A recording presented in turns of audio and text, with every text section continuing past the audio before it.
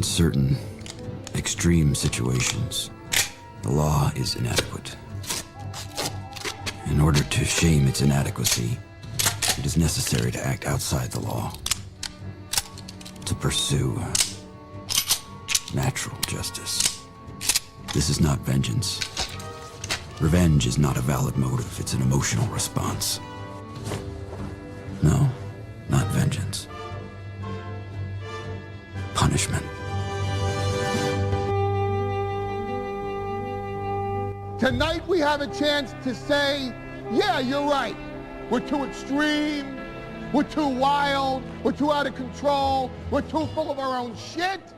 Or we have a chance to say, hey, fuck you, you're wrong. Fuck you, we're right. Because you have all made it to the dance. Because believe me, this is the dance. Start the show.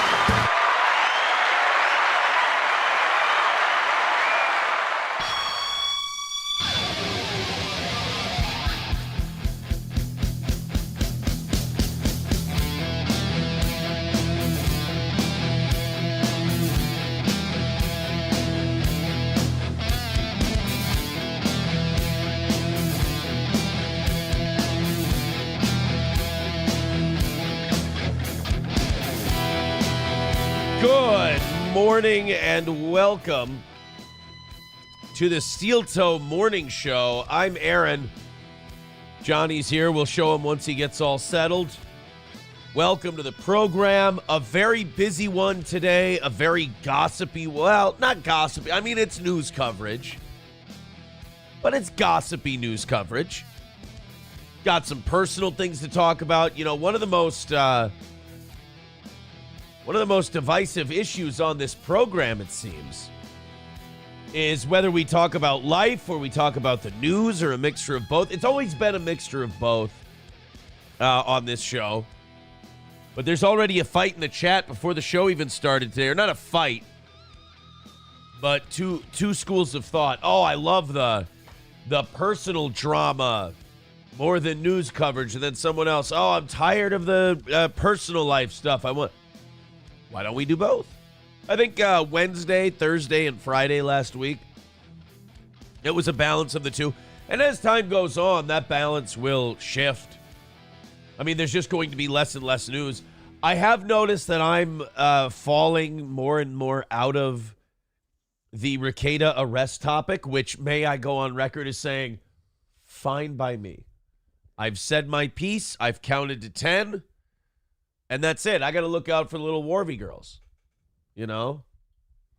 I mean, he ain't been no good to them. The best thing he ever did for them was get hit by that train. That's what I say. Are you okay? Yeah, no, I just, that movie quote took me for a minute. Yeah. I mean, it's true. I'm the goddamn paterfamilias. All right. And that's, are you all right today? Yeah, dude, I'm just a little tired. I'm sorry you're worried about me. Well, I'm concerned. I'm looking over, and you look like you're about to fall asleep on me. I'm worried that I'm boring you. God, I'm not about to fall asleep. I certainly don't want to bore you. My glasses left indents on my eyes, so I look tired. Oh, it's my glasses, and I hurt my ass sunglasses, like my fucking circles in my God, eyes. Oh, Jesus, you look like a beetle. It's my glasses. They hurt me. But anyway, we have a lot to talk about today. Obviously, the title of the episode gives a lot away. That's for sure. We had a members-only show yesterday. Last night, we had to do it late. I had a lot of stuff going on. So we had to do the members-only show a little late. yeah, I was up late enough to see it. Yeah, and boy, was it fun. Boy, was it interesting. And went longer than I thought it would. And we got to break the big news on that show. The news that we're breaking today for everybody else, and that is, of course, given the title, my second divorce is final. And he's working on the third already. It's done. The second one is in the books. The ink is dry. The papers are signed, and we are officially moving in our separate. I mean, we've been moving in our separate directions for months now. Yeah, hers was over into someone's home. Look, and the thing about that is if it weren't for this process that just finished up, I too may have been mixed up in all that nonsense. So I cannot say that I regret the path I've taken. I cannot say I regret the choices I've made. I'm very happy about them. We're moving forward. And it was a conversation that was had yesterday at the group I go to about resentment versus gratitude. You can resent that other people didn't go your way, or you can be grateful that you did. Mm-hmm. And for me, the grateful that I did part is far outweighing the resentment, because people get to make their choices in life too. Like, I'm not. So there's an Egotists Anonymous group? Very funny. Very funny. But there is, people make their choices. And that's why resentment is so silly, because you can't control the choices other people make. And if other people make a different choice than you, then that's okay. You be grateful you went this way and you allow them to go that way. And that's just the easiest thing to do. And now I don't have to worry about any of that stuff anymore. Now, see, if you're going to do blow and do drugs with someone else's family. Allegedly. Now, you could do that, and you could choose to live a different life, but if you keep in that resentment and that problem, you're never going to step out of that hole, even though you stepped out of that life. Is that what you're saying? Is he done? Like, is he still doing advice? Because I could write in. I think he's. I thought I have he no retired. idea. I thought he went to doing like more serious stuff in a weird way. He has a whole production like company thing, like with other people that do shows under. He's his Oprah shit. with a dick. Yeah. Yeah, he's Dick Oprah. But it was, look, it's done. The signatures are on the paper. People are talking about last names. No, I don't. The last name thing. The thing with a divorce, if you're a woman, is you get to take advantage of a free name change. They just do it for you. You sign the papers. They do it for you. It's all done. If you want. Yeah, if you want to. Or you can keep it if you want to. That's a weird choice thing. Luckily, she wanted to not keep it. Because I'll tell you this. One thing after that arrest was having my last name in it really pissed me off, because I knew we were done and I knew we were in the process of the whole thing being over. And I'm like, couldn't they have waited like 2-3 weeks to get arrested, once all the legality came through? Because it would have been so convenient for me. Well, I have a lot of, let's move you over a little this way, Yeah, just a little dude. bit. It's bugging me a little. I figured it I'll would. move over a touch too. But anyway, with the last name thing, I have a lot of family members in this area. And I'm definitely, I know I've heard from a few of them. There are family members. And it's also my children's last name. But Lucky kids. a lot of family members of mine have come forward and said, this is kind of embarrassing. Like, I'm not really a big fan of our name having this attached. Like, if you Google the last name, one of the things that comes up in the news tab, other than, Aaron saying he wishes some radio personality were eaten by a pit bull, is this bust thing. So to me, the last name thing it's very nice. Up until now, it's only been good stuff that comes up when you Google it. Yeah. Up until now, it was just I put women in their place. Yeah, so wait a minute. Your family's upset that when anyone looks up your last name, stuff you've done comes up. How is that new? Yeah. Well, because I didn't do this other one. True. You Yeah. didn't do this other one. I didn't do it. I'd been gone for a long time. But as far as your family's concerned, it's your fucking fault. This happened because of you. My family thinks that way? No. I'm saying the name part. The name being in it. Oh, the name being in it. Yeah, I mean, I haven't heard that, but perhaps. I don't know. I'm just, look, it's over. It's done. And by the way, I'm not sitting here gloating like, I'm glad I'm finally done with that broad. She's happy. Well, I don't know if she's happy, but she's thrilled to be done with this as well. Like I said, one goes this way, one goes that way. So done with it. I got to be in the part that didn't get arrested in a house full of drugs, guns, and children. So I'm happy about that. And if she's happy, I wish she'd find something else that made her happy, because I don't know if that's a good life. Even after all this, I don't know if it's going to be a good life. I hope she's gotten away from that. I hope she's healthy. I hope she's happy. But that now that this is all over, that's where it stops. Man, that fucking pool. I really don't have to give a shit after that. Like, I can go, I hope she's happy. I hope, like, before there was a vested interest. They're like, I'm still legally married to this person, and it still could affect whether or not we get this done and what happens. And, I'll bite my tongue here and there. Now that it's over, I can speak freely and I can say, look, I hope she gets away from that. It's terrible for her. It's ruined her life. I mean, it's been fucking awful for her, and it would have ruined mine too.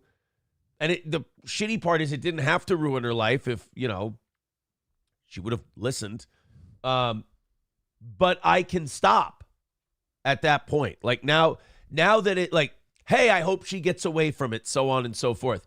If she doesn't, okay.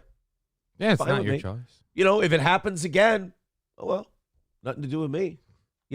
That is a very freeing, liberating feeling, I will say. Let's go ahead and check in with the Super Chat people. Also, PayPal, Streamlabs, and Venmo if you'd like to contribute to today's show. By the way, you guys got started on us last night during the members show, so it is a short goal today. 285 is the number. We are a show that runs on listener donations. If you're new to this program, we hit that number, and we go until 10:30 today. We had a half hour of overtime as a thank you to the program. So Super Chats, Streamlabs, PayPal, Venmo, Rumble Rants, etc. Thank you. Let's go. Let's start with BJ. $5. He says Aaron's future. $5 equals he's gonna hook up with a petite, gorgeous blonde named Anderson at the Gino Kiki wedding. And it's Zia. I know. I don't believe so. Oh, the look on that poor girl's face if that had to happen. Plus, Zia's, I thought either dating someone or married. But Zia Anderson is one of those people where it doesn't matter if she's seeing someone or dating. That doesn't really make a difference for me. Like, it's not like, you ever seen like a hideous shud look at somebody and they go, oh man, well, she's taken. As if that matters. As if they weren't, that person would like, oh, so man, you're saying right if there. She was throwing it at you, you'd be like, no, I've got a moral ground I have to stand up. No, I didn't say that. No, I'm saying, the Chud would bow over in a second and be like, yeah, I'll do that. I said the possibility you're raising has a 0% probability of happening. Oh, so that's the way you're looking at it. There's not even a chance in hell. No! If Zia's a smart girl, she's got Google. She'll stay the fuck away. She'll be like, all right, let's take a look. Resume here. Oh, my God. Oh, my God. Oh, God. Or she's going to look at that and be like, must swing some good dick to do this. You never know what way they're going to look at it. Ladies are Thanks, buddy. That is the first time in this whole saga that anyone has raised that specter. They've mostly been focused on the degeneracy, the disgustingness, the shame, and all of that. Yeah, but you're not going to get through all of that with a small dick. Look, if that's the way people feel, I'm certainly not going to stop the presses on that rumor. That's all. I'm just saying, that'd just be a downer. Oodles of Toodles becoming a member for 10 months says Aaron wants some of that Star Wars ass. Now, no. She bugs the shit out of. She's a weirdo, man. I've not even seen this Star Wars girl that's being talked about. That chick is fucking weird, dude. Funeral director with $2 says April Dahoma fucka, ignore her blood. Weird thing to say. Davy Cakes with $1.99 says, so you're going to keep talking about this, huh? What, my life? Yes, I'm sorry, Davy Cakes, if that upsets you. I am going to talk about my life on the air. If that's a problem, certainly this style of program is probably not for you. But that is a very weird thing to say, as if I'm discussing like a TMZ article. As if I'm discussing some tabloid thing. Well, we've never talked about your life before. It's just new. Yep. People aren't. They're right. Shocked. They're not ready. Yeah, my life turns out to be more interesting news to this audience at the moment than anything going on in the world. That will change eventually. 100% all that will change. But right now, this happens to be the biggie. Thank you very much to Tim, Camille, and Katie. $10 from Tim and Camille. $15 from Katie. Very much appreciated. That's going to bring us down to $270. Wow, that thing's falling like a stone. Yeah, absolutely. It's falling like an Imholt marriage. Thank you, guys. All the links are in the chat. Let's read this one. Camille with $10 says, Aaron, is there any way to get April back on the show? You understand, April blames this show for ruining her life. She's never coming back to this show. And also, it's already changed so much in 2 months since she's been on. April 1st was her last show. It's already changed so much that I don't think she would fit the way the show is now. I had to stop talking about a lot of things or watch the way I spoke on some things when she was on. Of course, a lot of the fighting and radio-style beefing with people she didn't like because she would get called names on the internet, and she didn't like that. April wasn't ready for the critical part of this business. She was more than ready for the complimentary part. She liked being called hot. She liked being called pretty. Who wouldn't, by the way? She liked all of those things. The negative parts really fucked her up, and you can't do this if the negative stuff fucks you up. So I think one of the best things she did for herself was leave the show. So she didn't have to read that shit anymore.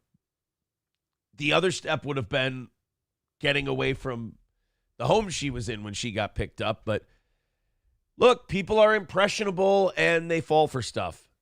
That's all I can say. But April back on the show. No, said you two have great chemistry. Yeah, well, we did. She is a great broadcaster. I've been watching back. Her final show was awesome. You both were. I like her female points of view. Well, who knows? Maybe April picks herself up by her bootstraps and then, starts a show or something like that. All right. Mac with $9.99 says, I hate Davy Cakes. Thanks for the show, guys. Thank you. You're allowed to. Yeah, I think you're allowed to hate Davy Cakes. Seems like at least mildly hateable individual. Davy Cakes with $1.99 says, you are soft. Discuss that. I'm sorry. Did I hurt your feelings? I apologize. Maybe it just means like physically soft, like you're pudgy. If you put on weight, what's the weight at today? Have we checked?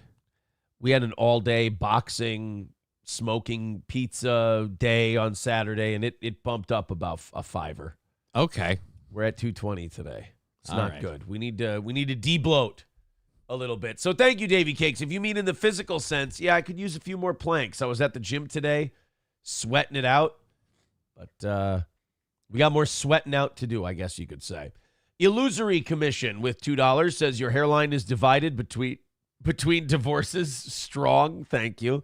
Red Fox Mad with $4.99 says, will this whole swinging drug stuff hurt the chances of getting back on the radio? I would be applying at every station in Minnesota. I talked to my guy, and it seems like we're still good. We're waiting on a lot of things anyway. So I don't think this really helped or hurt. I think, I'll tell you this, not being there helped a lot. Yeah, I'm pretty sure if you got picked up with them, it wouldn't work out. Yeah, it wouldn't have went well if I would have been there. But the fact that I wasn't there was certainly helpful. So I guess I can answer your question that way. Funeral Director with $2 says, you swing D so good, it made Daho go wild. Heavy D. Thank you, Funeral Director. BJ with $2 says, how much for the picture behind Johnny? Oh, yeah, that one. I mean, the pictures are still nice to have. It reminds me of a person I didn't know for the last 6 months. That's kind of cool. But ultimately, divorce is divorce. It's all done. It's all over. And on we go. Pizza Shit with $4.99. No. The answer to your question is no.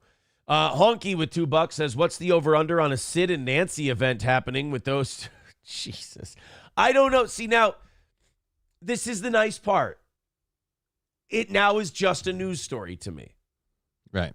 Now I can cover detached. It. Right. I can cover from afar, and I can watch as it develops, and I can use any of my own personal experience to kind of help people get a better understanding of the way things are, I suppose. That's the best way I can put it. Thank you, Honky. 255 is the number for today. Again, wow, Streamlabs. That's already down a lot. Yeah, Streamlabs, PayPal, Venmo, Super Chats, and Rumble Rants all count Thank you very much, Rocky, for the $20 over on PayPal, buddy. That is very nice of you. Holy shit, look at you guys go. 235 is the number. Thanks, Rocky, for the $20. If you guys want to follow suit, there's all the links pinned at the top. Everyone just feels really, really bad for you. Now your second marriage is over. Yeah. And I just keep telling them, like, hey, guys, look, he's like, I'm guessing you're going to top out at, what, 5, maybe 6? So, like, he's already working on number 3. Like, we're just trucking along. It's going to be fun. I've learned a lot from this one. If you haven't learned a lot from this one, you're a fucking idiot. So what did you learn? Did you learn go younger and train them more, or go older where they're at least set in their ways? Which way are we going? Not necessarily age. Okay. Independent is important. This one wasn't independent? Hunting, cooking, all that stuff? Like, couldn't handle her own shit? I mean, like... This one wasn't independent? Well, not at the end. Wasn't independent? Oh, I don't know. What did they do for a job? They worked at that one place, and then they worked here. But that was... They worked here. Yeah. Who had to draw all the money for that? Right, yeah. All right. I don't know. Look, I'm not saying that's not my fault. It is my fault. Yeah. Like, I should have said... But then again, okay, what's the other part of that conversation? Well, honey, I like bringing you lunch at that job you fucking hate and you sweat to death in the summer and you complain about all the time, and I see you less. Right.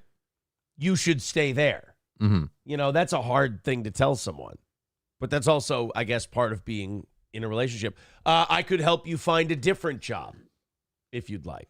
But, yeah, I think age doesn't necessarily matter. So, hello, gilfs. But independence, someone who you can just kind of... You know what? I'm happy to say I don't know the exact answer to that question. You don't know what you need. That's a good thing because we're working. We're moving forward. Just pop their teeth out in the middle of the night. The great poet laureate Rocky Balboa once said, it ain't how hard you can hit. It's how hard you can get hit and keep moving forward. How much you can take and keep moving forward. And I believe he said, that's how winning is done. With a Baldo. If I may quote the man. All right, so we have lots of stuff to get into today. Yes, the divorce is final. April and I are officially done on paper. Now, we don't have any children. There's a few misconceptions people have about divorce that's really weird and odd and strange. This idea, I think people watch movies and they go, I got it. I get it now. I watched a movie. I watched a TV show. I watched the plot devices they used. And I think I got this figured out. Okay. At least in Minnesota. I can't speak for the rest of the country. There's no such thing as alimony. People are like, Aaron probably pays his first wife out the ass for alimony. No, Aaron pays out his ass for his children, and that's it. That's all you pay out the ass for. The idea of, and it's not called alimony, it's called spousal support in the system, is for people who are married like 30 years and she quit working and she's been out of the workforce for decades and she needs to retrain herself, you'll get spousal support for that. Otherwise, yeah, it's just kids. And the thing about April and I not having any kids together is that you just go, you take what we signed, you give it to a judge, and they go, awful shame. And we're done. And we're done. And then the judge looks at April and goes, so you're single. Which is weird because it's a female judge. Dude, I don't know, man. Better chance of working it, I guess. No. Let's go to Red Fox Mad with $4.99. Says, I hate my job and complain all the time, but I've been at my job over 20 years. Yeah, see, people tell me that too. They're like, dude, yeah, of course she hated her job. Everybody hates her job. It doesn't mean you have to be Captain Save-A-Ho and fucking give him a gig, you know? If every husband gave his wife a gig when she complained about her job, you know, everybody would be broke. Well, back in the day, every husband used to give their wife a gig. It was called make the fucking food, take care of the fucking house, and raise the kids. I'll go make the money. Yeah. That was what, that was the gig. But now that's toxic masculinity. I mean, that kind of was my part-time gig, I guess you could say. Mm-hmm. Trucker 18-wheeler with $5 says, I respect that you literally fucked your way out of 2 marriages.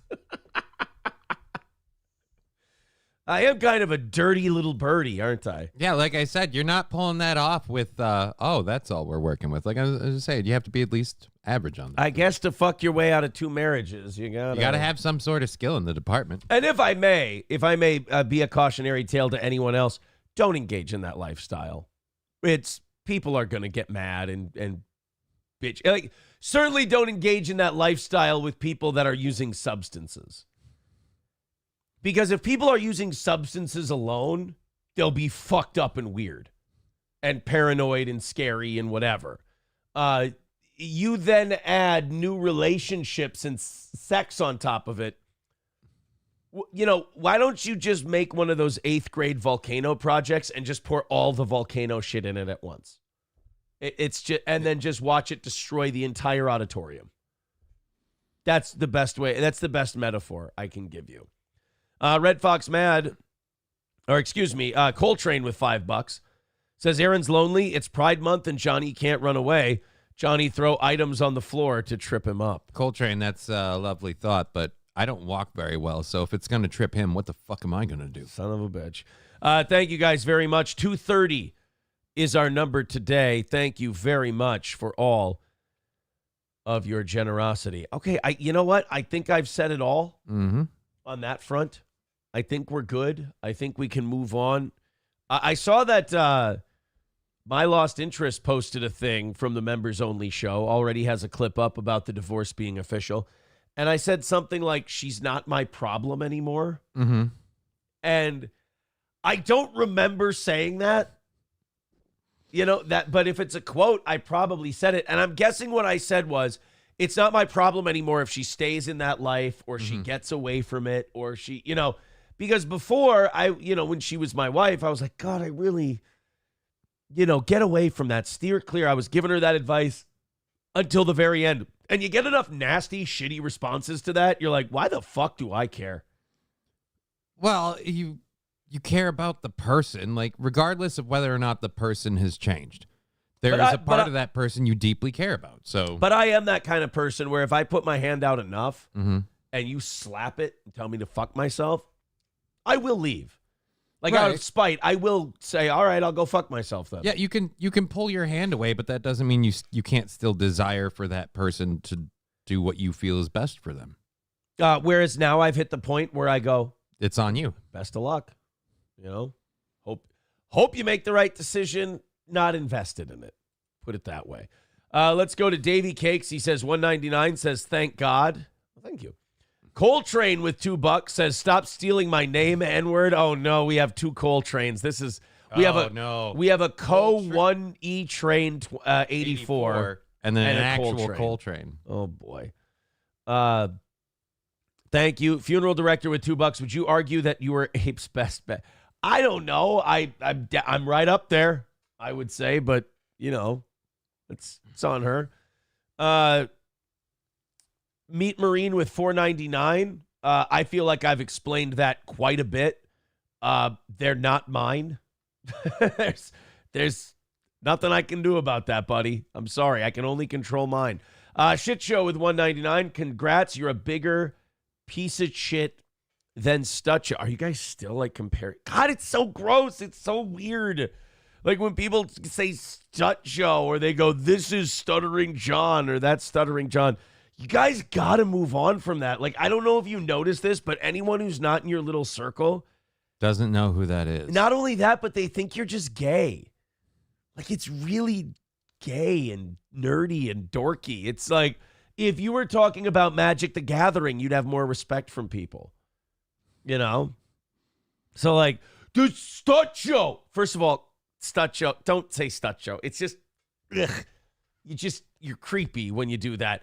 And not only that, like everyone else just goes, really? That's your big obsession? Ugh.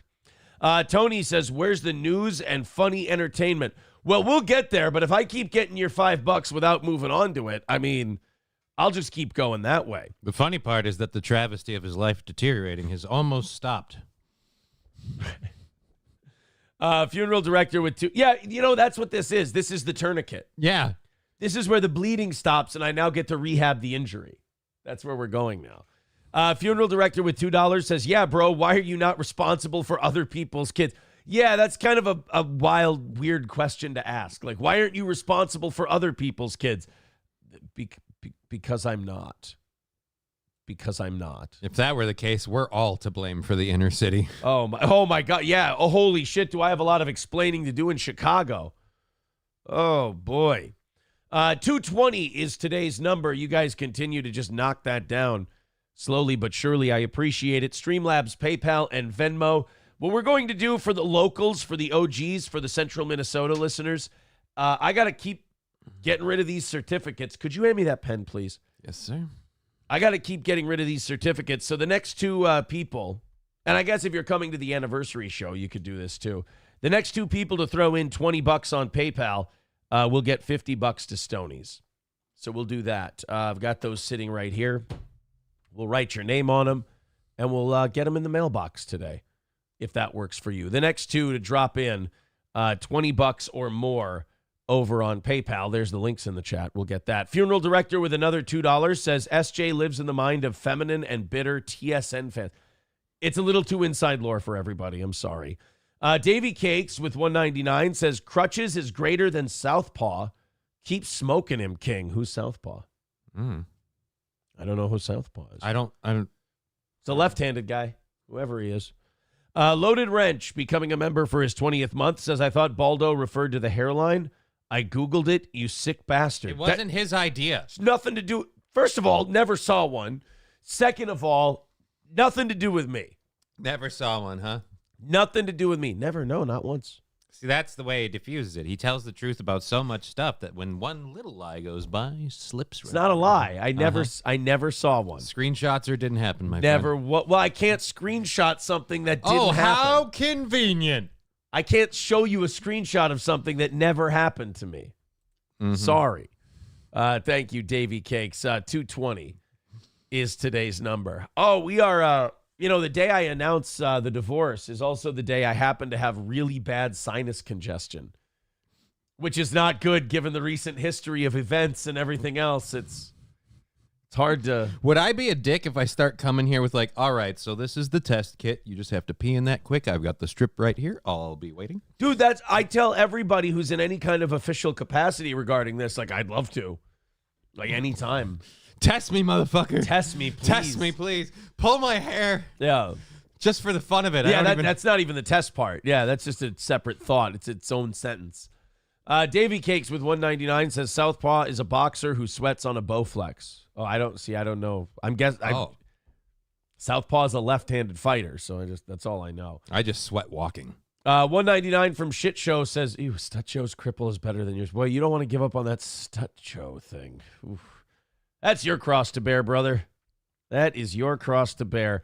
Thank you very much to Dominic with $20 over on PayPal. Thank you very much. And we're at an even $200 for this morning. Thank you very much. We got to send that to Dominic. $1.99 from Davy Cakes. Says, now that's a good bit. Put drug screen in the corner. We can see if we can get a sponsor. They send us a bunch of free ones. Aaron's status today, yeah. Clean. Yeah. We have like this many days since what do we call them? False positives? Yeah, they were false positives, guys. Yeah. It's bullshit. One of them does pop positive on the air. I'm like, what the fuck? This isn't good. Trucker 18-wheeler with $5 says, I read in Nick's Locals, someone said the cops planted the coke, guns, and scale. I just had to roll my eyes at that comment. Yeah, we're going to get into some of the people who have been running defense. It's fucking embarrassing. Like, it really is. It's fucking embarrassing to watch the defense. Like, I don't know. It's a highly, like, it's become a huge story. Right. So I guess a lot of people kind of want to make their bones on it and like, oh, if I defend, I can get this, or if I attack, I can get this. That's why my whole tact the whole time has just been, say things you saw, say things you did. That's it. Then shut the fuck up about it after. Like, people are like, oh, aren't you going to milk this for more? No, it was never about milking anything for anything. People naturally came here because they wanted to hear what I had to say. And they'll keep coming here to hear what I have to say until they figure I'm not saying anything they want me to say anymore. The milking that happened isn't something we want to discuss. No, the milking is very difficult to talk about. All right, Davy Cake says, love you two, watching you two discover comedy. Thank you, Davy Cakes. You're very kind. Coltrane with $5 says, oh, God, we've got a Coltrane war going on. Oh, God, this is going to be something I'm going to be privy to. Coltrane with $5 says, fuck you, Coltrane. I've had this name over 10 years, and I'm a mod, so I'll delete your ass. Step down, bitch. Great show, guys. We are not going to use naming beefs to ban people in this chat. I'm going to say that right now.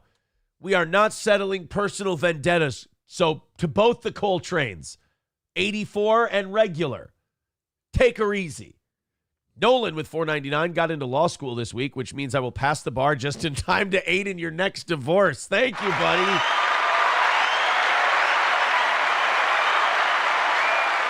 Thank you very much for thinking of me in your new career path. Just doing what he can to help. I love the fans of this show. Yeah. Look at them just getting involved and being inspired and then going, someday, buddy, I'm going to help you out. But unless you can get unless you can pass the bar in the next 2-3 years, you might miss the third. You might be ready for the fourth. I mean, you might be ready for that one. No, I have a theory. You can hold me to this. I think the third one's going to be the real one. Because I've been thinking about this. What could I fuck up next time? Like, consider the next lady. Yeah, I mean, just if we're going on track records. I buy them, I break them. No. Mm-hmm. The first one's doing great. Yeah, she recovered. First one, no, not recovered. I gave her the character to be able to move forward and persevere. Uh-huh. Yeah. So what you're saying is you're like the world's worst good luck Chuck. They hook up with you, it's devastating, but afterwards they come through sparkling on the other side. What better proof that I was the fucking problem and I'm a piece of shit than April gets away from all that shit, thrives, and has like this amazing life? Andy Dufresne Imholt, who climbed through 300 feet of a shit show relationship and came out sparkling on the other side. I'd like to think that the last thing that went through his hands, other than that search warrant, was how in the hell did Aaron Imholt ever get the best of him? Jackass Whiskey and Pinto Beans with $5 says, Aaron is growing on me. I don't think he is necessarily a bad person. Aaron is getting a double chin, chew gum. That's been there forever, man. Yeah, maybe it's been going away and it's coming back. That could be it. But thank you, buddy. Thank you for the he's growing on me compliment. I'll take that one. We got $1.99 from Shit Show. He thinks our numbers are going back down to normal. Not so far, bud, but thank you. I know it's wishful thinking. Patrick Melton did admit at Hackamania, and we will talk about Bedbugamania a little bit later. But Patrick Melton did admit, and again, I always get my shit secondhand from other people, but he did admit that it's driving him fucking insane that Steel Toe's kicking his ass. It is bothering him. But it shouldn't, because he's never been kicking my ass to begin with. Every viewer you have is because of me anyway. Yeah, you do a troll show. Like, yeah, anybody who does, like, all the Dabbleverse shows or whatever, like, you should be happy when the shows you cover have more people. Right. Because then that means they're going to get more haters, and you're eventually going to get those. All the people who are watching, those Dabbler people, those are all Stuttering John viewers. Those aren't their viewers. If you're covering Stuttering John, if that's your thing, then those are Stuttering John people. They don't give a shit about you. If you were talking about news or anything else, they wouldn't be fucking watching. Same thing with me. When it comes to Patrick Melton, he can't be mad. I don't want him to be upset that I'm kicking the shit out of him right now. I've always been kicking the shit out of him.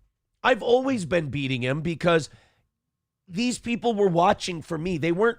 And I understand that's a hard pill to swallow. But they weren't watching Patrick Melton for Patrick Melton. No. They were watching him for me. Yeah, because you do a troll show. So if your audience is watching you for me, then I'm the draw. I'm still kicking the shit out of you. That's one of the consequences of not doing a real show. It's one of the consequences of doing a troll-only show. And that's not, look, I'm not sitting here cocking off about it. That's just the way things are. That's just the truth of it. Sorry. $4.99 from Pizza Shit says, speaking of milking, who gave the best? I did, goddammit. Yeah, me. How do you like that? Scarface with $4.99 says, Aaron doesn't need a daily drug test. He needs a daily cholesterol test. Thanks, Scarface. Start every Appreciate day it, with buddy. a failure. Yeah. 180 is today's number. Tony with $5 says you'll win a third boxing match and your fourth marriage. So some of you are just skipping over the third one. Mm-hmm. They're just going, look, you're going to get that one out of your system, and then you'll just go right to the next one. So it'll be like your third marriage will be the fourth crusade, so to speak. All right, let's go into the Alex Jones stuff. Thank you guys very much. We got the marriage stuff all handled. We got Alex Jones. We do have some Nick stuff today. Look, I can't say whether or not someone's drinking without visual evidence. Mm-hmm. But I would imagine that if you're up on a Saturday night and you're super chatting John from Win by 2 Radio, that you're DMing him on Twitter, I'm going to guess you're probably partaking. That's risky. I don't think a sober person, A, super chats John DiCaprio from Win by 2 Radio, and 2, DMs him out of nowhere. I would need more context to know exactly, but that is kind of late, although he usually ran late shows. Maybe he's just a night owl. I'm not saying the time of day has nothing to do with it. It could be 2 in the afternoon. Right. If you're super chatting John DiCaprio or DMing John DiCaprio, you're Those are already signs of questionable decision-making. Those are signs that you're fucked up. Coltrane, 84 with $2 says, no promising on not banning the imposter. New boot goofing. No, you leave that Coltrane alone. He seems like a good enough guy. He just kind of got caught up in things. That's all. Again, 180 is today's number. Thank you guys for your generosity. So let's talk about another guy who's having a tough time. Alex Jones. Yeah, dude. Alex Jones has, one of his claims to fame is he says shit, it sounds crazy, and then it happens. Mm-hmm. He says it in a weird way. The most famous criticism he gets is the segment where he went, they're turning the frickin' frogs gay.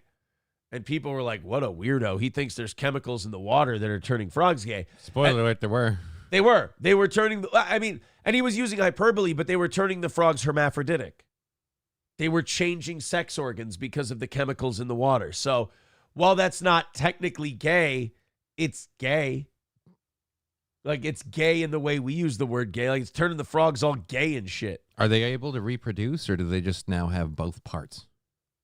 I don't know. I guess that's more. I don't know. See, you say it that way, and people go, I immediately have lost interest in this story. But if you yell, they're putting chemicals in the water that are turning the frickin' frogs gay, then you're like, holy shit, I got to hear about this. We got to know what's going on. That's the difference between you and Alex. You don't know how to draw them in. You go, so is the hermaphroditism causing the reproduction to be stalled or changed anyway? People are like, I don't fucking care. It doesn't matter. But if you go, they're turning the frogs gay, you're like, all right, I'll hear him out. How are we turning the frickin' frogs gay? So Alex Jones is, he broke down. I did see some people on Twitter superimposing Alex Jones's appearance on his show into our background on Alex Stein's show where I teared up. Mm-hmm. And they were playing the Alex Jones thing like, oh, looks like Alex Jones and Aaron Imholt had the same kind of weekend. And they put that in there together. I will say this. I was just honored to be in the same realm as Alex Jones. As old Alex. Yeah, I was really excited about the whole deal. So Alex Jones went on this tirade on his program where he revealed to everyone that apparently the United States government is threatening to seize InfoWars and shut down the studio or shut down InfoWars and literally lock the doors. Yeah. Now, I don't know. Is this over his inability to pay the lawsuit? I had someone explaining all of this to me, and I'm going through it somewhat second knowledge. I think it was Hawk Friedman on Rumble. There's a situation with the agent responsible for handling like the bankruptcy stuff. Yes. There's some claims that there was like a bribe they offered Alex or something like that, and he didn't accept it.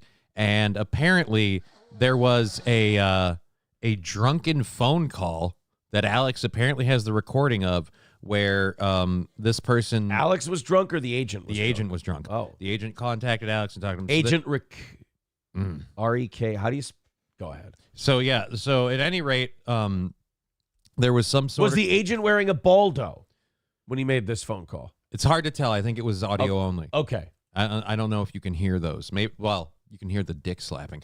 But so either way, he had that. The phone call certainly happened. Can. It's just the dick's so much bigger than the baldo. No. But so he went at it with this guy on the phone. He's had this recording, and now the agent that's handling the case or whatever is going like above and beyond to be like, all right, we need all this money, we need all this stuff, and since we can't get, we're gonna just literally padlock and lock down the studio.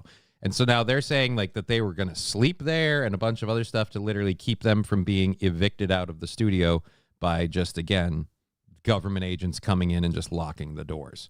And he's threatening to release the audio as proof of what he's talking about. Jesus Christ. Let's take a look at this. This is Alex Jones on his show having a really tough time. Now he's facing the Sandy Hook lawsuit judgment where he owes an amount of money he'll never fully be able to pay. Right. Ever.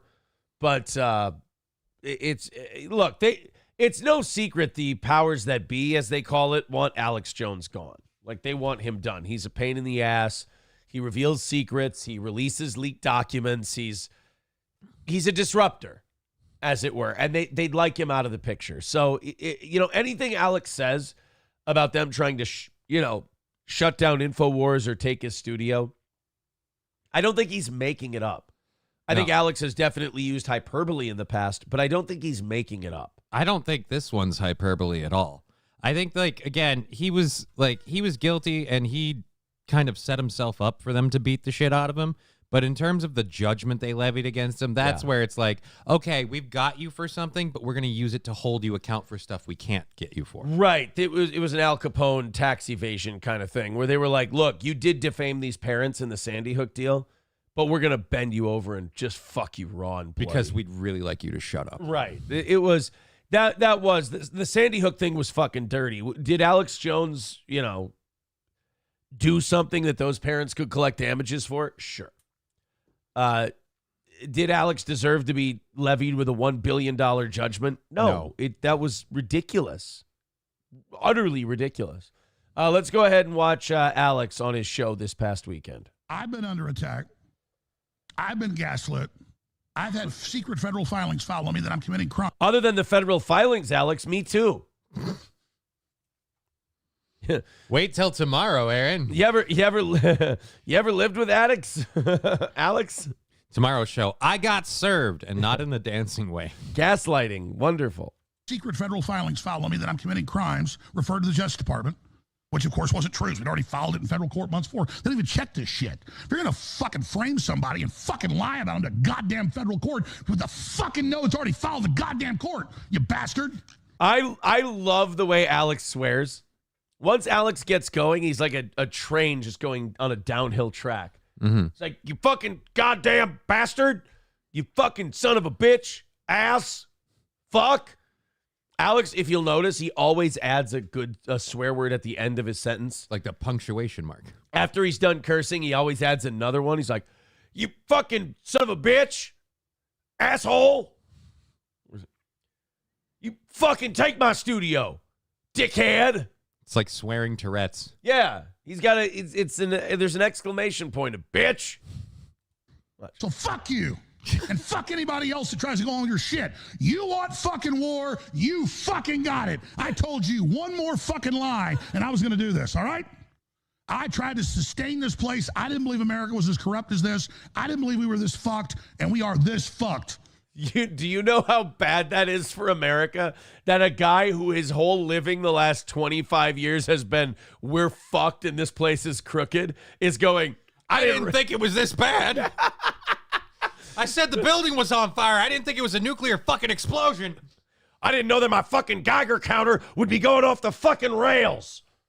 That is not good. Like, that last part, or it's not the last part, we're halfway through it, but that part scared the shit out of me when I heard it. That the guy whose whole thing is, we're fucked, it's crooked, it's fucked. He's like, it is way more fucked than I thought it was, you guys. Like, no bullshit. I was listening to somebody the other day, and I went, that guy's out of his fucking mind. Turns out, see, that means that there's an Alex Jones for Alex Jones. Like, the way we look at Alex, where it's like, yeah, he's fucking crazy, but some of the shit ends up being right. Like, Alex has that guy for him, where he's like, I was looking at some guy, he had piss stains all over his pants, and he was standing on a cardboard box, and he was yelling in the middle of Times Square about how the end is nigh. And I thought, that guy's out of his fucking gourd. Then he turned out to be right about a couple of things. It was fucking crazy. There was a crackhead on the side of the street who told me that Dan Schneider was a pedophile. And I thought, man, this guy just says crazy shit. And then I watched that documentary. I found out he's a pedophile. That crackhead is a genius. Somebody needs to make him president. Right. So Alex has Alexes in his life. You know, where Alex goes, I've been screaming for 25 years that this place is fucked and it's over and it's crooked and it needs to be demolished. Turns out, guys, I got news for you. Way fucking worse than I thought. That's like you went to the best oncologist at the Mayo Clinic because you got a cancer diagnosis and it was bad. And you went to this oncologist and you're like, Doc, the doctor I have says that I have like 3 months to live. I needed a second opinion because you're really good and you're a little more level-headed about these things. And he goes, yeah, that was a total bullshit diagnosis, 3 months. Oh, thank God. Where are we at? You got 6 weeks. Fuck. Sorry. But I hear 6 weeks is the perfect amount of time to distance yourself from something, so you're good.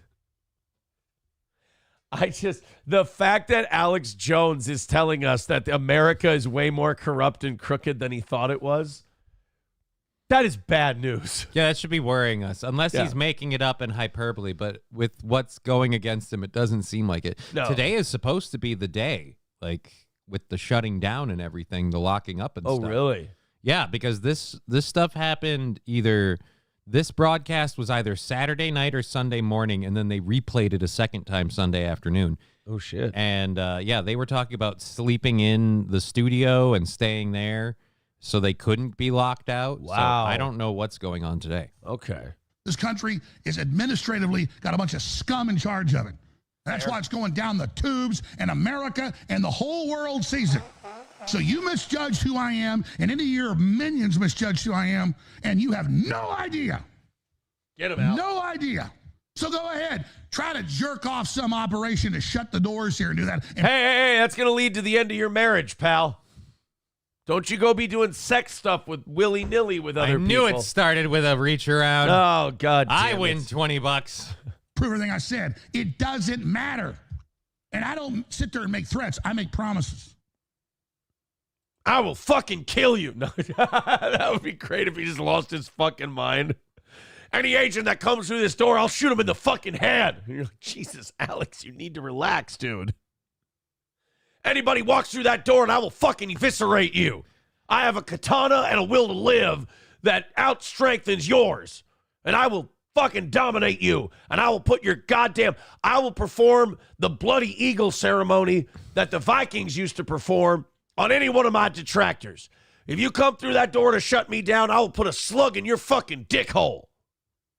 You don't shoot a guy in the dick, Butters. Jesus. I haven't had time yet to dig it out of my phone. But I will. And you will, at the end of the day, know that Alex... that you've been hit by, you've been struck by a smooth criminal. Jones, the American patriot, defeated your evil ass. You guys want to comment? I've been ranting for 10 minutes. Y'all have anything to say? Quite frankly, Alex, I'm terrified beyond rational thought to speak. I'll be honest. That'd be funny. Our sponsor today is Blue Chew. If you're experiencing... God damn it, don't read a boner spot after I talk about the fucking government. Y'all want to comment? Man, I got this pool, and it is just not going. I got to buy dirt now for a pool. I told you, nobody gives a fuck about the goddamn pool. Now talk about how the government is fucking us in the ass. So today's the day that they're supposed to... Yeah, supposedly today was going to be the thing. Tomorrow's supposed today. to seize the. Is this the part where he? I gotta find the one where he cries. Yeah, That one. this is so sad. It's like when your dad cries in front of you for the first time. Yeah, I wouldn't know what this is like. At the end of the day, we're going to beat these people. Oh, I'm not trying to be dramatic here, but it's been a hard fight. These people hate our children. You're dying too, huh? I get it, man. It's rough. Just take more calls. Go ahead and do the next person. do you know how this all started? No. Mersh sent in $2 and told him he sucks. Fuck. Dude, I'm sorry, man. That's all it took. You got a lot piling up, and then Yeah. one person just makes an innocuous comment, and it just breaks the dam. I'm sorry, dude. Alex Jones broke down because Mersh told him he sucked as a broadcaster, and Alex just like, with all the shit I got going on with the government and This is the last fucking thing I need. Last thing I needed was Mersh coming in here and talking a whole bunch of heavy shit. I respected his opinion, looked up to the guy, and now I'm a fucking piece of shit. Yeah. God damn it. That's what did Alex in. Oh, man. Unfortunately. That's one thing that Mersh never considers in his life. Words hurt. Words hurt. It does. It's unfortunate. Ep didn't said this was Saturday and it looped until the Sunday 4 to 6 live show, and it was much tamer with Ted Nugent calling in. We'll see how it goes today. Yeah. So I guess today's supposed to be the day. Yeah. All right. Jackass Whiskey and Pinto Bean says, Aaron, you have talent. Why is your channel not bigger? I live in Egan. Though I'm not into wife swapping, I might swap dogs. I don't know if you want to do that. Freaking Gordy is. Gordy will wreck a bitch. I'll tell you this right now. I am my spouse swapping days are over. So pet swapping is on, everybody. I hate to announce my retirement in such a grandiose way on the divorce episode, but yes, my spouse swapping days are over. Never say never. My any kind of experimenting or trying any kind of drug days are over. Take that, coronavirus. I will. I'm going to be living, like I said, I'm a very boring Midwestern man at this point. He spends all of his extra times outside playing with his balls. So pitching to my son, smoking pizzas, playing cornhole, easy. Watching sports, watching TV shows. By the way, watch Tires. Oh my God. I know everybody's been talking about how great it is. I've seen some previews for it. It looks interesting. It's fucking hilarious. Netflix or Hulu? Netflix. Okay. Really good. My two big shows now are Tires, which I'm done with until season 2, and Afterlife, the Ricky Gervais show on Netflix. Oh. Both. Really, really good. Thank you, Jackass Whiskey and Pinto Beans. 175 away from today's goal. We do have one more $50 Stoney's gift card for any one of the locals. If you throw in $20 on PayPal, we'll give that to you. We're only one. Oh, God damn. We haven't even been on for an hour today, and we're halfway through today's goal. Thank you guys very much for your generosity. We do appreciate it. So Alex yesterday afternoon had a bit of an update. Okay. On the studio situation. It does look like he's been crying in this one too. He's very glassy-eyed. He looks a lot like, I'm going to say that other one with the whole show thing, he looked like he had been drinking or something. His face was kind of puffy. He does not look that way this time. So he does look like a little sober and just more like he's been crying. Ladies and gentlemen, the most important thing to understand about what's happening in America and the world today is don't get violent. Don't have civil unrest that they'll call a civil war. Klaus Schwab and the globalists have said their plan is civil wars around the world, or color revolutions that destabilize and destroy a country, and then the globalists come in as the saviors. That's being done. They want a civil war in America. They've been pre-programming it everywhere. We do not want that. So I don't want any violence against any of the people that are shutting down InfoWars. I don't want to hear any talk about. First of all, if you decide to get violent against the people that are shutting down InfoWars, you're going to lose. Yeah, that violence will not last very long. You will get the fucking shit beat out of you or killed. If that's probably the case. Both. But it's hard to argue with Alex. He's not wrong. Like, you can think that he's crazy, you can think he yells too much, he's wild, he's out of control. But he's right. Like the Klaus Schwabs, who's the other evil dude? George Soros. Yeah. all those guys want to destabilize successful countries so they can come in and rebuild them in their image, which is a really evil. It's one of the main reasons I hate communism so much, that and the murder. But like, if your idea is so great, why do you have to destroy a good thing to do yours? And I just don't trust some of the people when it's like, oh, no, I want to rebuild it in my image or the way I want to do it. It's like, yeah, but you started your whole, like, life and rise to success, if you will, off of pilfering the dead. Like, I mean, Right. like, so it's just like, how did you get here? Yeah, I don't know if we want the world in your image. That might be a shit show. Yeah, your image is the kind of image that destroys economies and countries so that you can be in charge. It kind of becomes a loop. You know, it's like, hey, I'm an evil son of a bitch who destroyed this country and I took it over and rebuilt it in my image. Well, but aren't you the evil son of a bitch who starts civil wars and destroys countries? Welcome to the circle jerk of suck. Right. Yeah. Why do I want you to rebuild it in your image then? That sounds like a terrible fucking idea. About it. I don't want to see any of it. I'm sure they'll provocateur some of these groups themselves and anonymously, make threats against themselves to be victims. That's coming for sure. And for all people say, or they'll do the thing where they all dress in balaclavas and khakis, and they'll be like, "Yeah, we're a white supremacist group." It's like, really? Why do you all look exactly the same and clean shaven and clean cut? When they are, my favorite thing is when that Patriot Front group or whatever got arrested. Mm-hmm. When they got arrested, they let them keep their balaclavas on. Yeah, we didn't want to see who they were. Right. As if when you get arrested, they let you wear your mask. Yeah. Well, it's part of my religion. You wouldn't want to offend me. And yes, your religion is the religion of, I believe, CIA, spelled CIA, I believe is your religion. Violence is good.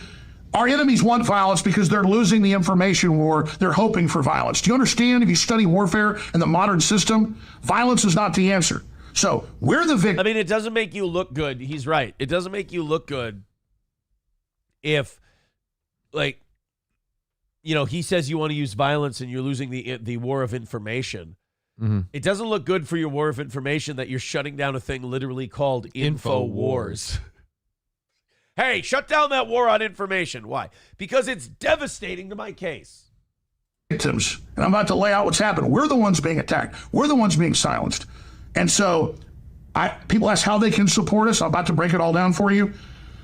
Pray for InfoWars, share the articles, share the videos, share them from all the places you find, share them from Real Alex Jones on X, and just understand that we're being targeted. Clearly, it's overwhelmingly clear to me by the deep state, and it's very, very serious. There's a lot of stuff that I can't talk about at this time for a lot of strategic reasons and other things, and I'm trying to work with my lawyers and stuff. They've got some points that are right. I'm right some of the time. And when it comes to, I'm right most of the time. But the point is, I love him. I'm right most of the time. Humble till the very end, Alex. Oh, my God.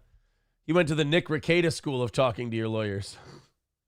I'm right God! Most of the time. Please tell me your lawyer isn't Nick Rekieta. Oh no! I've been having a lot of late night conversations with Nick, and he gets a little slow for a minute, and then he pops off to the bathroom, comes back with a whole lot of energy. I like that man. He's a spit. I like it. Yeah, he's a comeback kind of guy.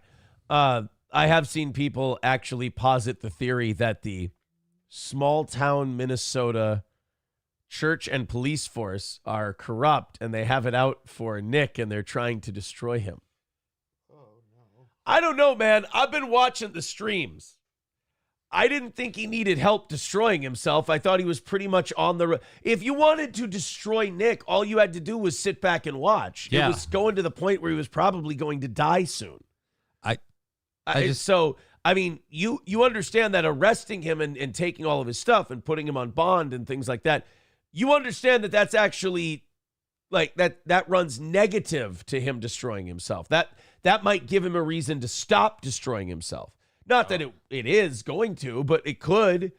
If you wanted to destroy the guy, you just keep watching him. When you're literally doing this on stream with white powder on your nose.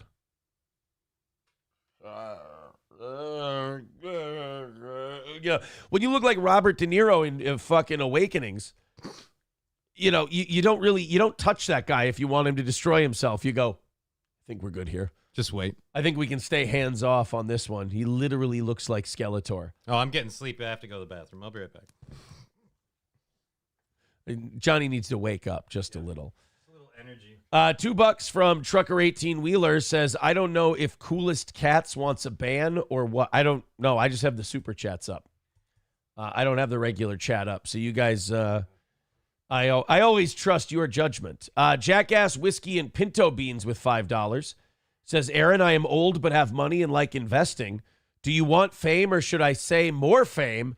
My dad passed, was in the FBI, and didn't like the CIA. I mean, if I can just answer your one question, if I can just isolate that question and answer it, do I want fame? Yeah, if my show could be bigger, I would be very happy. If I have to get in bed with the FBI or CIA to do so, would I like to? Probably not. But thank you very much for the kind words, I suppose. Thank you guys very much. 170 is our number for today. All of the Streamlabs, PayPal, and Venmo links are in the chat if you'd like to contribute to our show there. We are very close to knocking out today's goal. We got to talk a little bit about this Hackamania thing. The big Patrick Melton event that went down in Las Vegas. I say big because, god damn, that is a giant fucking guy. And I don't mean in like a, boy, he looks good kind of a way. I mean, are you all right? Yeah, you just have a lot of cables all over. I know, but... I have a draggy foot. I'm sorry. All right. Now he's gonna make it over to the bathroom now. At any rate, so the Hackamania thing happened this weekend. And I don't know how it went. I'm not going to sit here and, like, I could do the dishonest thing that Patrick does and go like, it was a disaster. It was the most terrible thing in the world. It was awful. I don't know how it went. Somebody said 200 people. That's that's an okay turnout. I mean, you're thinking, like, we can put over 200 people in a place in fucking Rockville, Minnesota. You'd think you'd be able to put more than 200 people in a place in fucking Las Vegas, but especially, like, he brought a bigger show in. Like, I think he brought in Carl and Dick Masterson, and you could only muster 200 people. That doesn't say good things for Patrick or Carl. Like, our show by itself, nobody else, just bringing our friends in and shit, and playing some beanbags and having a drunken comedy show brings in over 200 people. So I don't know if 200 you'd consider it a success. I mean, I consider it a fine crowd. It doesn't blow me away. But I heard there were streaming issues. People were saying in my chat yesterday that people should have gotten a refund, that there were all kinds of bad Look, I don't know. I can only go based on what I've heard. And what I've heard is, quite frankly, not the best. And I also heard that the Bedbugs thing, that's fucking gross. I mean, look, whether or not Patrick's thing went well or it didn't is not really of any kind of primary concern to me. But the fact that they had fucking people complaining about Bedbugs is objectively hilarious. I don't care if I like you, I don't like you, or I kind of nothing you. Because, like, Patrick and Carl, I kind of nothing them. I know what they are. I know what their gimmick is. It's not really any kind of if they are trying to keep it a secret, they're not doing a good job. Like, Patrick's whole thing is he's a steel toe guy. His audience is my audience. He only has it through my good graces. Carl's kind of become a pro wrestler. Carl used to have a show where he would find shows and he would critique them. Now, Carl is like this, I don't know, he's like the nerdy kid who hides behind the football player and goes, and says we a lot when it's the other person. Carl became kind of a weird, I don't want to say it because I liked the guy and we would talk on the phone and we would text and whatever, but he kind of became a bitch, unfortunately. By the way, I'm going to make a call right now. Carl is not going to say that he was wrong about the marriage thing being a work. He's going to spin it to where either he was kidding or, no, what I really said was, no, I didn't say it was a work. I said what it could be was this, that, or the other thing. He won't admit it. He's he got too wrapped up in the pro wrestling angle of it. He's got to do the 4 Horsemen thing where the day after we saw you get the shit kicked out of you on TV, you've got to spin it that you guys are still the baddest motherfuckers who ever lived. But that is embarrassing for Carl that he goes, the divorce is a work. Nobody made him say the divorce is a work. Like, nobody gave him a reason to say my divorce was a work. But he decided to run out there and get out over his skis anyway, and now he looks like a fucking moron, which it's fine with me. You know, if the people who don't like you want to make mistakes, let them. Don't fucking get involved. But this bedbug thing at Hackamania, oh my God. And I heard that they did hold this thing at like a really dirty venue in Las Vegas because they couldn't afford any of the decent ones. And in like the arts district and shit, there's a lot of cheap, shitty places to hold events. Yeah, people said that, I also heard from people that they're like, all Patrick can do is talk about you. That's all he's got. The only thing he ever talks about is Steel Toe. And how it bothers him that Steel Toe's numbers are better than him now and Steel Toe's doing better. Like, dude, you don't have to. Like, that doesn't have to bother you. You could just do you could do a show that you're proud of and that you don't have to sit there and be mad that we've gotten more traction than you lately. I mean, that's kind of odd. I don't think that way about you. But then again, your whole show depends on me. My whole show doesn't really depend on you.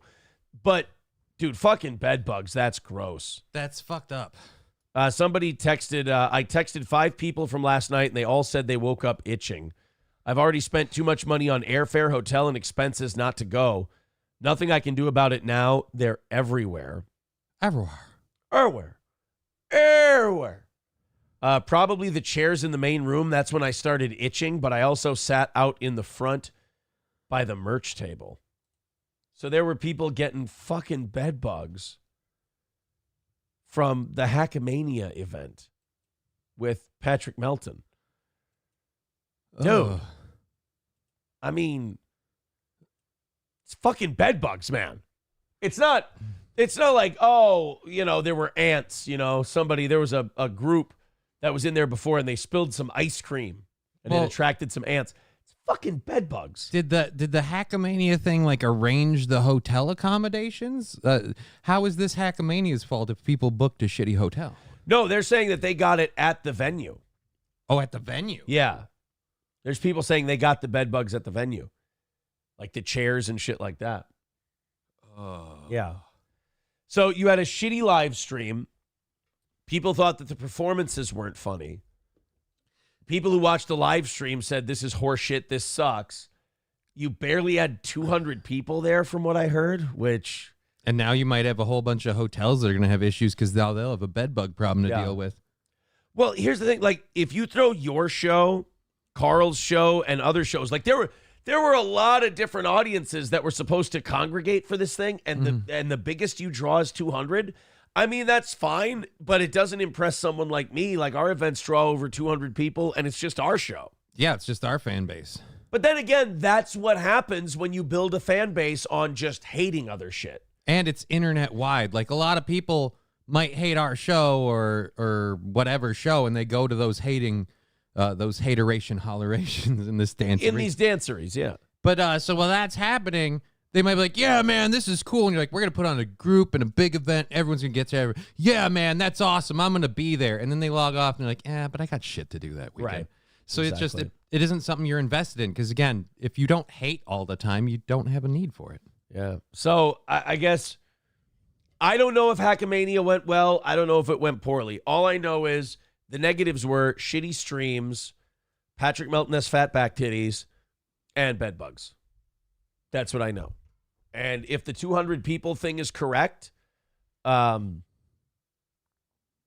it's mild for the amount of shows you had. Like, if you do a Minnesota event where it's like Steel Toe and, you know, you name a show that's like, who are these podcast size? We draw at least 300 or 400 people. At least. But, you know, I mean, again, it's kind of like Johnny said. Patrick's whole show is based on me. My troops, my people who like or hate me aren't going to go see a thing because you're there. They'd go to hate me. Yeah. If Patrick had you on and it was like this thing where like, oh, we're going to have our showdown on stage or whatever, then you're going to sell some tickets. Right. Because then haters are like, I'm going to go there just so I can scream he's a cuck from the audience. Yeah. BJ with $2. Melton and can't keep Aaron out of their mouth. That's thank you, BJ. 383 Novocaine with $2 says, at least at a steel toe show, it's just herpes. Exactly. Just herpes at a steel toe show. Don't get it twisted, as the kids say. So yeah, I don't have a lot of, there's no interesting video out of Hackamania. There's no fascinating stuff. It seems like one of those events where they took whatever money there was, slid it into their back pocket, and then out the fucking door. Patrick doesn't do stand-up anymore. I don't know if I think he's afraid to do stand-up because he's kind of scarred from the booing and the hecklers getting the best of him. And there's, videos of him just walking off stage almost in tears because a heckler fucked with him. I think maybe stand-up isn't for him anymore. Also, somebody said that they are firmly of the belief, since he lied about getting married, and he had like some wedding anniversary show where he raised a bunch of money from people, and then people found out he's not even married. He's not even really married. Oh, what a cock! I'm thinking that he might not even be engaged. He just has a roommate. Yeah, because he had no money after all the Red Bar shit. And he didn't make, before me, he didn't make any money. And I don't know if he's making any money now, but he certainly didn't make any money before me. So that's only been a year or so that he's been raking in any kind of money. So I think this woman might have just been letting him live in the basement for cheap rent to help out with the mortgage. I don't know if that engagement thing is on anymore. I think this may just be a roommate feeling sorry for him situation. Which is understandable. He's a big, fat fucking ogre. That makes me feel better about my life, though. Well, that's so thank you. Thank you, Patrick. You didn't need to do that for me. I'm grateful. Jackass Whiskey and Pinto Beans with another 5 says, what do you think you need to get bigger? I am a value investor and old school buy and holder, i.e. conservative. As I said, I have money. Dude, if you just love this show and you want to throw us a couple bucks here and there, that's awesome, man. Share it with your friends. Yeah, share it with your friends. We grassroots grow this shit. Yeah, take care of other people. We've got well over 1,000 people watching at a time now between YouTube and Rumble. That's nice growth. I mean, this show's audience has doubled. We've gotten away from, talking about the case stuff. Mm-hmm. I've stopped sharing stories. I've stopped with all that. And the audience has still doubled. I mean, I can't be anything more than thrilled with that. So thank you guys very, very much.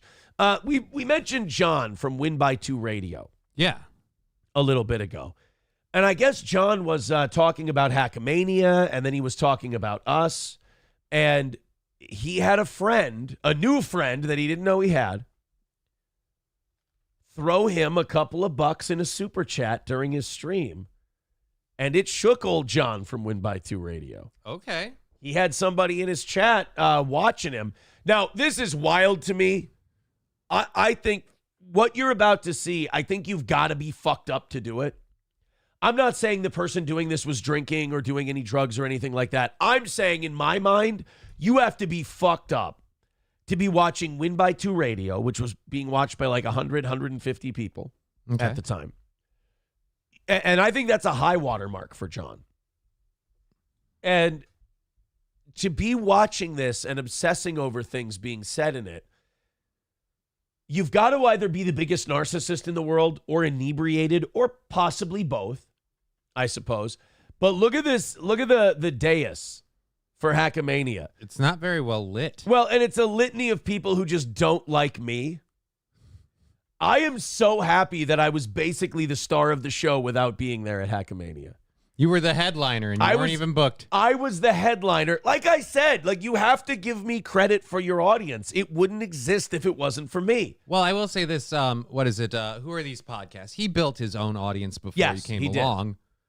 But yeah, now he's joined the Hate Aaron Imholt group. Yeah, and this Brian Johnson guy weirdly, kind of came out of nowhere. I don't like that Aaron guy. And aggressive about it too.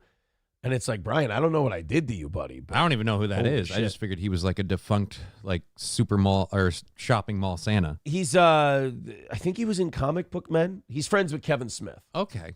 And that's his claim to fame. But here's John from Win by 2 Radio. John from Win by 2 got himself a new buddy. Would you like to see? Who's his new friend? Well, let me show you. And what's and that tried to thing rip about out his eyeball. Wait, is this really Recato Law right now? He says, yes, it's me. Stay true to you. Don't know you.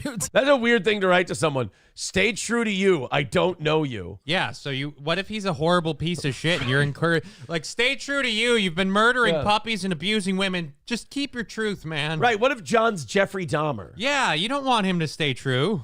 Stay true to you, buddy.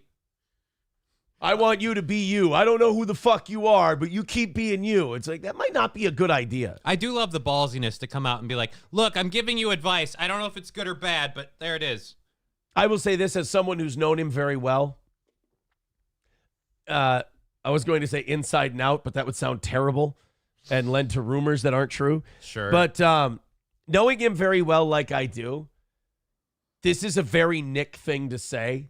Like, Nick's big on, like, getting people on his side and then demanding loyalty from them all the time. Like, he's been in DMs and in private chats that people have released, and he's really pissed off that, like, law tubers that he feels like he made are criticizing him now.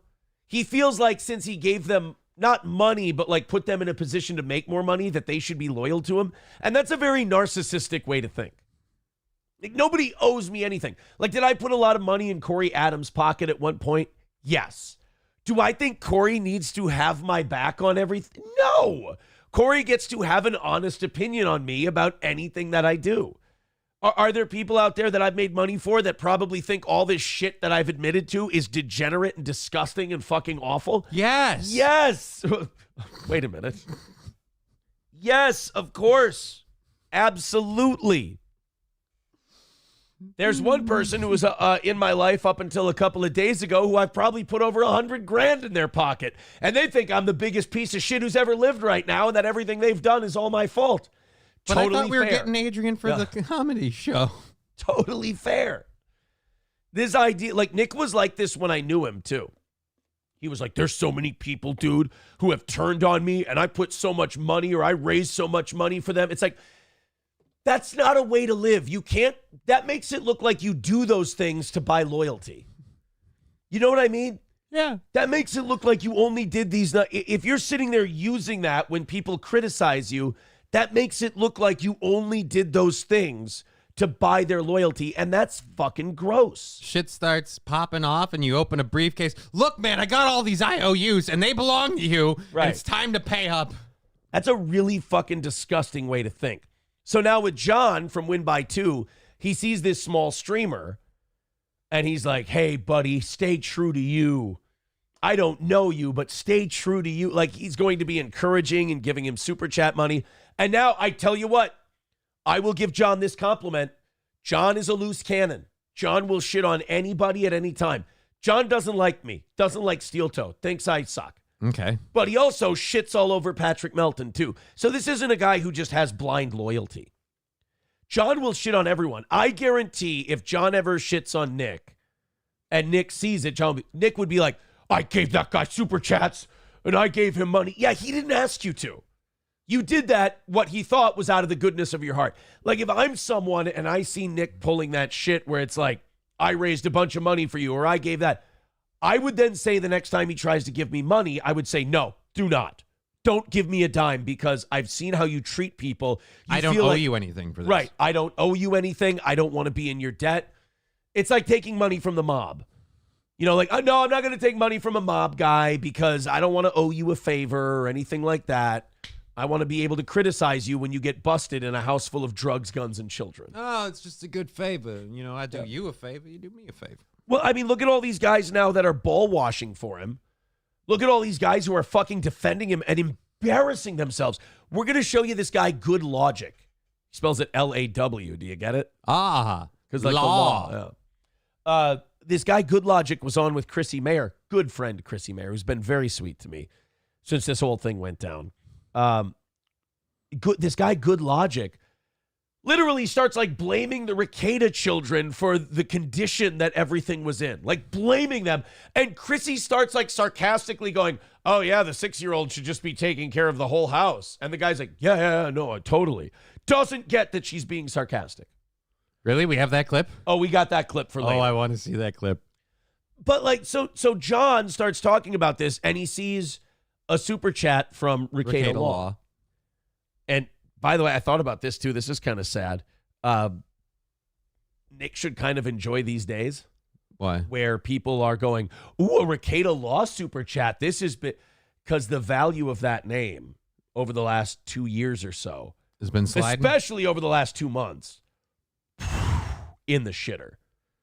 Like I said, it's going to get to this point where the word gets out that Nick feels like once he's given you money, he owns your opinion a little bit. So people are going to have less respect for his opinion. Right. People are going to be like, ooh, $10 from Ricada Law. Nah, my soul's worth more than that. No, thank you. Everyone. I mean, he can make it snow on my show. Make it snow on anybody's show without asking him. You know, I don't have a soul. He can buy it. I've heard of people. It's nothing to do with me, but I've heard of people who have like, they've given a guy their wives, and they're not getting any loyalty back. How much blood must I give? I've heard of guys who give the other guy their wife, and the other guy still goes, here's what happened. Piece of shit. Fuck a super chat. Thanks everyone for the prayers and support for my family. Also, we're both on bond. Government is incompetent. Weird.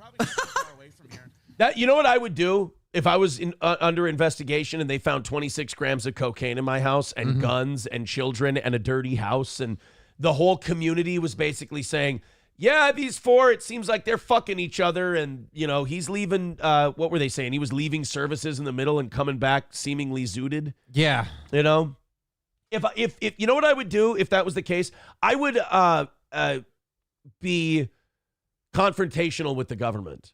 I would agitate them. I would try to infuriate them, and I would slyly shit on them. That's pride over brains. As Ving Rhames says, that's pride fucking with you. Yeah, but how is the government going to know? I mean, it's not like they can trace the super chat. It's not like any of it will be recorded in any sort of format that they can pull up and play. Right. It's not like they got an entire search warrant based on you fucking losing your mind on a live stream and almost dying. It's not like they used that as one of the premises to search your house. By the way, lovely pause. Yeah. Holy Jesus, that thing open? He's doing an impression of the Imholt-Ricada household. Dude, you could catch that guy noodling. That's a catfish jaw. You can get a whole arm in there. So yes, it's me. Stay true to you. Don't know you, which again is a weird thing to say. To everyone else, thanks for prayers and support for my family.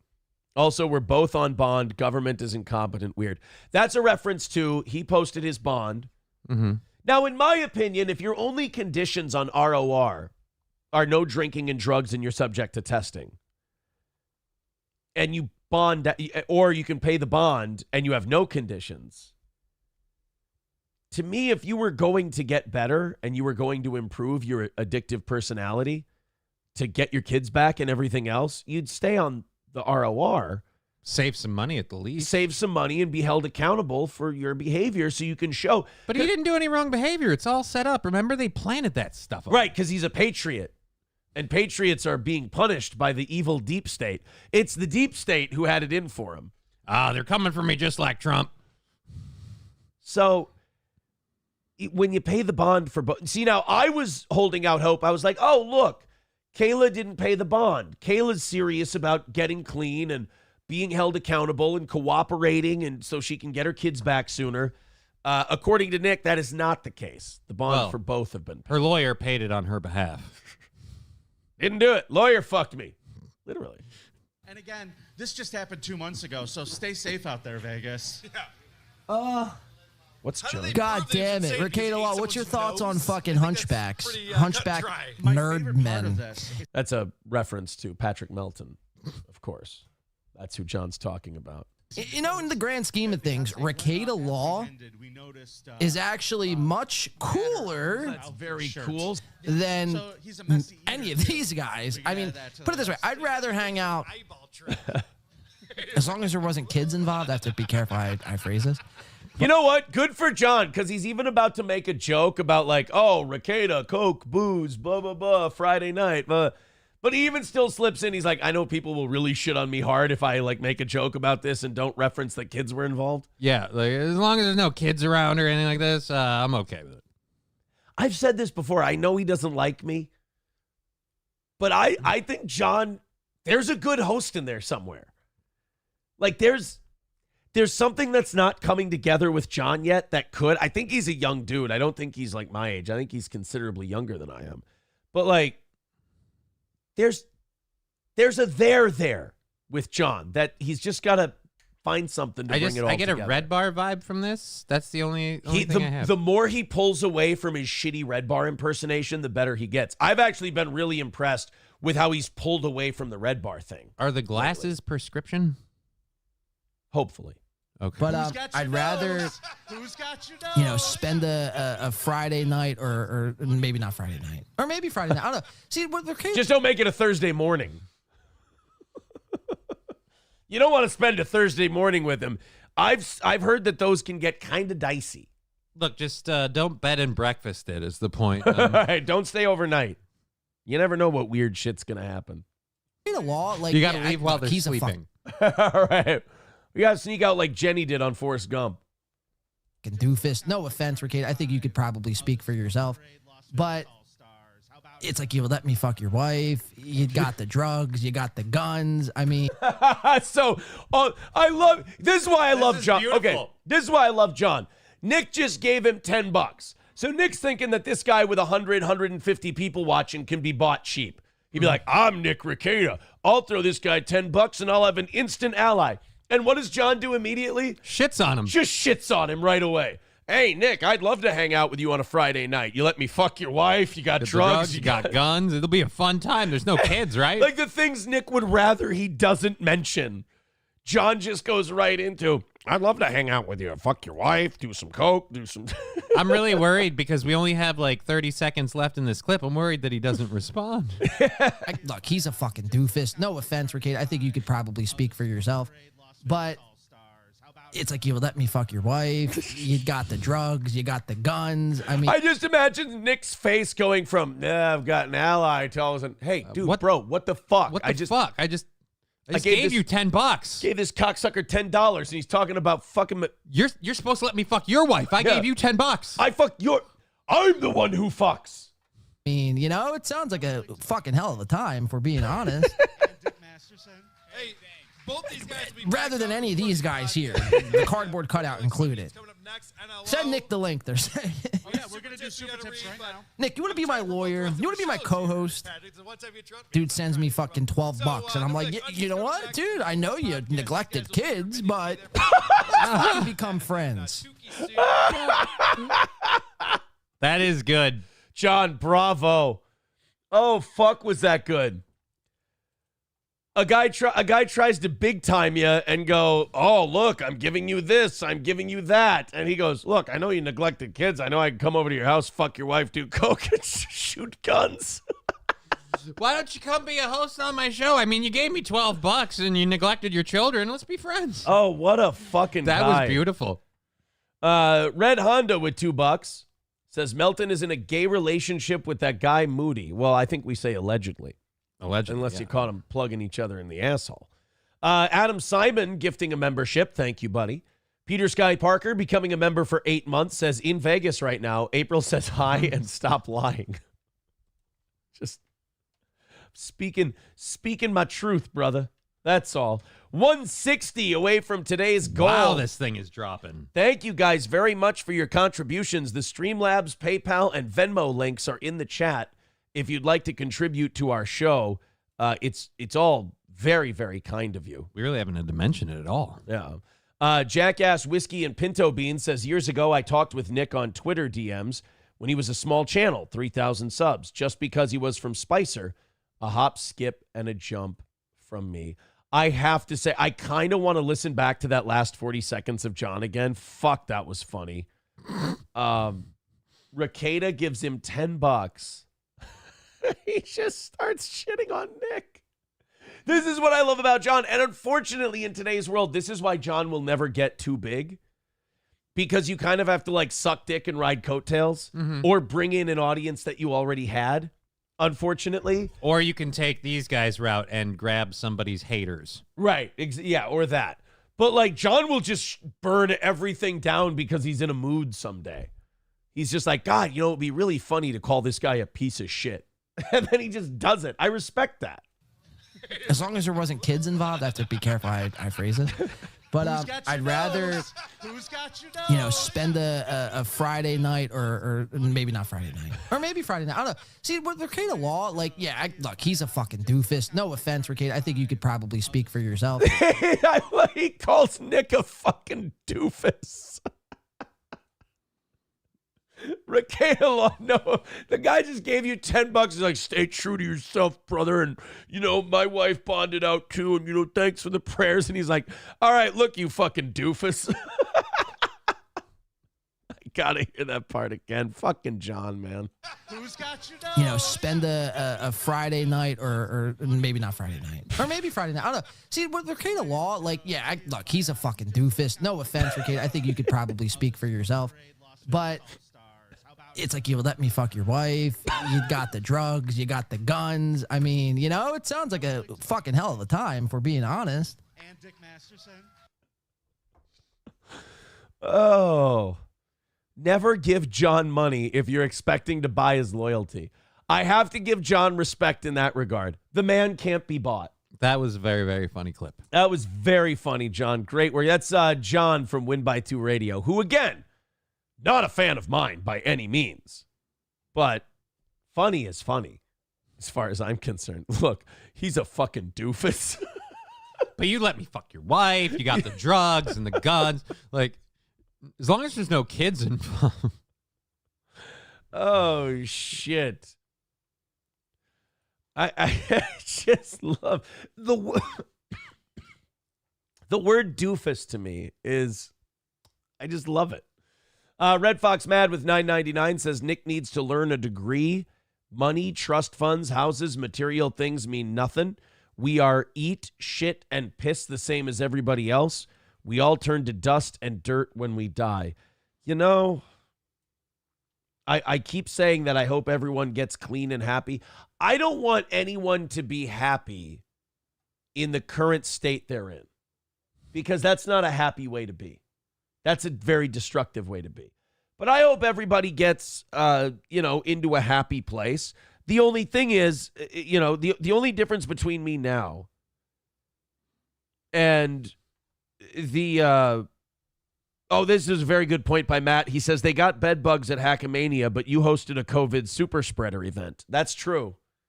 We did give a shitload of people COVID. So we did spread some bugs. Yeah, that's fair. Yeah, my whole thing is, of course, I don't want anybody to die no matter how much I dislike them or feel like they were dishonest or whatever. But that's just a hateful way to be. But otherwise, I'm of two minds. I'm like, of one mind, I hope everybody gets better and gets their kids back and is a better example and parent and everything else.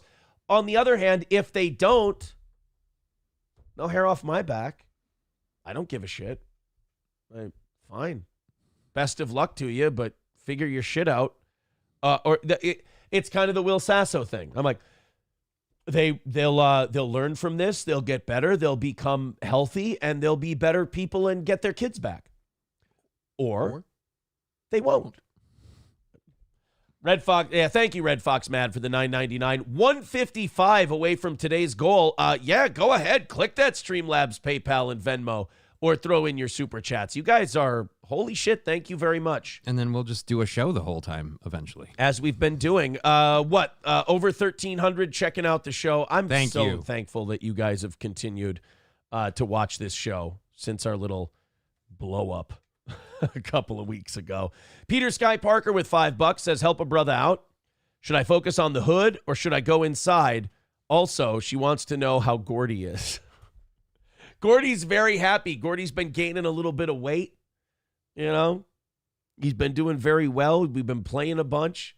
Should I focus on the hood or should I go inside? I don't know what that means. I think I do, but let's just say this. The hood is... Oh my God. What a fucking retard. Did you get it now? Oh my God. See, I was just going to say in the hood they have a lack of supply of fathers, and that was a joke. No. Yeah, I get... Give them both their attention, Take it easy. You know, I'm of the same mindset of Tormund Giantsbane from Game of Thrones. You shouldn't even go inside until they're slick like a baby seal. You shouldn't. You're in no hurry. You know, Tormund Giantsbane described sex the perfect way. I am in 100% agreement. I am from the Tormund Giantsbane school of insertion, as it were. That's why I don't like buttholes. I'm just saying the hood needs a greater male presence. Of course. That's where it was a better way to be. Mike Erb, becoming a member for 10 months, says, welcome back. Thank you. I mean, he's a fucking doofus. Dude, I want to watch that fucking John clip all day.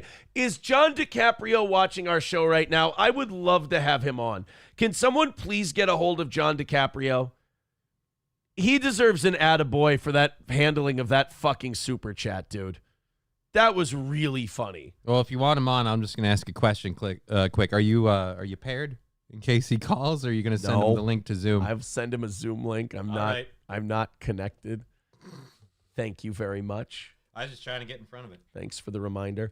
All right, this next thing I want to play today is we got a couple of Recator-related clips. Oh, yeah, I saw some of this show. On today's show. This is Chrissy. I love Chrissy, by the way. I invited Chrissy out for the 10th anniversary show. Let me tell you what a fucking class act Chrissy Mayer is. Let me tell you what a... She said no immediately. Yeah, well, let me tell you what a good person Chrissy is and someone who has their fucking priorities in order. She said you can't afford it. She said, I fucking hate you. No. She said, my baby is going to be too young for me to be away for that length of time. Okay. And I'm like, you know what? Fucking good for you, because there's a lot of people who are in this internet world who do streaming and stuff like that who... kid or no kid, would do anything for a couple of bucks and a weekend away or whatever. And Chrissy went, I'm going to be a mom rather than, I mean, dude, one of her best friends is there in Keanu. Mm-hmm. Gino's going to be there. I'm going to be there. I'm going to try to get Alex. Alex and I have spoke, but we haven't spoken specifically about that. Right. And I'd like to. But yeah, a lot of her friends are going to be there. And she's like, no, I got my baby. My baby's too young. I don't want to be away for that long. That really, I was so fucking impressed by that response. I really liked that. Well, it won't even be a year old. No. So, yeah. So she had this guy on, and he creeps me out. Like, he just gives me phony vibes. This good logic. First of all, ugh. He's so smart. LAWGIC. A lot of these YouTube lawyers, I've noticed, I feel like they've gotten their fucking law degree from the same place Better Call Saul did. Like one of those online University of Polynesia or whatever the fuck it was, American Samoa, was it? These guys just seem like people who they got to the prosecutor phase of their career and they were like, fuck, this is hard. And then they just quit and went to YouTube. But a lot of these guys got hooked in with Recator and it made them a lot of money. So now they feel like they have to defend him. And here's the problem with the way they're defending him. It makes them look like fucking sociopaths. It makes them look like the most uncaring. At best, it makes them look ignorant and stupid. At worst, it makes them look like evil people because they're defending things. Here's how you know. Are we the baddies? You unplugged your own microphone. I didn't even touch that. I was playing with this thing on here. So, a lot of these people, like when you hear stories like this is really important, is holding the people you care about accountable. If you can do that, you're true to yourself. If you can't do that, you're a shill and you have no soul. And for a lot of these people, they think they either owe Nick something or they're going to profit off of whatever comeback they think he's going to make. Or they're just shit people and they don't give a fuck about anything but their own personal relationships. Well, Chrissy and Good Logic had a conversation about, April, that video of April allegedly at Nick's church with their family. Now, I went to their church with them. And apparently the one time I went, that drew enough suspicion where people in the church went, okay, this is fucked up. Well, I mean, you did start smoking the minute you walked in for no apparent reason. I did. I just had a cigar. I was like, we here for God? No, he just looked at the He looked at what they call it, a dais or whatever they do. Yeah, altar. Altar. He looked at the altar and he just stuck his fingers in the holy water. It started bubbling. I told the pastor, I go, I'm a humanist.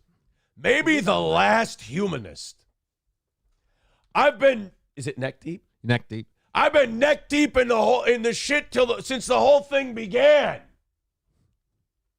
I told the pastor, he goes, this looks like an inappropriate relationship. I said, Pastor, I'm peeking. Look, if I had to put it a number, 1 to 10, we got it on at about 7.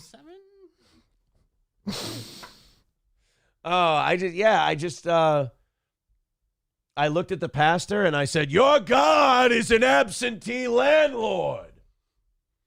And then he said, but the book says you lose. And I said, consider the source.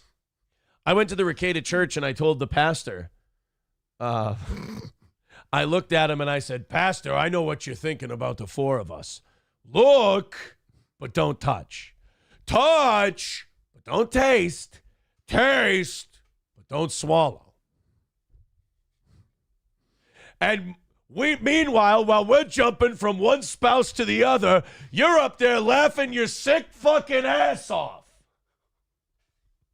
I knew I could make the last 6 months of my life into a devil's advocate scene. Yeah. I knew I could do it. I'm a talented boy. So this Good Logic guy, ew, fucking gross, sick. He's on with Chrissy, and he's making excuses for the things Nick is accused of. Now, There's nothing wrong with saying allegedly or innocent until proven guilty. That is all totally fine. But if you're looking at the allegations and you're defending him on the allegations, that's fucking sick. Let's take a look at this. The pastor at the church who's the one who made the report. I mean, is there a world? I can't imagine a world where a pastor, like, oh, this pastor's out to get me. Like, I feel like someone who associated with the church. No, I wouldn't assume that about the pastor. I think that sounds kind of like crazy conspiracy talk. They're above, I feel like, a petty. Like, I doubt a pastor's like, oh, I can't stand this person or that person. So what they mentioned how the pastor said that 4 people came over to him and had concerns about the Ricchetto family, right? And about the way they're dealing with their kids. And some of the things they threw in there was that they have this relationship with the Imholtz, right? Which that sounds like a morality question, not a legal. Well, I'll tell you this. They kind of fucking nailed it, which surprised the shit out of me. Like, when I read that in the search warrant, I was like, oh, fuck. These people had a weird question about what was going on here, and that seems more like it's about morals. Yeah, but if they were right about one thing. Well, that's the weirdest thing. Like, all of us who have been saying shit, people are like, oh, fuck these people for saying shit. It's like, okay, but you do understand. They're right. Our credibility has been unimpeachable. Everything that's come out has been shit we told you or shit we suspected. So I'm sorry. Fuck you. I've been right.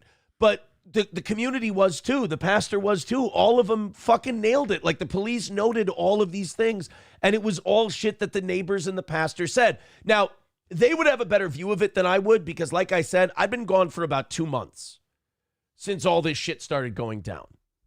Month and a half, 2 months, whatever it was. So these people had a better look at it than I did. And they had you pegged when you were in it. Right. When I was in it, they had it fucking nailed. And then, you know. I figured as long as I didn't fucking finger pop anyone in front of the church, I would be. Nope. But there I was, just one on each hand. Neck deep in the whole thing since it began, Kevin.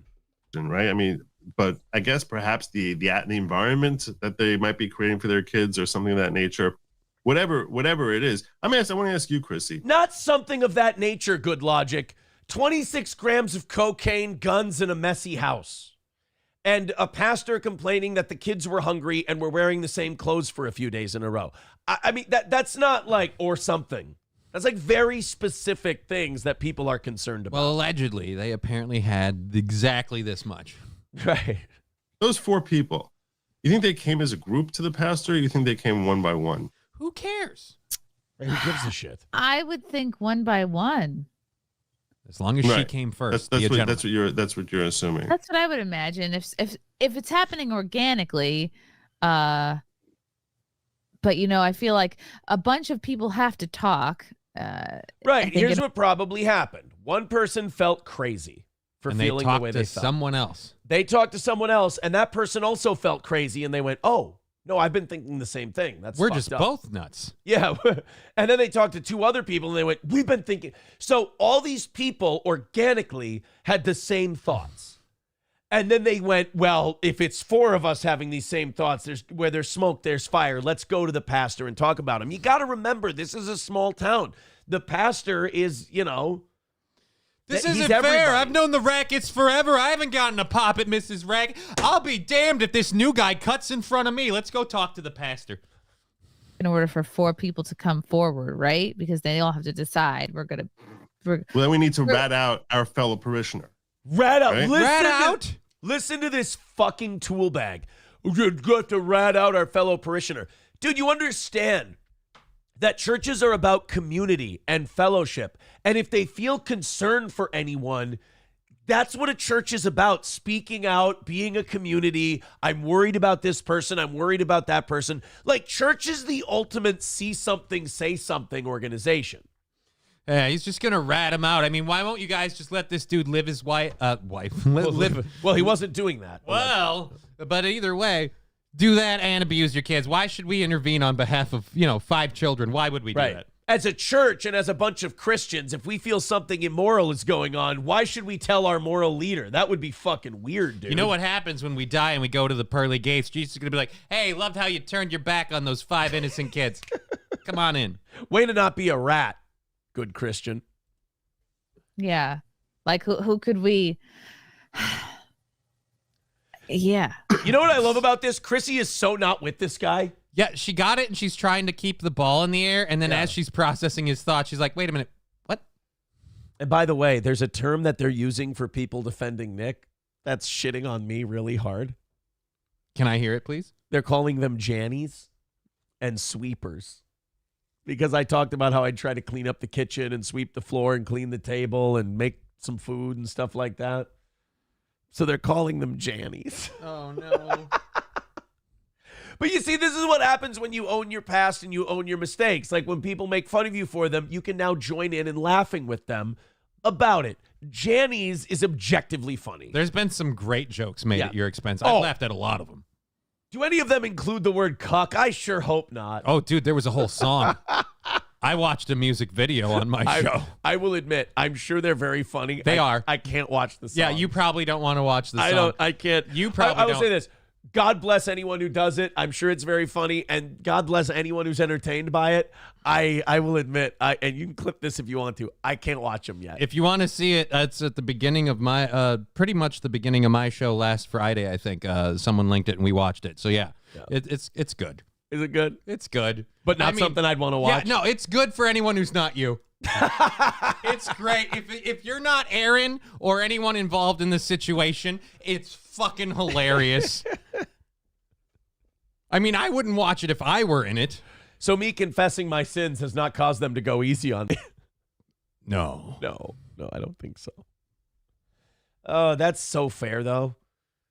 Like, look, man, all of that, like, if people are either mad at me or making fun of me, like, it's so fucking fair. Like, it's all fair game as far as I'm concerned. I mean, if you are seeing somebody acting really squirrely in church, and they're, it's funny. I was in church on Christmas Eve, and there were kids in shorts, and I was like, who can I talk to about this? I'm like, these kids are here in shorts. Right. I'm like, so like, even Chrissy, so this guy's like, oh, they all ratted out the Ricadas, and you can see he's like, no, this isn't. He's got that look on his face like, this isn't the way I wanted this conversation to go, Chrissy. What the fuck are you doing? And she's sitting there being like, just as a mom, if I don't see children dressed well, I'm like, maybe we should talk to someone, let alone if they're dirty and they smell and they're complaining of being hungry. And there's another couple there. Or, dude, the worst one, like a few days before the bust, there's that video, and it's, in my opinion, very clearly April. And then Nick's there, and I think Kayla was behind someone's head. I think I did see Kayla. But, like, you bring your fucking swinging partner to church. Like, now that I look back on it, us going there was not appropriate. We were insulting the house of God. Like, it was gross. It was dirty. It was Which bad. is weird, because April was into, like, the church stuff before all of this. Because didn't her and your daughter used to go for a while? For a little bit, yeah. But like we weren't doing. But it's an insult for her and I to step foot in a church because of what we were doing. Right. Like it's an insult to God. Like Did that you was ever do it there. That was an affront to God. Like what we were doing. But no, never. Yeah. I was like so distracted. I couldn't get past it that all the 3 kids were like wearing shorts. But so I want to be clear. I'm not on board with saying there's a conspiracy here. I don't think there's a whole like. I don't think there are people out. I mean, I know there are people out to get Nick, but that's in the social media world. I'm not assuming that in his town there are people out to get him. No, they don't give a fuck. If this guy would have just shown up to church and not been a fucking degenerate as the charges say he is, nobody would have fucking cared. Like Nick has this God complex, in my opinion. What I've experienced. Nick has this fucking God complex where he thinks he takes up way more of people's life than he actually does. Like I think that Don Draper Mad Men thing in the elevators is the perfect meme for most of us, which is I don't think about you at all. That's most people most of the day. Do you know how fucked up you have to be to get people's attention? People are usually pretty self-centered. You know, they're worried about their own shit. You've got to really basically be, yelling and screaming, waving your arms around in the air to get attention and noticed from people in your community, especially to the point where they tell other people and spiritual leaders about it. And then the cops get involved. Yeah, right. There's got to be some smoke to that fire. But if he says that he doesn't believe it's a conspiracy, right, and we've already gotten to the point where he's not like, oh, well, this was clearly framed or that or the other, then you're saying these charges exist. This really did happen, and you believe that. Why are you defending the guy? That's what I was going to say. If you think it's a conspiracy, you have a reason to defend him. Okay, I can understand it. You think they're out to get him. You don't think any of this stuff is true. Okay, fine. You weren't there. You don't know. But if you don't think it's a conspiracy and all this stuff did happen, then fuck you for trying to explain it away or defend it. Like, suck a dick. I think becoming a lawyer just kind of rots away your soul. And you just do shit. Like, I almost don't blame this guy for being garbage because you just do shit that rots your soul, so that part of you doesn't exist anymore. You become a sin eater, and eventually you're corrupted. Right. You become Charles Dietz's character in The Devil's Advocate. Oh. Right? And I don't think that's the genesis of this. I've never lived in a small town, but is it possible that these people talked in advance and then went as a group to the pastor? Like, maybe. I never lived in a small Does that town. feel inorganic to you? That does feel inorganic. That feels like they all planned to do it. Whereas if they come up one by one, they're like, oh, I just sort of. Well, a lot of people don't want to go with any kind of information to anyone unless they know people have their back. Yeah, and if you're going to turn on people in your community to levy allegations like that, you're not going to do that just because, well, I'm a looky-loo and I saw a thing and like. If you're a looky-loo and a gossiper and you just go by yourself to a pastor, that pastor's probably going to go, okay, I understand you, but maybe you're looking a little too deep into this. But if you talk to other people about it and you go as a group, now you have a consensus. Right. You go and you say, well, no, I've been feeling those things too. Like there's something for not feeling crazy that gives you the confidence to do the right thing. There is a power in numbers. And if 4 people have a like-minded view, you might all go, okay, if this many of us feel that there's smoke, then there might be fire. Let's go to our pastor. And then, now let's not forget where this fucking bozo is leaving shit out. It wasn't just people going to the pastor that got this search warrant. No, it was that got investigations. Right. It was Nick fucking nodding out and like whacking off and almost passing out on his stream. It was Nick showing up, they even said in the affidavit, with fucking white powder on his goddamn nose. And April's voice in the background going, it's still on. Meaning the stream, like he can't shut the stream off. The police watched you be a fucking hot mess and went, well, this combined with the church. And then they watched me the next day going, this motherfucker cannot get away with this. This shit has to stop. We are evil. And then they went, well, I guess we can bust down the door now. So I'm sorry, this good logic guy thinking it was a bunch of just gossipy looky-loos that fucked over Nick. First of all, A bunch of gossipy looky-loos didn't put what they found in that house. Right. It doesn't matter how it got there. The question is, what happened with the search warrant when the cops went there? Do you believe what happened and what was found was on the up and up, in which case that shit's fucked up? Or do you believe what Nick is saying? It's a conspiracy, and they came, it's a conspiracy, it's documented, it's proven. They brought in the coke, they brought in the drugs and the guns just to make me look bad because they're trying to take down Recato Law, and I won't let it happen, goddammit. Well, and here's the thing. Anyone who thinks this is a conspiracy, guys, when we went places in public, and I'm not saying I'm bigger, I'm just saying in that area, that's where we were hot, like on the radio, more people would recognize Steel Toe than they would Recato Law. I mean, nationwide, worldwide, not even close. He's got way more people.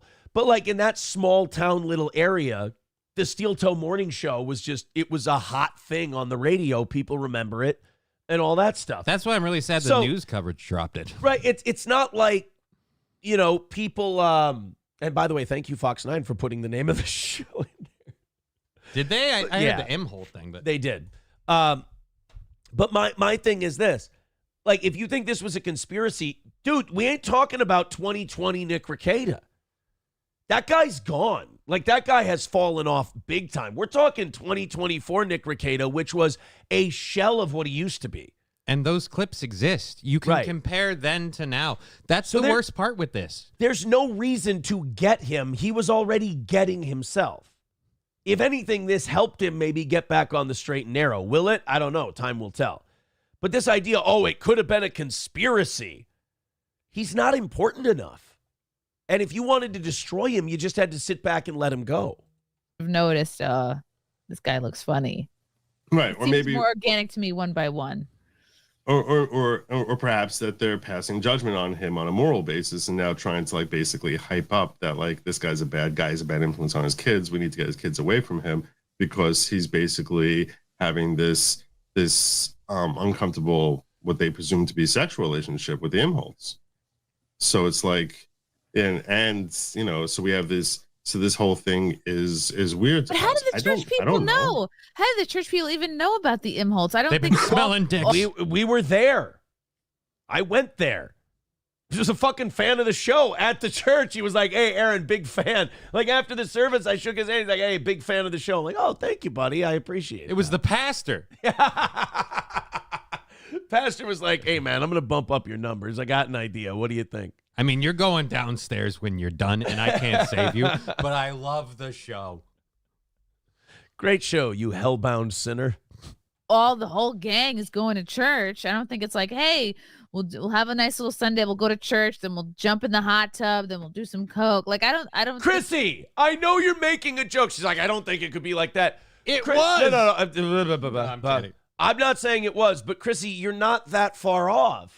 Like, I mean, you're not, that's not how it was, but like, I've been to that church. I went. I think they're all.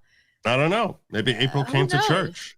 She did. I mean, God, who knows? That's so weird to me. Yeah. Yeah.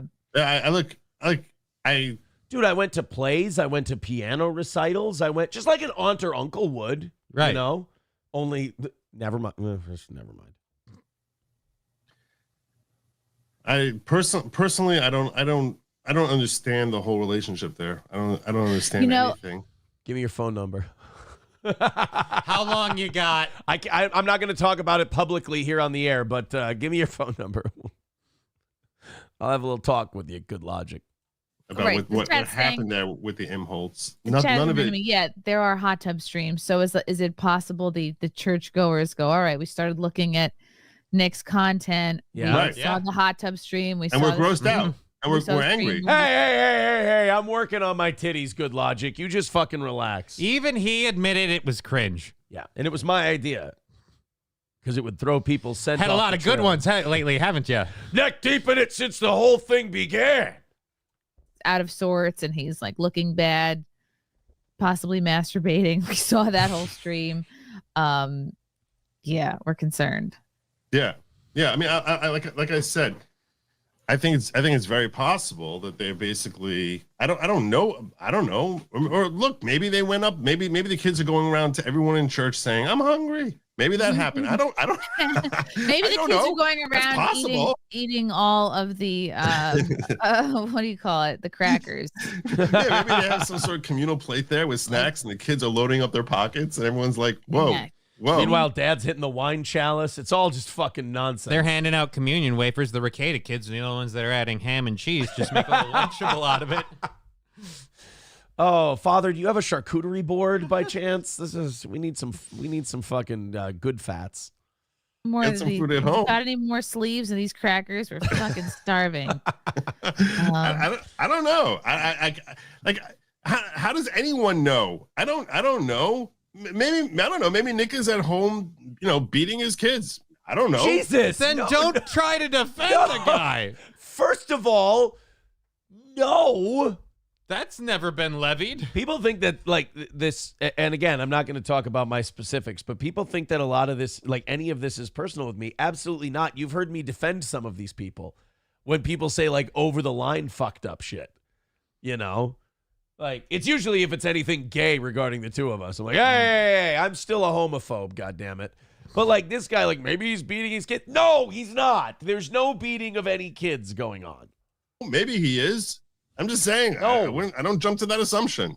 Right. People want to. If you want to jump to that assumption, it's a very easy assumption to make. No, it's that not. Basically, he's at home, like Tony Montana there, with at the end, and he's basically got his big stash of coke, and he's nodding off and falling into it, and then going on stream, and that he's basically cursing at his kids, going, "Get the F away from me! Not to bother me when I'm busy." When I'm busy relaxing here, and Kayla's sitting, and and the Imholtz are in there, all of them giving head to the Pope. Maybe that's the. Whoa. I ain't no Fanuc. But I mean, that's got to be an automatic in, right? Like, I blew the body of Christ on earth. No. That I get from people, some people in chat, that's what they think is actually happening there. I have a hard time actually believing that's like reality, but. I don't know that's not true. I think that's this guy's problem is he's just having a hard time with it himself, and he's going on shit publicly and talking about it. And believe me, I understand that. I can get that part of it. I get it. But then maybe you just shouldn't, Like I said, you don't seem to think that it's a conspiracy. You're willing to believe the charges and what they found are real. So for me, it's like, it doesn't matter how we got there. This was a thought, and it turned out that the people who thought that were right. So yeah, sometimes people are just gossiping. But I think sometimes, I think if one person says it, it's gossip. I think if you get 4 or 5 people who are like, yeah, I'm kind of seeing the same thing, then it's probably happening, in my opinion. Yeah. Rupert with $4.99 says Ricada better watch out, or this Will Sasso thing is going to become a Lou Sasso. I think he means your butthole. Jackass Whiskey and Pinto Bean says you have to forgive yourself before you can forgive others. I understand that. Again, I would like to invest in your show. I also like to drink and think Nick is a poser. Okay. Jackass Whiskey and Pinto Beans with another 5 says to get people's attention, you have to buy super chats, start a religion, or start a war. I would go super chats. Yeah, that seems like the nicest way to go. Yeah, super chats sounds easiest. I'm not godly, and I definitely can't fight, so I've only got the one. Super chats it is, I suppose. Yeah, somebody saying in the Rumble chat, these internet lawyers are dumb. To me, the best one is Legal Mindset. He's a really smart dude. He's kind of called this thing right on from the beginning. But some of the others, like, how crazy that Nick kind of created LawTube, as they call it, and now he's also going to destroy it. Is he going to destroy it, though? I feel like a lot of those people have their own audiences and their own shows, and I'm just, once you have, like, an audience that's going to stay with you, like, I feel like you're never going to be destroyed. Like, you might lose some of your fame. Okay, yeah, you're right. Destroyed, but, like, he severely will diminish it. Yeah. Because a lot of these people are losing credibility because they're trying to spin things to fit a certain side or narrative. Oh. And that is going to make you look... Because a lot of people watch these people for objective legal analysis. And what they're doing is nose guarding, sweeping, being a Janny, as they call. I'm pretty much like nobody really gives a shit about me in this whole thing anymore, which is totally fine with me.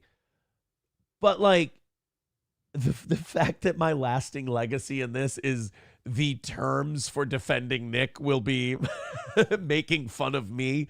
I deserve that and more. I get that, but fuck, Janny, really? Sweeping, really? I thought nose guard or baldo guarding would be the thing. Nope. Sweeping. That's what they call it. Thank you very much, Jackass Whiskey and Pinto Beans, Rupert, and Adam Simon for gifting a membership. 140 is today's number to get an extra 30 minutes of Steel Toe. We appreciate it. Thank you very much. And about 1,400 of you hanging out with us today, 1,400. Nice. Very nice to see those numbers where they are. We appreciate you guys. I do want to play this Barnes thing. I've got a few of these today. A few of these clips. Let's skip the house thing, the way the house looked in the showing, because nobody knows how the house looked when the raid happened except for me. And maybe when the body cam comes out, we can show that sometime. Yeah. So speaking of people who are in LawTube, who have really fucked themselves hard and done serious damage to their brand by being fucking delusional. Okay. This guy, Robert Barnes, who's a lawyer, and he's had some creepy takes on this whole thing. And this Viva something, they call him Viva Frey, whatever. Not really familiar with either of them.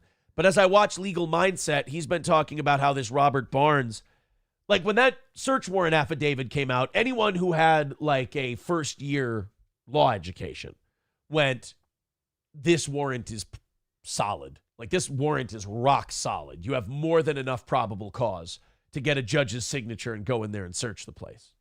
Obviously. Even people who like Nick, there was that really piece of shit uncivil law guy, the one who made the video about that was creepy as shit. Yeah. If you're under 18, we have to check out the age of consent law. It's like, ugh, fucking gross. But even those people who were sweeping, as they say, were like, the warrant is unattackable. And what really was gross about that uncivil law guy is he went, I wish I could knock things out of this warrant, but even if I knocked things out of this warrant, it would still be unattackable. It's like, if you're a lawyer, you're supposed to be just looking for the facts of the case, not rooting for knocking things out of a warrant. Well, technically, that's not the case. If you're the lawyer, you're supposed to be working on either prosecuting or defending your client. We kind of have this idea that the lawyers are supposed to get the truth out there. No. The lawyers are supposed to narrate the truth in a way that makes their client look guilty or innocent, depending which side they're on. Fair point. So let's watch this Robert Barnes guy in action with this Viva Frey. Talking about legal mindset in this one. I'd say I'd lose confidence in my lawyer if he showed up and he looked like that, even in a suit and tie, like the wild hair thing. You don't think that's a good look? No, it looks like, wow, you like, ugh. Well, this Robert Barnes is a constitutionalist attorney. Okay. And he's one of the people who's bought into maybe that this is a conspiracy to bring down. Again, if you thought that Nick was some kind of freedom fighter, the way you'd bring him down is by boosting all of his videos and showing people, what a fucking hot mess he's been on stream before. But Robert Barnes thinks this is some kind of conspiracy, I guess. So he's talking about legal mindset in this one. And again, I think legal mindset has been the best on all of this. Subscribe to his channel, watch him. And I'm not saying that because he's been nice to me, because he said some very pointed things about me that are very fair, very accurate, very good. But I think he's been the most fair on this whole thing. This is Robert Barnes talking about him. If you want to see what a piece of fucking shit some of these LawTube people can be, or if you want to see the stereotype of scumbag attorneys, this clip will give it to you. They went full, LawTube went full legal. Never go full legal. Robert, I tell you, I try to avoid it because I don't. I mean, the infighting I don't care for. Yeah. But I'm not going to respond to stupid accusations and stupid allegations. But then after I get blocked, they're busy libeling us. They created a fake because they're deliberately choosing to engage and entertain and profit from the Ricada hating trolls. Okay, now wait a minute.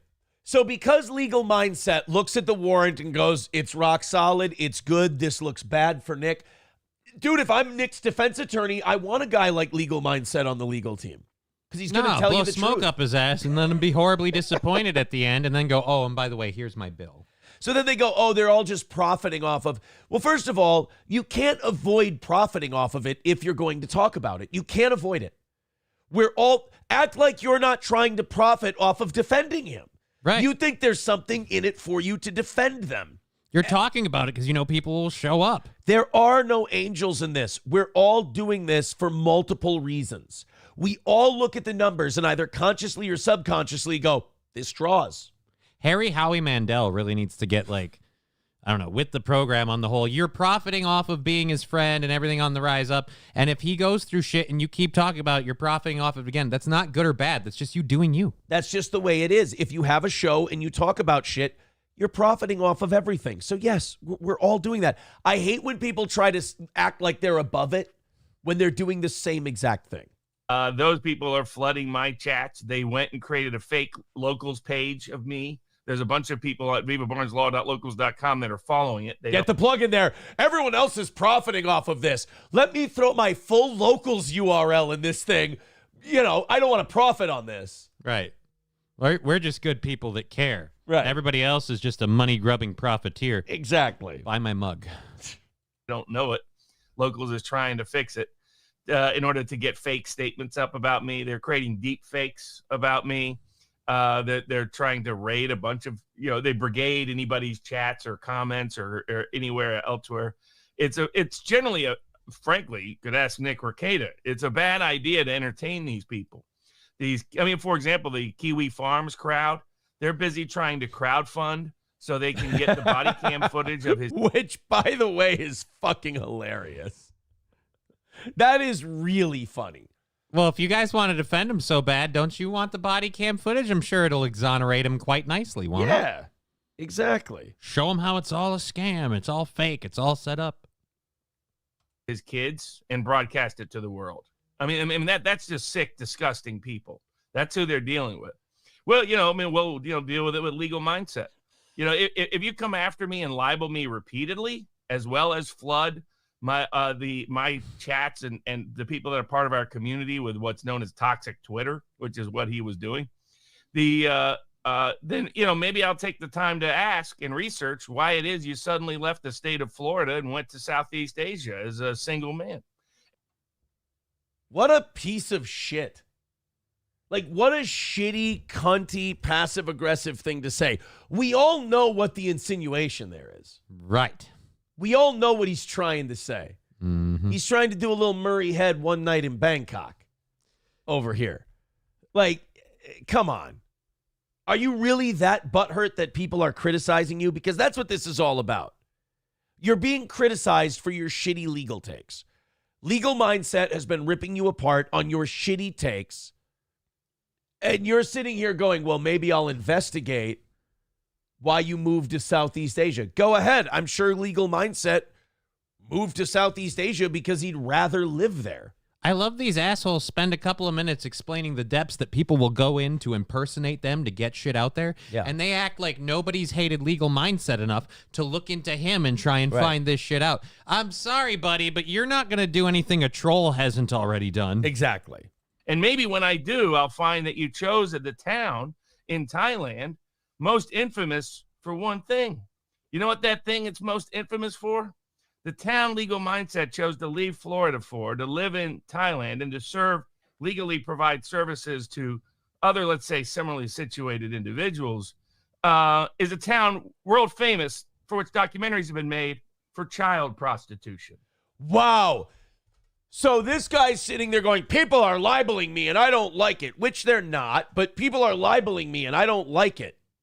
So I'm going to insinuate, you know something, Barnes? At least have the fucking balls to say what you want to say. Don't be a bitch. Don't be a passive-aggressive bitch. Now, I'm not a lawyer. I'm not a law tuber. I talk shit on my show. So I don't have to use legalese or anything like that. Don't be a fucking bitch. I know that's not a courtroom word, but you're being a punk bitch right now. Well, he doesn't want to get sued. I understand. But I can't, in my opinion, Barnes is a punk bitch. I'd agree. Oh, it's maybe he moved to this place because it's world famous. Fucking say it, you pussy. Don't hide behind the law. Don't hide behind allegedly this or that. Fucking say it if you want to say it. So you have a problem with what this guy might be doing with children, but when someone talks about children possibly being neglected by your friend Nick, it's very interesting when Robert Barnes wants to look into child problems. It's very interesting how selective that gets for a guy like this. Oh, what a fucking ghoul. Ugh. People like that are just gross. I don't like that I'm being criticized on the internet. So I'm going to insinuate that this guy's into child prostitution. I don't like that I'm being criticized on the internet. Granted, my internet career has solely been about me watching legal proceedings and criticizing the people and proceedings. Yes. That's it. But don't do it to me, goddammit. That's my whole fucking career. But Legal Mindset's a piece of shit. For what reason? I haven't stated one. I don't have one fact as to why he's simply a going, piece of wow, shit. it looks like this is legit and he's in trouble. Yeah. And Robert Barnes has his head in the sand. Let's go to, I got a couple more clips. I want to burn through these because we are running out of showtime. And we do have some news stories and stuff to get to. We're only 140 away from today's goal. If you'd like to contribute to the program, the Streamlabs, PayPal, and Venmo links are pinned to the top of the page. Let's knock that out. And we'll do an extra half hour of overtime today and go until 10:30. Let's go. Simpcast last night was very good.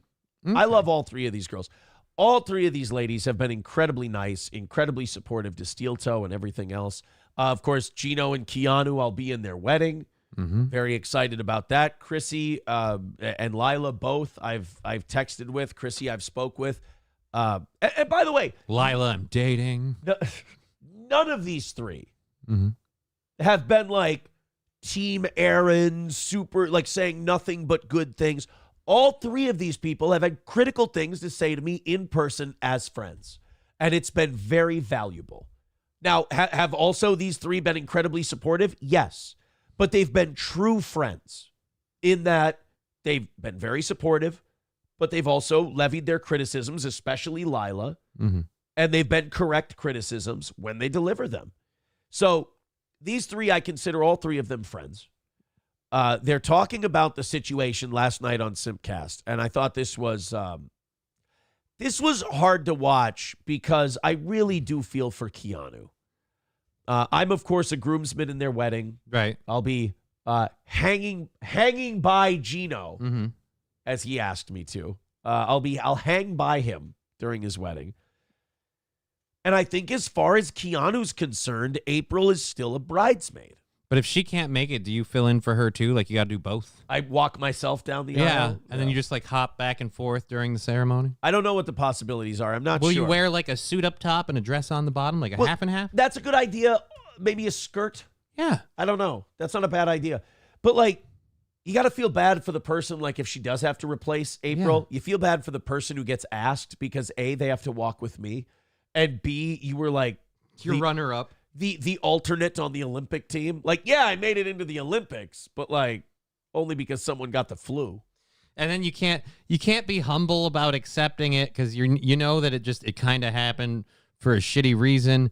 And if you're like egotistical about accepting it, now you're a bigger ass. Like, thank God her life fell apart. Now I get to shine. Like, oh, fuck you. So I thought this was really interesting from Keanu here, and I feel for her because you can tell that there's a conflict in her. You also can tell, and correct me if I'm wrong when you watch this, Chrissy seems a lot more tough love with her friend April in this. Okay. Than Keanu does. Yeah, I mean, I talked to Nick. I talked to Aaron still. I have not heard from April. She will not. I can't get a text back from that girl. I heard from her a couple weeks ago. Yeah, not on the phone, but we text. Okay. Yeah, and I text, and I've talked to Aaron a few times on the phone. April, I haven't talked to in probably like 3 weeks now. But as far as being a bridesmaid in my wedding, I don't know what's going on with her. But if she's doing okay and wants to be a bridesmaid, I would never stop her from doing that. So I'd be, if she were happy. If she were a bridesmaid, that would mean that things are going well and she's on a better path than she's been and she's getting healthy. Who wouldn't cheerlead that? Yeah, and Keanu and April became friends on their own. It wasn't like a friends of someone else's friend thing. This is literally like the four of you kind of became a group together, so you're all each other's friends. Well, Gino and I were shitting on each other. Right. You started it. And then yes, I did. You are correct. And then Gino and I went on a show together at Chrissy Mayer's Content House. So, Chrissy, don't beat yourself up over introducing us to the Ricadas, because you also helped introduce us to the Biscontis. Don't be so hard on yourself. But then I talked to Gino at Content House, and we hit it off right away. And, like, we started off calling each other cunts and gay F words and all this other shit. I mean, we were really hammering each other. And we just started texting, started talking football. Then, you know, they came for the anniversary show. Then they came back a month later to watch the Vikings game and this and that. And, like, we talk almost daily. Yeah. I would say we probably talk daily. Mm-hmm. Gino's become one of my best friends, I would say. It's he's become a very good friend of mine. And so yes, and April and Keanu. And though Keanu hasn't heard from her in a long time, I know Keanu. She's got a very good heart, and she knows that April still being a bridesmaid of hers means that there's at least some good in April that is still out there, and that she's doing well. So, of course, Keanu wants her to be at her wedding. That's 100% understandable.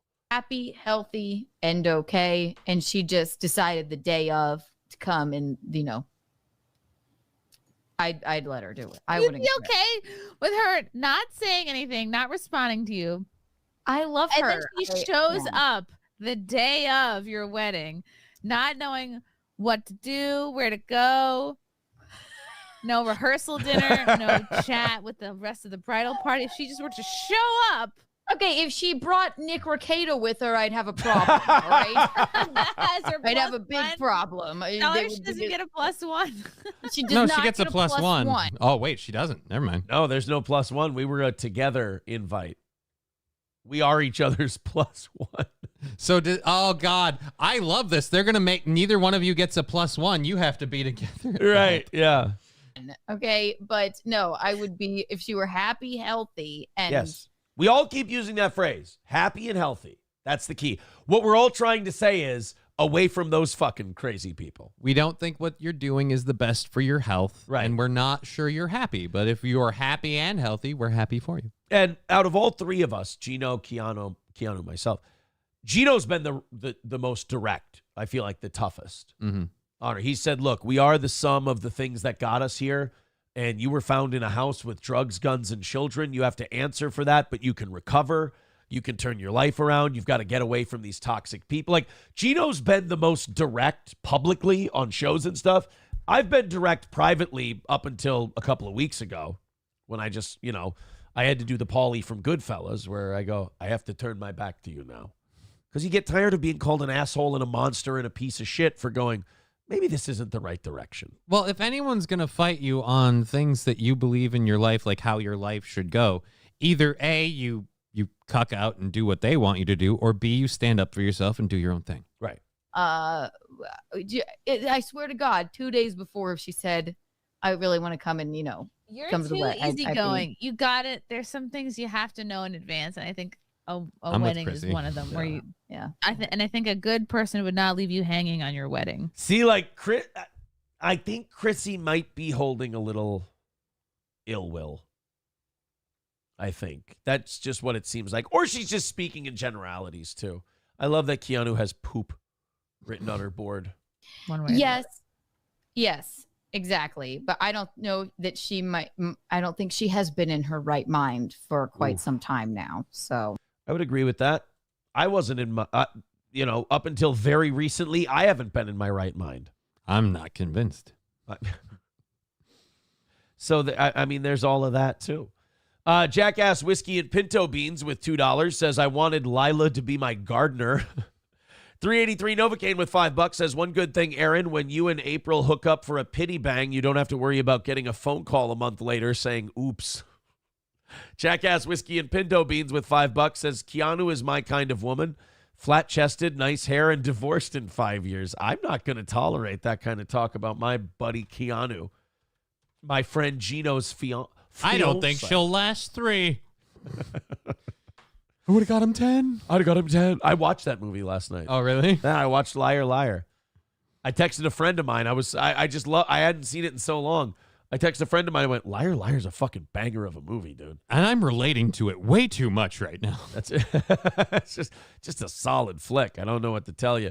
If you are one of our local OGs here from Central Minnesota, we are giving $50 to Stoney's in Rockville for the next person who gives us $20 over on PayPal. If you do that, $50 to Stoney's is yours. We've got a couple of those to give away today. We've already given away one. The links are in the chat. We are $135 away from today's goal, so we are very, very close. YouTube Super Chats, Streamlabs, PayPal, which the links are in the chat. Go ahead and check those out. Oh, I never told you guys this. I was watching a Keno Casino clip, and they were talking about this guy, Ethan Van Sciver, who I don't know much about. I think he's like a conservative commentator guy. I'm not sure. But he's a Nick guy. Okay. And they've accused him of being a Janny, a sweeper, as it were. And I couldn't remember where I'd heard that name before. And as I heard them talking about Ethan Van Sciver, I was like, where do I fucking know Ethan Van Sciver from? And I picked up my phone, and I went back to my phone calls a week ago Friday, so the 24th. Okay. Which I believe was, the day after the arrest. Okay. The day after the bust. And I got a call from a number that said Ethan Van Sciver on it. Now, I've never spoken to this guy, never been on a show with this guy, never really heard of the guy. Right. Ethan Van Sciver. And I got a call at like midnight or 11:30. Personal number or show line? I don't know. It was just his name and a phone number. Okay. And then at 11:37 that Friday or 11:38, I got a phone call from a number that I didn't recognize, but the name was Ricada N on it. So I don't know if they were drunk dialing. I don't know if they were trying to call me, and I don't know what they would be trying to do, or if it was somebody spoofing numbers. I'm not sure. But I know that my call, and I was asleep. You know, I'd been through some stuff. Dead to the world. Yeah, but again, the numbers, it said Ethan Van Sciver and Ricada N. No messages, I take it. No, my inbox is full. I keep deleting it, but it keeps filling up on me. But yeah, I thought that was kind of fucking goofy. I thought, but nothing since. All right, then. No other calls or anything like that. There was something Illicit Clips put up this weekend that I thought was very interesting. You know, one of the things when you get accused of a crime and you're a streamer, one of the terrible things is everything you've ever done can now potentially be evidence. And they can go look at all of it. Right, which is why I've been shutting the fuck up about my cheese addiction. My experience. Because I'm like, I've told my story. I've said what I had to say. Now it's time to shut the fuck up, Aaron. The problem is Nick's shows echo throughout eternity. And there's a lot of bad moments, especially in the last year or two, where he's been in less than optimum condition. Here's a clip that somebody posted from Illicit Clips where Nick goes on one of those pee breaks that we talked about and then comes back with a nosebleed and, as this video description says, scatterbrained. Let's take a look at this quick. Catch you in just... First of all, look at how fucking unhealthy of a human that is. Like, that just looks like a rotting skeletal structure. This looks like somebody with a disability, like a Stephen Hawking type of thing, like ALS. I think you're getting that because of just knowing the situation and him more. And then, I don't know, I'd have to see, like, older clips where he's a lot bigger. Right here, at least. Those shoulders, dude? That looks like a child's shoulders. Yeah, but haven't you ever seen, like, lanky, twinky people? I have. I've seen a lot of lanky, twinky people. How about the sunken-in cheeks? Again, and the weathered face. I'm going with that your criticisms and judgments are like based on knowledge. Based on knowledge and just on personal understanding of this person, from someone who has no knowledge and personal understanding of this person, I can look at this and be like, all right, he looks fine right here. See, I think this looks like cancer. I mean, I couldn't say no to that either, but I could also say this looks like a person who just maybe lives life at this general level of looking shitty. I see Matthew McConaughey in Dallas Buyers Club. Yeah, but that's because you got a hard on for him, man. You got you like a rodeo? Just a minute. So he goes. He comes. Oh my gosh! Woo! We're back. Whoa. Sorry about that. You see that in that nostril over there? Now we've got a different thing here. First of all, the nose is bright red. The nose is bright red, and that little blood. The blood what looks like blood. His eyes were wide open and attentive before. Now they've got a thing like his eyes were wide open and attentive and bright white, and now they're kind of reddish and kind of closed, like he's feeling a We're buzz. back. Sorry about that. Sorry about that. Here we go. Sorry about the delay. We are back. Never mind. His eyes aren't red. It was just the angle. Uh-oh. We are back to... That's not... Oh, when you wipe the nose and you see blood, you go, That's not something normal people do. There's no explaining that one away. You just kind of have to move on from it. He's lucky his beard's help covering it. Right. But, like, if you went, like most people be like, holy fucking Jesus, why is my nose bleeding? Yeah. I'll be right back, guys. I got to deal with this quick. Yeah, if you get a nosebleed in the middle of your stream, that's a rare thing. Like, that's a never happens sort of deal. If I'm sitting here and I go like this, I go, Jesus fucking Christ, I'm bleeding. What the hell is going on? Guys, I'm sorry. I got a fucking nosebleed for some reason. The kind of just like, that's happening is a little weird. Yeah. Do this. We're back to this document. No, not this document. We're on to the next story. He's rattled. He is. Give me just a second. Jesus Christ. Oh, he is. That's a rattled kind of a thing. Why would you hide your nosebleed? I mean, we saw it already, so it ain't going anywhere. So he takes a break. Okay, so that was that's funny. So I'll tell you what happened. Why it took me so long to come back. I would have just kept this quiet and been like, wow, it took me forever. So Lady Raggets was sleeping. Don't you fucking dare. Don't you? Oh my God. And you know, there is a chance. Al, I won't say anything. And I go up and check on her and make sure she's good. Just looked at April. Before the stream, I was hanging out with her and stuff. Looked at April again. It was nice. It was like just very chill. So I said, I'll come back at this 1 hour thing and I'll come give you a kiss. Well, she's out. Star Wars is on. She's laying there. It's all beautiful or whatever. So I go down to give her a kiss. Startled her. Bam. Hit me in the fucking face. No.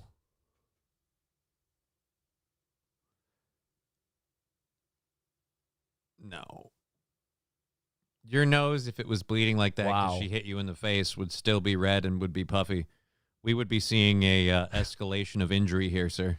Dude, come on. You got to come up with something better than that. And by the way, you came up with that after you returned and went. Yeah, wouldn't you come back and wouldn't you go, oh, guys, fucking, you wouldn't believe it. Oh, I was waking Lady Rackets up and she woke up startled and headbutted me right in the fucking nose. Oh, my God. I got to fucking, guys, I'm bleeding from it. Dude, I don't know about most people, but I've never been punched in the face, but I'm crossing my fingers. I have many times. Yeah, well, you know. But I'm just saying, I've hit my nose on stuff all the time. I've had people bump my nose. My daughter had her head come up once. Don't say bump. But anyway, so yeah, my nose has been stingy and like you end up going a lot and you do this a lot. Coming up with the blood part like right on stream, like you didn't realize it was bleeding before, you would have been checking. And then be like, oh, I'm bleeding. And then so you'd come back being like, hey, guys, you got like a tissue. And you're like, hey, guys, I tried to do something nice, and I just got fucked in the ass. Like she sits up. And then I get down here, and I'm like, oh, my God. And he's jittery as fuck, too. Like, he's really up.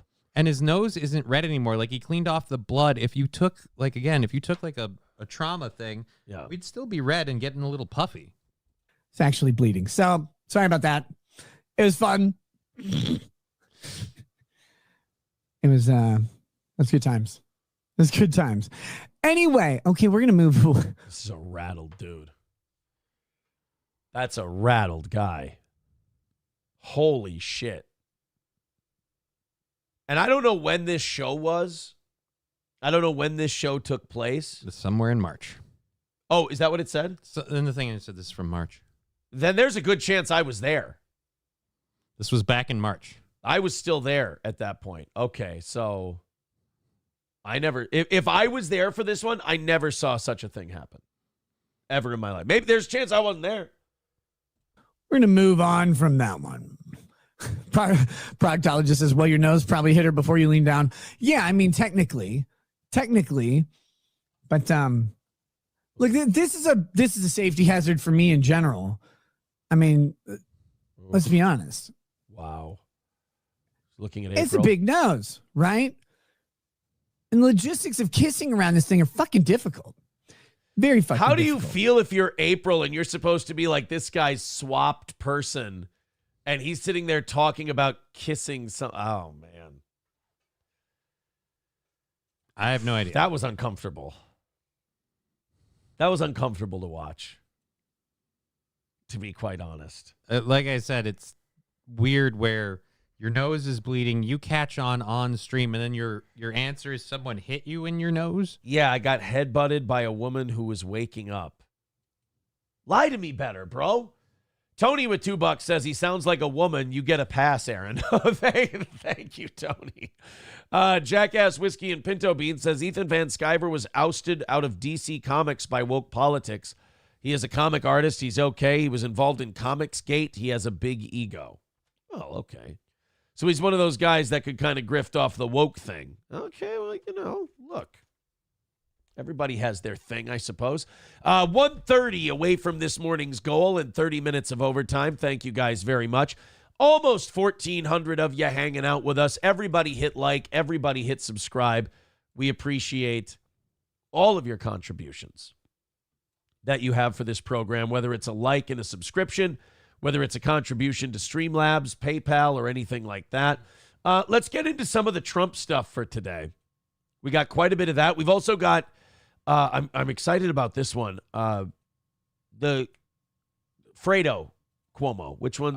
Chris Cuomo debated comedian Dave Smith. Okay. About COVID. And, Chris Cuomo has been getting a lot of shit lately for the fact that he's trying to turn COVID truther.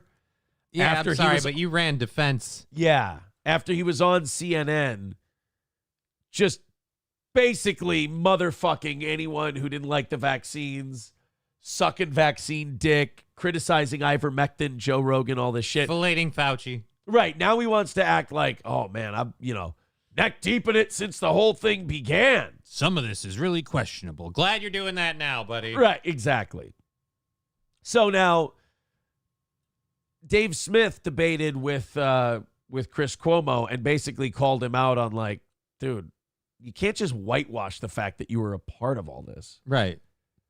You can't just go and say oh man, that COVID reporting that the mainstream media was doing was bullshit. And then go, when people go, well, what were you doing during that whole thing? You got to be like, that was part of the mainstream media. That's pushing the whole bullshit narrative. Yeah. How do you know it was a bullshit narrative? Because I was doing it. I was part of the whole thing. That would be a way to own it. Be like, now that I'm not on their fucking dime, I can say what I think. With all that stuff, honesty is always the best policy, as they say. But before we get into that, let's cover some of the Trump stuff with the verdict. I don't think it takes a genius to say it. But I do think that Trump is I think he's going to get a bump from this. He has gotten a bump from it. I think that people are going to be more likely to vote for him. Maybe I talk to the wrong people. Maybe I read the wrong shit. That's possible. The world is a big place and there's a lot of opinions out there. But I do get the sense that I hear from people more on the side of, I'm going to vote for him now because I feel like he's being unfairly targeted, versus people who are like, wait a minute, he got convicted of all these felonies. I can't support him anymore. Yeah, even before this happened, you had people like Dennis Quaid coming out and being like, I'm really scared about the way the government is pursuing this guy. And that's the way, whether or not it is the case, that's the way a lot of people see it. A lot of people see it as the government aggressively pursuing a person because, again, he can't speak. He's getting gag orders. Everyone else gets to talk. And after this conviction came out, he set a second record for like grassroots small donations to the point, to the point where his donation site got shut down for a minute because people were throwing so much money at him. So this came out, and it wasn't like deep state corporations like we got to back up our guy Trump or anything like that. It wasn't like the Nikki Haley situation where it's like, oh, you just got dealt another loss and surprise, 30 billion showed up in your account. No, this was more people everywhere being like, it's only $5, but God damn it, I'm gonna fight the man. You go, Trump. And so, yeah, he's gotten a bump from this. Yeah, I'm interested to see what the polls say. Oh, and by the way, instead of coming up with some crazy theory or scenario, I have sinus congestion. It's yeah, that terrible. happens. Yes, it's from that. I just, dude, the first 3 weeks of June are a fucking nightmare for me every year. This is why I can't believe any of that stuff in the first place. Like, yeah, I had this crazy time with all of this stuff. And I'm like, dude, you can't handle air in the summer. How did you do this? Well, I barely ever did. All right. That's how I did it. That makes a lot of sense. 67% of voters say Trump's guilty verdict makes no difference in their vote. 15% said they may want to vote Trump even harder now, according to this poll. 67% of registered voters nationally say it makes no difference to their vote if Trump is found guilty. 17% said they would be less likely to vote for him if he's convicted. 15% would be more likely to vote for Trump. Conversely, 76% of voters say a not guilty verdict would not impact their vote. 9% would be less likely. 14% would be more likely to vote for him. So it seems like within the margin of error, this thing is kind of giving him more of a boost than anything. Or at the very least, it's a wash. You know, you know who it's not a win for? Who's that? Joe Biden. He gets nothing out of this. He really doesn't. And, you know, with the way this election is shaping up, I mean, it just kind of looks like no matter what Trump does, it seems like more of the country just wants somebody who's not Joe Biden. Yeah. You know, and that's, you got to think, that's kind of partially how Trump won in 2016, too. People didn't want Hillary. And even then, more people wanted Hillary than anybody wants Biden. Like, Hillary at least had a little bit of a movement with the solid Democrats, with the first lady president people and all of that shit. Yeah. And at least she won like the fucking popular vote. Like that was a tense and a close race. The last time that Biden and Trump went at it, nobody thought Biden would win. And then that weird snuck it in at the 11th hour kind of thing happened. Right. This time, I don't think anyone will believe that. Especially after this court thing with a biased judge. Let me ask you something. Does it matter if we believe it or not? I mean, this is the scary part. Can't they just do whatever they want, fuck everybody else, and just off we But go? I think this is where Alex Jones is right. They've been stoking up the fight the man, fight the government stuff to the point where when this happens, people are either going to bend down and obey their masters, or they're going to buck and fight back, and now we get to corral everybody, lock down weapons. Hello, communism. After COVID, I have to say, I have zero faith in the American people to fight back. Especially not enough of them to do anything. Right. Yeah. Anything that happens, if anything untoward happened, as Keanu would say, is easily corrallable. Right. In my opinion. So I don't know. I don't know what Trump's sentence is going to be, but if he's allowed to still do the election, and if it's, you know, the polls all look really good for him, and I haven't seen one since this thing happened. We'll probably get those today or tomorrow. If he gets a bump from this, I think they'll go even harder on his other trials, because he still has the Georgia one. I think the Georgia trial's the last one.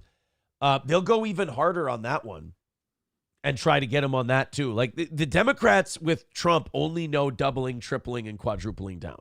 And the weird part is the last, 2-3 years, that has been biting them in the ass over and over again. How many times do you have to get your hand burned before you learn the stove's fucking hot, moron?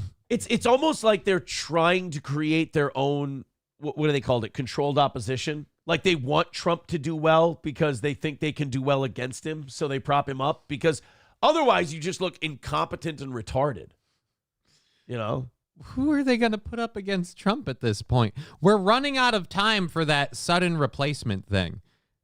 And the only person that I've heard anyone suggest again is like Gavin Newsom. I've heard Michelle Obama. Yeah, a lot of people believe that that a Michelle Obama is going to come out of the wings in the 11th hour and do it. She really, really hates politics, and she's gotten a lot of shit with the whole, like, you know, her husband being the president thing. If they're going to put her in it with no political career record or anything whatsoever, they better get going, because even at this point, Trump can be like, hey, I was president for 4 years. So, you know, you want to talk about my record? Look what I did. Also, Donald Trump showed up for the UFC fight night on Saturday. Oh, I bet he got booed. Everyone, that horrible 34 counts. Yeah, what a giant piece of shit. Well, if that's your prediction, let's check it out. And Dana White's walking with him. Yeah, let's see how Trump did at the UFC event. Like you said, I'm sure a lot of people in America very upset that he got convicted 35 times or whatever it is. Oh God, before we go into that, that's the other thing that fucking freaked me out about this. I found out like the day before the verdict.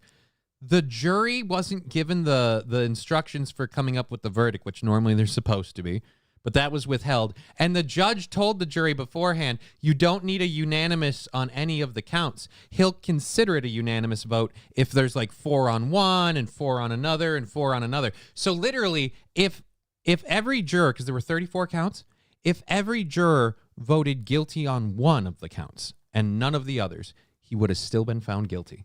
By the way the judge said he would do it. Fortunately, I don't know if the judge would actually have pulled the trigger on that, because he didn't need to, because they all unanimous. But again, it seemed like it was no matter what, he was willing to mix and match people's votes to get a conviction. So it seems like a real straight shooter, if you ask me. Yeah. Well, let's see how Trump did at the UFC event. Remember, this is probably full of haters, bloodthirsty Americans who are terrified that the man who could become their next president is now a 35-time felon. Let's stop ruining our country, dictator. Yeah. You're telling me that they gave this felon, this traitor, a standing ovation? How dare they? I am disgusted that Mr. Clean here is willing to walk with this man and smile. Dana White should be thrown in the stocks and have to. Not only did that guilty verdict maybe make people sympathetic towards him, but it also made the people who kind of support him really support him. Mm-hmm. And maybe people who were like, I might stay home in November, get the fuck out there. Yeah. So. And another thing, could we imagine what it would be like if Dana White were walking Biden out to the UFC event? Shit. Do you think they'd move this fast? Do you think he'd stop halfway? No, Biden would turn around and wonder where he is a couple of times. He'd stop halfway through and do that thing where he sinks down 1/4 of an inch and looks like he's thinking real hard, or as I call it, a toddler shitting his pants. He might be shitting his pants, though. You don't know. You never know. An illegal gambling charge. I bet he has a bookie. I bet he's betting on these fights when he's not actually here. Dude, you're in Vegas. I'm pretty sure you can bet on the fights. I love your show, Joe. It's a great show. Keep talking truth to all those gay F words. Donald Trump with it. There you go. A standing ovation for that goddamn criminal. How dare those traitors sell their country down the river and cheer a man who... Don't they realize if he gets elected, he will never leave office? Never. And forget the fact that we screamed that in 2016. And then he left office.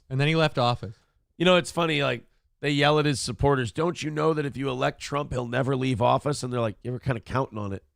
God, we wish he hadn't left the first time. Right. Could you imagine where we'd be if he didn't let Biden in? $2 from Whiskey and Pinto Beans, Jackass Whiskey and Pinto Beans. Says, are you a Democrat? No, I am not a Democrat, sir. Tridio with $5. Says, Aaron, can you settle something for us? You said the container was a...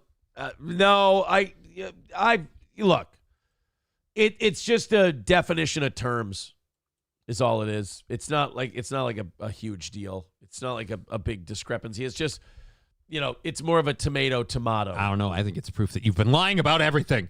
There's not one shred of evidence that's come through. Not one receipt, buddy. Keep spouting your truth, sir. King Kong Dong with $2 says Trump Dana White 2024 would be a power move. I don't think Dana wants anything to do with politics. He has trouble doing podcasts sometimes. Right, without saying something that could get him canceled. Right, yeah, I don't think he'd do well as vice president. Guys, the next person who throws in $20 on Streamlabs or PayPal or Venmo is going to get our last Stoney's $50 gift certificate of the day. If that's something you'd like, great for the anniversary show in August. Go ahead and throw us $20 on that Streamlabs, PayPal, or Venmo link. We do appreciate it.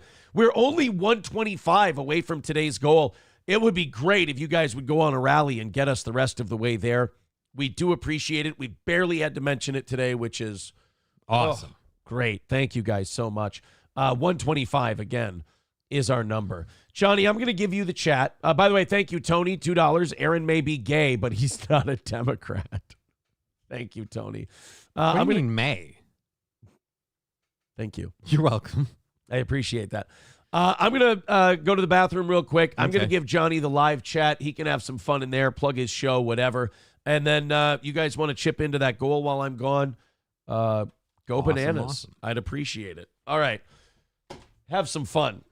All right, so I'm going to be going live at hopefully at 2 p.m. Central Standard Time. I have a couple of stories and things that I gathered yesterday. It'll be fun to talk about. But I also have a lot of shit going on today.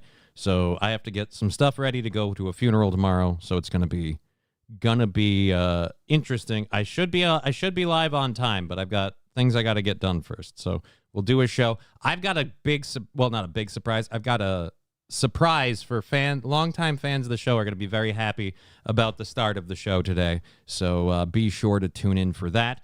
We go till 5:30. We're fully funded, and I won't be live tomorrow because, again, funeral stuff. I won't be here. I won't be live on my show.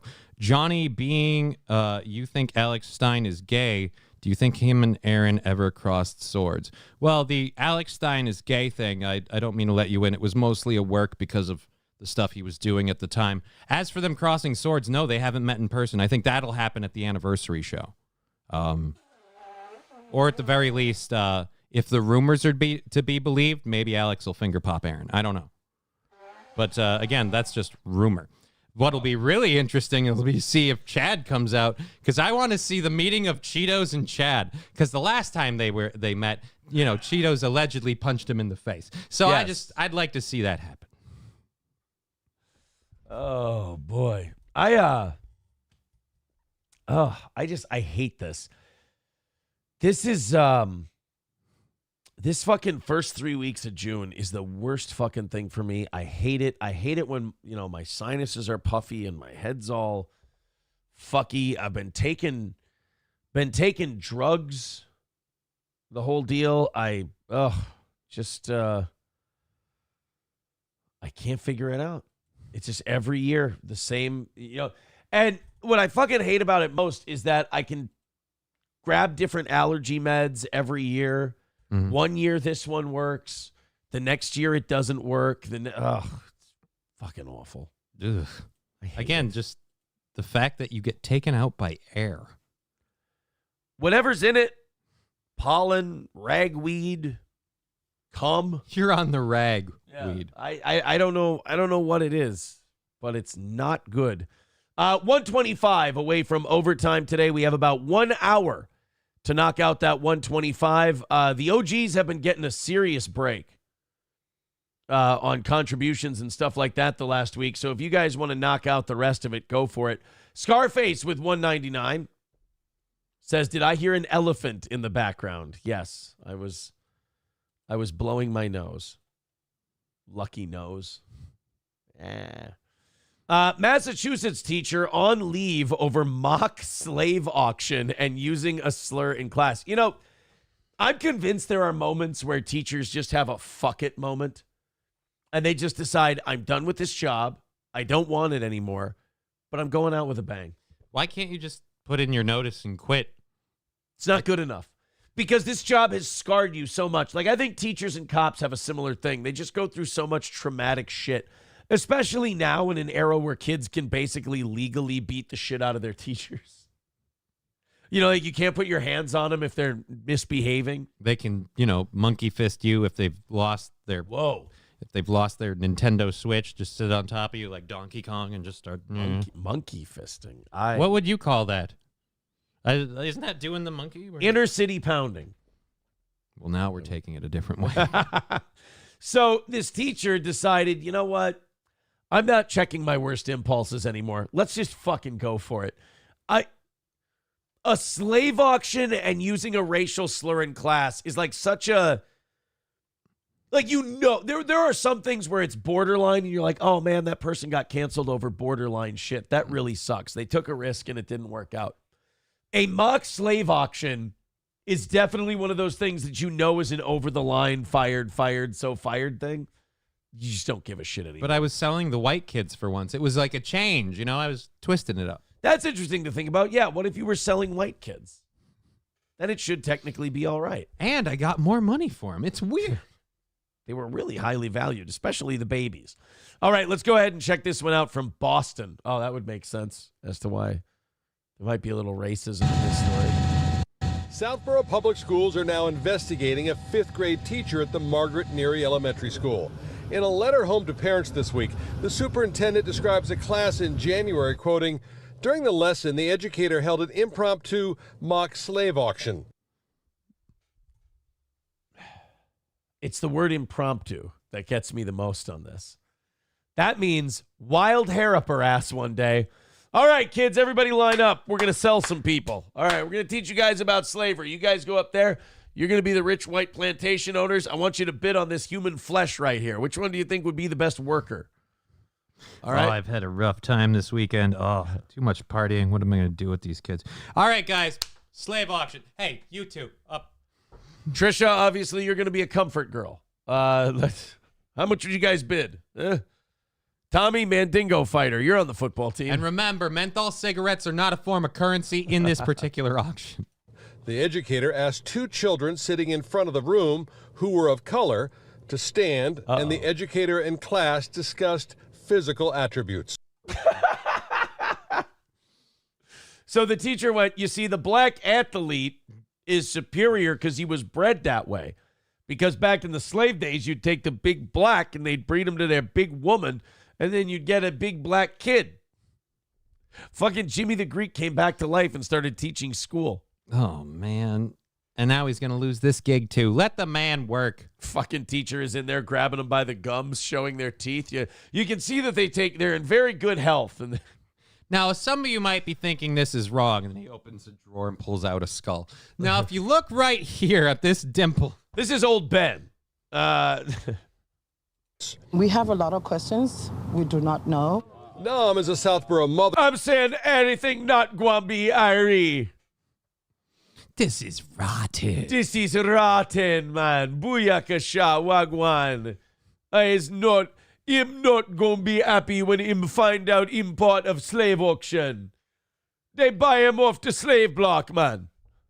Mother who has a son in that class. Even for me, it's extremely difficult to have a conversation about race. But I think it's very important to talk about the history, because this country is deeply embedded in that.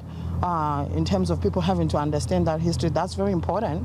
But I think there's ways to teach the history without having to be offensive. Yeah, make them work the field for a day and they'll understand.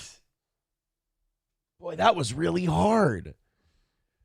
I mean, look, if we're being honest, I know a teacher having a slave auction where she has black kids go up, talks about their physical attributes, and has them like looked at and bid on. It looks terrible, and that's fucking wrong, and you shouldn't do it, and it's going to cost you your job, obviously. However, it is an interesting way to teach kids, like, look, man, this is what fucking happened back then. This was a real thing. This is something that happened back in these days. And for those of you that find this deeply, deeply upsetting, don't bother looking into the rest of the world. It's not like it's still going on in some places. And it is, too. Lab Glass with $25 says, give the gift card to King Kong Dong. Wow, that's a lot of transferring. And he throws us $25 over on Venmo. Thank you very much, buddy. That's going to put us at an even 100. away from today's goal. Thank you very, very much. So $100 away from knocking it out and doing overtime. We appreciate you guys. Thank you so much. We're told that fifth grade teacher is now on administrative leave while these incidents are being investigated. We're live in Southborough. I'm Ted Wayman, WCVB. Ted Wayman. And it said Nom on it. All right. Yeah, that just seems like a teacher who might have just thought, fuck it, I'm out. You have to know you're not going to get away with that. No. I'm gonna auction off some black kids in my class and use a... They didn't tell us what the racial slur is, and that bothers me. They never tell us what the racial slur is. The school's just upset that they didn't get a cut. Right. A percentage. The teachers union needs their VIG. Jackass Whiskey and Pinto Beans with $2 says walleye or bass. I'm more of a walleye dude. I don't know if they've ever had bass. Sea bass, I'm okay. Sea bass is pretty good. But I think freshwater bass, freshwater walleye, I got to say I'm a walleye guy. All right, even hundo away from today's goal. Thank you guys very much for all of your contributions, all of your help. Again, about 1,200 of you, a little over 1,200 of you hanging around right now. Hit like, hit subscribe. We appreciate your generosity to this program. Throw something in the PayPal, the Streamlabs, the Venmo. And let's end today's show knocking it out. $100 away from doing so, and boy, do we appreciate it. Let's get into the Chris Cuomo, Dave Smith stuff. Yeah, what did they? All right, so they had a debate. How many did they get? At least 200 people. There were bedbugs at the fucking venue. They did a little better than Hackamania. Okay, I will say that, but they had a debate on COVID, and this is really interesting because Chris Cuomo lately he's been taking back a lot of the shit he's said about COVID, but without acknowledging that he ever was part of the brainwashing of COVID. It's a really weird game that Chris Cuomo's playing. Okay, let's see how it pans out for him. Yeah, he's doing that thing where he goes, oh, yeah, ivermectin was okay, and the government lied to us about that. Like, he's kind of posing and going, they lied about this. They lied about that. They did this to us. They did that to us. And it's like, okay, Chris, who's they? And he's like, the mainstream media and the government. It's like, you mean the people you were working for a couple months ago, sir? Right. It's the weirdest thing. Like, it would be so much cooler, and I think people would like Chris Cuomo so much more if he went, look, I'm sorry. I fucked up. I did all this stuff. I brainwashed people. I helped put this message forward, and it was wrong, and I'm sorry. But he's worried he'll catch too much shit for it. So instead, he just pretends like him from the last 4 years never fucking existed, and this has always been who he is. Which, so you won't catch shit for that? Right. You're going to be a phony if you do that. Let's check out this debate between Chris Cuomo and comedian and libertarian Dave Smith. Man, is there a lot of corruption going on at the top here. Yeah, it's not fair to put it all in the media, though. No, I'm not putting it all. Imagine that. Chris Cuomo doesn't think you should put all this on the media. Oh, why is that, Chris? This is like David Letterman had this great bit when the Jay and Conan stuff was going on, and Jay was kicking Conan out of the Tonight Show to take it back. And David Letterman said, Jay said last night, don't blame Conan. And Letterman goes, in the thousands of words that have been spoken about this situation, nobody has ever blamed Conan for any of this. Like, no, hey guys, I know you think that Conan O'Brien kicked himself out of his job, but that's not true. Don't blame Conan. Well, if he was tanking the ratings, he did kind of kick himself out of his job. Accidentally, yes. Not intentionally. But like with Chris Cuomo here, he's like, look, I don't think it's totally fair to blame the media. Why, Chris? It's devastating to my case. The media. How about a lot? I'm putting a lot of it on the media. The media is an echo of society. What you see. See, I haven't been accused of doing some heinous stuff. I'm just echoing society. I'm just an echo of society. No, Chris, that's South Park. You're confusing the media and South Park as to what's a reflection of society. You're supposed to just tell us what happened. Right. Acting like the media has been a reflection of society the last however many decades is complete horseshit. You guys, all you guys ever did was tell people how to think. Are Tide Pods murdering your children? Find out why you should switch to powder. That's not a reflection. That there weren't parents running around going, our kids are eating Tide Pods and they're dying. Do something. You guys pushed that on people. You know, COVID. Society wasn't calling ivermectin horse paste. That was your move. Right. There weren't people going, ivermectin, that's a bunch of horse paste. We shouldn't try that. You guys put that out there. So to say that, like, well, I don't think it's fair that the media gets the blame, it's like, I think you it's guys, totally fair. Well, and you guys were the ones talking the most. You weren't echoing society. You were echoing the government, Dr. Fauci. You were just basically shills for the whole thing. And you were demonizing anyone who didn't go along with you. Right. Oh, yeah, we were bad people. We wanted people dead. Yeah, we wanted grandma to die. To put it all in the media, though. No, I'm not putting it all. The media. How about a lot? The media, I'm putting a lot of it on the media. Is an echo of society. What you see in the media. Okay, then tell me this. What do you watch? What do you watch? What do you watch? Not you. Tires on Netflix for escapism. Al Jazeera. People watch what they like. People watch what confirms what they believe. Yeah, but that's not good. The news isn't supposed to be confirmation bias. It's the news. It's just supposed to be the shit that happened. But the problem with the media is they tell you the shit that happened and then put their theory as to why in it and then kind of shove it down your throat. They don't tell you, like, a car went through a sinkhole today on Main Street. They go, is climate change responsible for the wetter summer we've been having and thus the sinkhole that opened up in Main Street today? That's an opinion in your news. A passive-aggressive way of putting an opinion in your news. Really condescending way to look at people. Listen, let me just say something. So when I want to... So you think you say a lot of things on your show because you think people aren't going to like them and they're not going to agree and they won't watch you anymore? He's not a news if program. You want to honestly ask this question, yes, there are a lot of times where I say things on my show that I know my audience will be upset with me for. There's a lot of times when I know there's positions where I could get way more eyes on me and grow my audience, but I don't take You are that the most position. immense... Right. But no, Chris, you guys are such sociopaths in media that you don't think those people exist. There's a lot of people like that out there.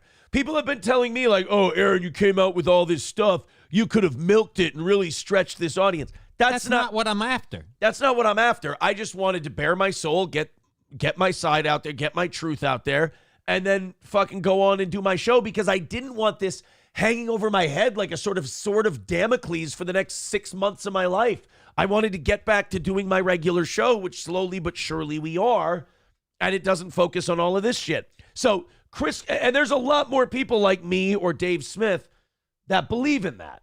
That, like, yes, I could milk this and, exploit it for audience or whatever. I figured we got a little bump for a week.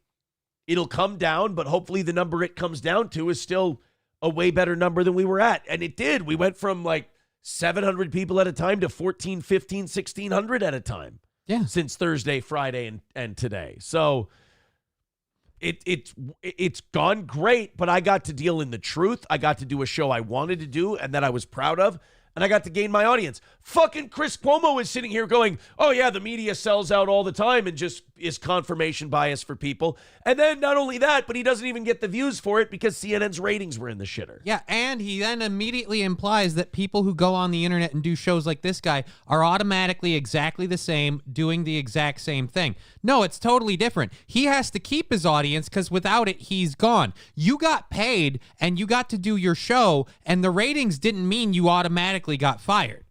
In fact, until the drama stuff showed up, I think you were pretty much set in your ways. He was the primetime kid over on CNN until his brother started shoving his fingers up strangers' assholes. I could get way more eyes on me and grow my audience, but I don't take You are that the most position. amenable libertarian I have ever talked to. No, I'm just an honest person, man. And it's totally, like, it's totally... You are so in sync. No. But here's the problem, Chris. On one and side maybe of the this is the problem. Maybe this is the problem with a lot of the attitude in the corporate media is that that's what you think of the American people. That you just want to listen to people. That's just they're not no. libertarians. But what you he's sitting there. Chris Cuomo said, "Oh no, we're a reflection of the society." And society just wants to be told what they already believe. A, that's not what you're supposed to be doing. And B, that's a really cynical way to look at the American people. And then he called you out on it and you denied it. And you said, no, I'm saying about you. And no, you said you're a reflection of society. Right. You said before that was not about me, and that's what I was responding to. When you say that people just want to listen to whatever confirms their bias, I don't think that's actually true. But that's what does well in the media. That's all I'm saying. No, but I'm saying that's what does well. So it went from what we're supposed to do is be a reflection of society to, well, it does well. Well, which one is it? Is it what we're supposed to do, or is it what does well? Sir, would you like to look at CNN's ratings and once again say that statement? Right. But that's the other thing about Chris Cuomo, and that's why a lot of people are shitting on him and why they don't like him, is because he just seems slippery and dishonest. Like, the reasons why he's doing what he's doing always changes. He's like, oh, it's a reflection of society. Oh, it's what does well in the numbers. Oh, it's what people want to hear. Like, which one is it? And you don't have any respect for the voice of people screaming, we need you to be the tough love that tells us what we need to know, not what we need to hear. Right. So this is why Chris Cuomo's new persona of like pro-ivermectin, anti-vaccine guy is having a hard time taking off. I'm really questioning the sudden appearance of this vaccine. Glad we've got someone asking questions 2 or 3 years too late, but all right. Exactly. Christy Evans with $4.99. Thank you very much. Hey, boys and girls, we're $95 away from today's goal and overtime. We got 45 minutes to knock it out. Thank you so much. Streamlabs, PayPal, Super Chats, all of those links are in both the Rumble and YouTube chats. Thank you, guys. Hit like, hit subscribe, and throw us a couple of bucks, and we'll knock this thing out. Now, here's the other clip from this Dave Smith, Chris Cuomo debate. This one looks like a better quality, too. Good. It's also about Chris's, let's just say, sudden transformation. Oh, okay. This is going to be about what the old Chris Cuomo thinks about the new Chris Cuomo. Here we go. There was so much talk that they don't want you to take ivermectin. Ivermectin is the way to go. Take it. Joe Rogan got better from ivermectin. And by the way, I don't like what people did to Joe Rogan about ivermectin. I don't like you did it. No. God bless I don't Dave like what Smith. people did to Joe Rogan about ivermectin. You mean what you and CNN like kind of orchestrated? Right. What was that? Wasn't it Fareed Zakaria or Sanjay Gupta who went on and totally motherfucked Rogan, and then Rogan had him on his show and played it for him? Yeah, I think it was Sanjay Gupta. Sanjay Gupta. And Sanjay had to kind of one, break right? down, or like back down on Rogan's show. I thought that was great. But like, yeah, CNN did it. I didn't see Chris Cuomo going on the air and going, you know, what's happening to Joe Rogan is really unfair. People shouldn't be doing this to Joe Rogan, and I'm here to speak out about it. No, you're here to fucking sate your own needs. And again, you can't back the side that goes after the guy and then come out and be like, I didn't think he did anything wrong, and this is all a surprise. Like, no, we have the video. Yeah. No. Okay, yes, good. you did. Find the clips. Dude, find the clips. You shamed Joe Rogan. Find the you clips. said he's taking horse dewormer. You and Don Lemon were chuckling at each other about it. No. I'll go find First the of all, clip. you just saw the clips. I watched I'm it. not chuckling. I'm listening to Don. But No, the here's clip the point. Yeah, no, I'm listening to Don shit on Joe. So now not only are you backtracking from what you just said, but you're throwing another guy under the bus. See, this is why people don't like Chris Cuomo, because he's underestimating people's intelligence. He's insulting people's intelligence. He's being very coy, and he's not owning up to, again, if he would just say, I was part of the problem for a long time, I'm glad to be part of the solution now. That would be great. I made mistakes. I was doing what I had to with my job, whatever. But yeah, you can't be like, no, it wasn't me, guys. No. I'm talking about wasn't on there, and Here, it's absolutely look, we there. were Here, do we have it? Hold on, let's play the clip. Injecting drugs for animals and horse. And people telling them to. Oh, my God. What person? You know, you talk about, like, cancel culture, who to shame. Ivermectin, a dewormer, really? They are shaming them. Oh, I didn't do it. Find the clips. Well, here's the clips, asshole. I assume now he's going to be like, oh, you were right. I was wrong. I'm sorry. You think he'll do that? You think he'll come clean and go, you know yeah. what? You nailed Yeah, I it. believe he's totally going to just, how can you deny this? Okay. themselves. That's No what one it has is. to shame them. They're shaming themselves. So you're taking a dewormer right now. This Chris. is Chris, a you can't dewormer. apologize for that. You weren't being clear that it was All this, right. and you know that, dude. You're being so dishonest right now, man. I'm not You being were talking dishonest. about ivermectin, the drug. You were not talking about this version of ivermectin. Come on. Good for Dave Smith. He didn't back down at all. He just latched on. Not that it was very difficult. I mean, the guy's transparently full of shit. And I don't know about it or not, but isn't there really no difference between like the horse paste version and the people version other than like the dosage rate? I'm going to do something that Chris Cuomo should have done a long time ago. Research? I don't know. Oh. I'm not sure. I guess I do know that there are differences between the two, but I'm not sure. I think the ivermectin for human comes in pill form, and it's an anti-parasitic drug, I think. And the horse stuff, yeah, it comes in like a paste. That's just because horses don't really swallow pills. Right. Jackass Whiskey and Pinto Beans says with $2, says 1095 or 440C, Steele. We're a S Corp. So we're a corporation, my man. Just a corporation. Bigot on Socialist Media says it looks like this guy, Patrick Bet David, is pretty good at hosting debates. You don't see him getting involved. Yeah, he was pretty hands-off. Didn't need to be hands-on. I mean, it seems like they had Those the debate. two had a nice back and forth. Yeah, they were being respectful. I'm going to give you the chat back. I'm going to try and clear this up a little more. I'm also going to grab a little something to wet my whistle. Can I get you any water or anything Yeah, like I guess that? a little water. I finished All right. my coffee a while ago. Guys, we are $95 away from this morning's goal, and when we knock it out, we're going to add another 30 minutes of show to the end of the program, which that time will run up in about 40 minutes. Then we would add another 30 minutes to the end of that if we knock out that last 95. Streamlabs, PayPal, and Venmo. Johnny, have fun. Yeah. All right, so Aaron's going to run off and get some water. Considering how we just recently talked about that other clip, this seems odd. But I'm going live at 2, like I said earlier, and someone mentioned in the chat, if you guys didn't know, we did finally get the whole monetization thing. So we can do super chats and memberships. That's the inaugural run of that today, so that'll be fun. Plug your dog shit Twitch stream. Didn't I just do that, Ryan G? And I'm sorry if you don't like the show, you don't have to watch it. I do a show because I have fun.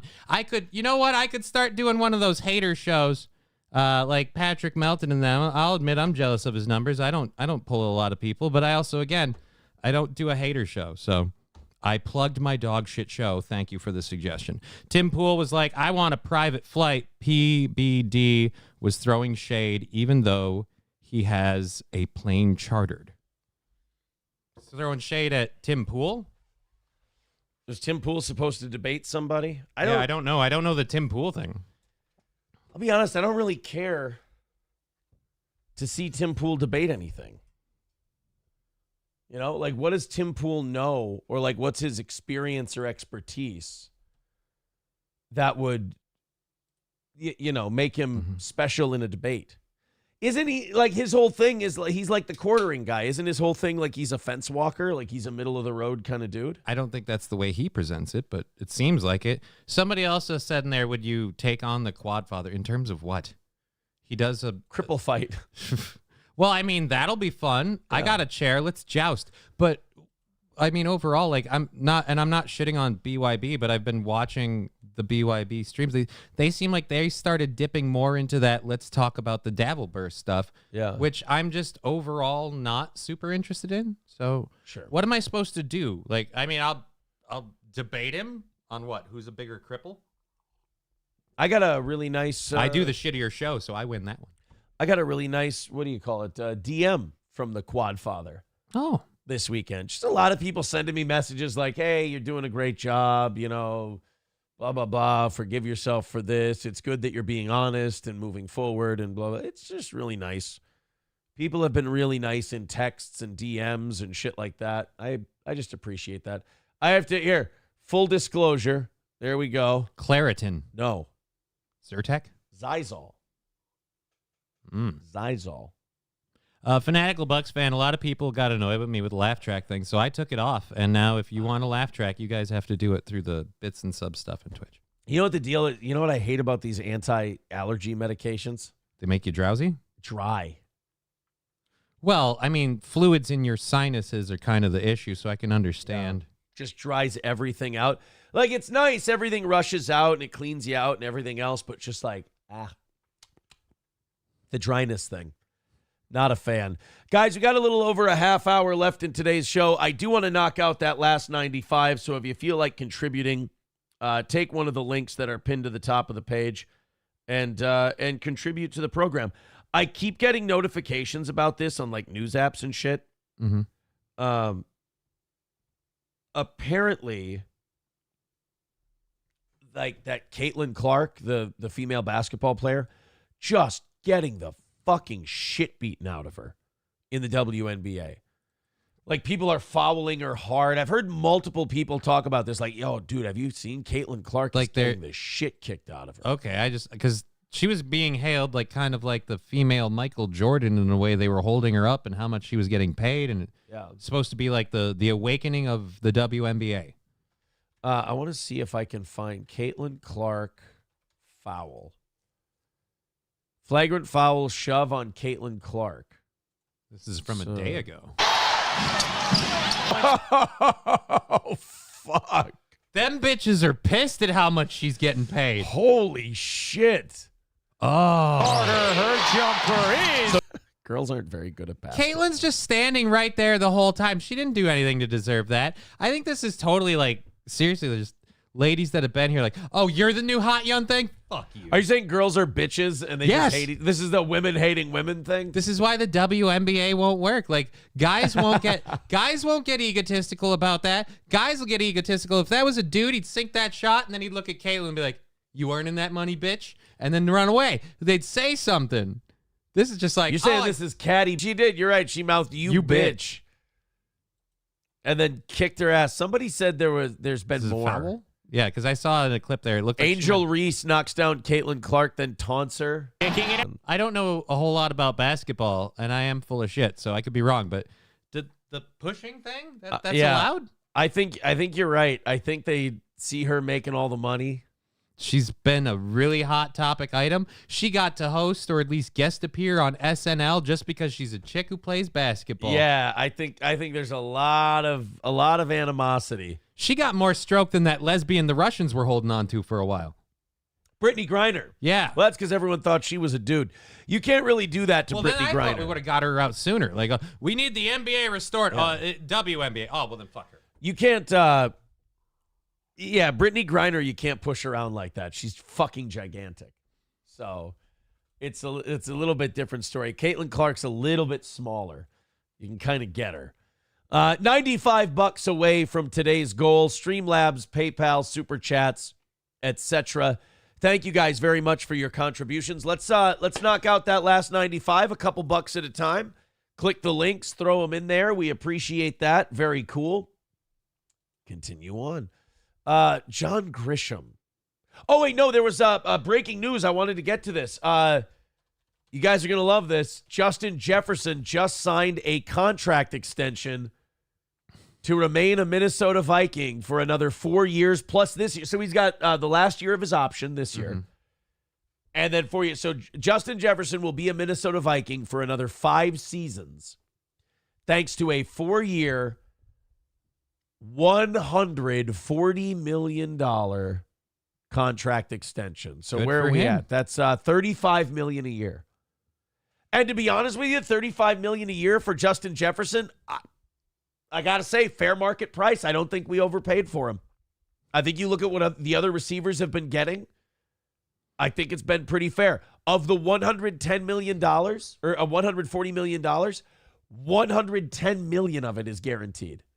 100. So even if he like gets injured and forced like out because due to injury, like say 2 or 3 years in, he's still getting the 110. He's still getting the 110 no matter what.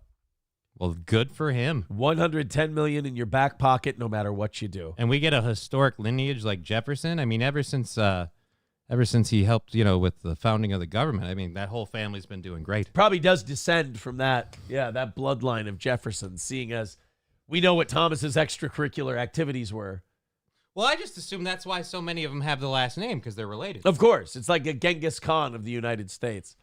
According to ESPN, which first reported the deal, the contract is for 4 years, $140 million, $110 guaranteed. Jefferson will also receive a signing bonus of $88.743 million, the highest for a non-quarterback in league history. So they really think Jefferson and the new quarterback that they signed, like I guess those two are like the linchpin of the weapons going forward? That's going to be what builds this franchise for the next 5 years. That's going to be what we're going to throw in there for winning a Super Bowl. We're going to load up our weapons. We got Jefferson, Addison, McCarthy, Darisaw, O'Neal, Hawkinson. We're loading it up, and we're going to make a run. That's the plan. But we've traditionally had a problem where one side does great, the other side flounders a little. So how's the defense looking right now? Better than last year. Okay. They loaded up the defense pretty good with free agents. So we're looking decent on the defensive side of things. All right, then. It could be interesting this year. Silence Do Good with $5 says, never seen such low super chats with these big of numbers. I mean, we've made about $300 today, but all right. Come on, guys, support the show. Also, don't forget you can buy April's Magic Bean coffee. That's true. April's Magic Bean at crescentmountcoffee.myshopify.com. But Silence Do Good, not the biggest fan of ours, but not a total hater. But guys, I say use that. Silence Do Good says, never seen this low of super chats with these big of numbers. So he is saying we have big numbers. I appreciate that. Go ahead and throw some money in. Prove them wrong. Fuck them right in the butt. $90 away from today's goal. And when you go to PayPal, you go to Venmo, you go to Streamlabs, make sure you write in the comments section, this is for our buddy Silence Do Good. I've been happy to see just the number of low dollar super chats. I love when everybody can throw in a couple of, just a couple of bucks. Never really hurts anyone. And then we get the goal done and we don't have to beg. What's wrong with that? I like that. Dr. Silverwolf, $2 at a time says we pay so much for players and have 0 Super Bowls. Well, yep. I mean, that's called masochism, baby. I'll say what all Vikings fans say. We're working this year's on the year. You wait until next year. Wait, I'm supposed to say this year. I'm sorry. Yeah, already in June, we start going, but wait till next year. A lot of people have a problem. They don't think Sam Darnold's going to be able to lead the Vikings to the promised land, and I don't think that's an unfair statement to make. I also don't want our rookie quarterback starting this year because that means we suck. You want him to kind of I want him to sit work into it, build up a little bit. Maybe play in garbage time a little bit, like in the fourth quarter, if we're up by a lot or down by a lot. Throw him in there, get him some reps. But either way, guys, Silence Do Good says with our big numbers, we should have way more super chats with over 1,000 people here. So I say either super chat or PayPal, and let's. I want to make Silence Do Good feel better about what's going on. $90 away. Thank you guys very much for your support. There are the links in the chat. This was a funny clip. John Grisham went on The View recently and joked about writing another book. I want you to tell me if like a Tom Clancy or like a conservative dude made this joke about somebody, if the reception would be as warm. Okay. Let's watch John Grisham here and see what he had to say about his next book. Better be careful because I'm not really noted for accuracy. Yeah, don't believe everything you read, okay? Well, you're art imitating life, really, I think, is what you're doing. But life right now in the courtroom is getting a little scary. I mean, let's take the Supreme Court, right? Are so corrupt. The whole thing is. That's why I wish it could be. It's getting a little scary. Yeah, the way the federal government is just levying anything to just find a guy guilty no matter what scares the shit out of me. What happens if they come for you? How can you be like a legal person or a political person and be liberal and think that it's a scary time to be part of the court system? If you're a lefty, it's a fucking awesome time to be part of the court system. You just if you have a big threat, if you have somebody that might upend your plans and everything else, just drag them in front of a courtroom, fine him hundreds of millions of dollars, find him guilty on a bunch of trumped up, no pun intended, felony charges, find a judge that hates the fucking guy and weighs everything against him. What are you fucking complaining about? That's what I don't get about these lefty people. I watch these conservative types.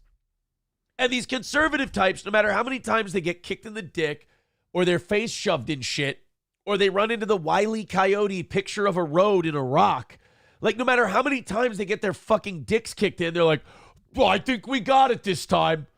I think the country's turning around. Like, how many times have you heard them say this about culture war shit? I think this is the turning point where the pendulum swings back. This is the end of cancel culture. Yeah, only to have a 7-year-old have their cock cut off right in front of them. They're like, I think this is what's going to turn it around. Like, conservatives keep getting kicked in the dick, and they keep going, I've got hope. And you're like, fucking why? Why do you have hope? I think next time it's going to work out. Why would it work out? Show me one piece of evidence that makes you think it's going to work out. Like this next election. Show me one piece of evidence where you think this election will be handled fairly. Okay, now given the subject we just talked about, take the word conservative out and put in Minnesota Vikings fan. How different is that argument? No, I'm not doing that. That's too depressing. Ha! I was right. So conservatives will do that. Liberals have everything go their way. They have everything go the direction they need it to go. Except the Supreme Court, but yes. But like to give them a leg up in matters. Sure. And they're never fucking they're always fucking miserable about it. It's not going enough in our direction. They still have one thing. You can still trample all over them, and you do. And you're fucking pissy about it. Whereas conservatives, I don't know who's dumber. The ungrateful people who rig everything in their favor, win almost everything, and then bitch about it, or the people who keep getting tricked and fucking Charlie Brown kicking the football, and they think it's going to be a square game next time. I don't know who's dumber. But for Joy Behar to go, it's really scary in the courtroom right now. Yeah, if you're Donald Trump. Right now, a lot of people have issues with them. There's some scandals plaguing the Supreme Court. Do you have any thoughts on that? And maybe write a book or make a movie out of that? I wrote a great book called The Pelican Brief. Yes. Hey.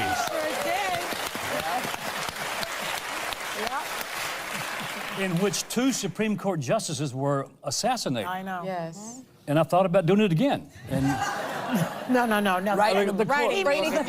Wow, that's great. Hey, ha, funny, hilarious. Let's do a book where Supreme Court justices get killed. Let's say that John Grisham is Donald Trump, and Donald Trump had written a book before. And he said, I'm going to write another book where more Supreme Court justices get killed. I don't think it gets met with a couple of groans and no. I think it's automatically it becomes Donald Trump wants to murder Supreme Court justices. He wants to kill the judicial system. The what? The judicial system. Oh, I just stopped listening after one syllable. Oh, I'm sorry. That's my problem. That's fine. I get it. Maybe that's what the problem was with the Nazis. It was a big misunderstanding. They just didn't let Hitler finish. Well, I want to kill all the Jew. Let's fucking do it. He's like, judicial system. Nobody's the here. Judicial. Everybody missed that part. Fuck, they're running with it. I guess I'll just lead this. This really is out of my hands at this point. I meant to say judicial system, but I feel like we have an archaic way of trials. And fuck. All right. Well, what are you supposed to do? No, they're not supposed to be camps. I said courtrooms. Fuck. And the same people here are coyly laughing and groaning at his joke are the same people. Then remember, if Donald Trump gets elected, the judicial system will get punished. He'll go after everyone who's been mean to him, and the news agencies will get arrested. The newscasters are going to get locked up. Right, we're only trying to kill Alex Jones and anyone who has been associated with January 6th. Alex Jones is pretty much convinced someone's trying to murder him, and they're trying to jail Donald Trump in multiple states. But you're right. He's the threat to democracy. He's the evil. Yeah, he's the guy who's going to throw everybody in jail. Not the people literally throwing people in jail. Thought about doing it again. And No. Writing part 2. He's talking about writing part 2. It's all fiction. It's all fiction. It's all fiction. We're all snickering and winking and having fun with his assertion that we'll murder some Supreme Court justices. That's fun. It's all fiction, folks. It's all fiction. Yes, the Donald Trump trial is all fiction. And by the way, I'm fine with John Grisham doing this. Right. I just want everybody to be fine with everybody doing this. Yeah. Fucking make that joke. Go ahead. But my problem with you is if somebody else who doesn't align with your thoughts makes that same joke, now all of a sudden they're a pariah. Treat everybody the same. Yeah, and how would they feel if, like you said, a more conservative writer came on and he decided that, well, in my new book, because art imitates life. In my new book, and again, these are all just written books. It's not real. But the president is a traitor to the country who's been selling out the country's economy and infrastructure to foreign agents for personal gain, and the people will rise up against him. Yeah, they'd hate that book. And he's also an invalid who shits his pants. Well, now it's 2 on the nose. Oh, you know what? That gave it away a little bit. It's just fiction. It's made up stories. The court has never looked this bad. No. And, the court has never looked this bad. Can I remind you of the Dred Scott case where they ruled that runaway slaves are property, and if they go to the North, they can be brought back to the South to be returned to their owners? The court has imagine being so fucking tone deaf that you go, the court has never looked this bad. Why? Because they made abortion a states' rights issue? Okay. Wasn't that predominantly like across the board too? There's been a few like party line decisions, obviously. Yeah. But I've been actually surprised with a lot of the things where we've come out with court cases where it's like, no, it turns out most of the judges are all actually on this side. Right. Like there's a lot of cases that are like 9-0. So and you only hear about the ones that are 5-4 because and they're always highly politicized. Yeah, they're juicier. My lifetime, some of the rulings, the ethical challenges, it went downhill in 2000 when 5 Republicans on the court chose to elect a president. Oh, yes. That was the most Gore. political, Bush versus Gore. Yeah. And that's when it all started. I mean, in fairness, you could argue that the Supreme Court just got a case where they said, look, the law says the election has to be certified by this time. The recount can't take place after the certification date. So by the time the Supreme Court got the Florida case, Florida had already fucked it up so much that all the Supreme Court could do was go, yeah, it's certification time. You got to stop the recount. Yeah. It wasn't like this whole thing was playing out so smoothly before the court got involved. So I love how the Supreme Court, fuck Dred Scott, fuck all that. This is the worst it's ever been. Oh, and right, it's the Supreme Court's fault. We can't talk at all about, the hinkiness of the person running that state at the time being the brother of one of the candidates. Right. Really weird how that's the state that had the problems. Yeah. Really going downhill. I agree with that. 5-4 decision, and the court has it gets worse every term. Wow. So I have no solution because you can't get rid of them. The solution is make them all retire at the age of 75. Whoa. Hold on there, John. This is fantastic. This is perfect. So John Grisham says that if you hold a Supreme Court seat, you should have to retire at 75. What if you're the president, asshole? Yeah, John, keep going. What else do you think we should make people retire at 75 for? I'd wanted term limits for a while. It is amazing that Democrats are now for term limits when they're not getting their way. I've been for term limits the whole time. I think Donald Trump should be too old to run for president. I think Joe Biden should have been too old to run for president last time. Yes. I think if you're over 70, sorry, you had your chance. You're done. I don't think anybody peaks in their 70s. I just don't think they do. I'm trying. Willie Nelson. Damn it. God, I hate it when you fucking have one right at the ready. Yeah. You know what? Willie Nelson. Willie fucking Nelson. Ray Kroc. Fuck. Goddamn Ray Kroc. Little judge. Walt Disney. No. Kid Rock. Have to retire at the age of 75. How about term limits like everybody else? The president gets term limits. Why? No, he doesn't. Have these lifetime political when they're I like this. I like that the View started joking about age limitations. No, they started joking about killing Supreme Court justices. And then after that, they're like, we should have term limits. Really? But the age thing isn't a term limit, because if you're saying they can't be a judge when they're 75, then they could get, brought in when they're 70, they get 5 years. Whereas if you're 20, you'd get 50. So it just doesn't, that's not term limits. That's age limits. Funeral director with $2 says, please give a list of blocked words. Can't super chat. I don't have any blocked words. If it's done, it's YouTube. Yeah, if there's blocked words, it's from YouTube, my man. Scott Christie Jones with $2. I can't comment on that, but it's totally fucking possible. 100%. $85 away from today's goal and 30 minutes of overtime. If you'd like to contribute to our show, please do. There's the Streamlabs, PayPal, and Venmo links all in the chat and all pinned to the top of the page. If you'd like to contribute, we've only got $85 to go, and then we add 30 minutes of overtime to the end of the clock. Thank you guys so much for your support today. Let's go ahead and knock out that last 85, and in about 10 minutes or so here, we'll start the 5-minute countdown and see if we can get it all knocked out. We do have a bunch more shit to do.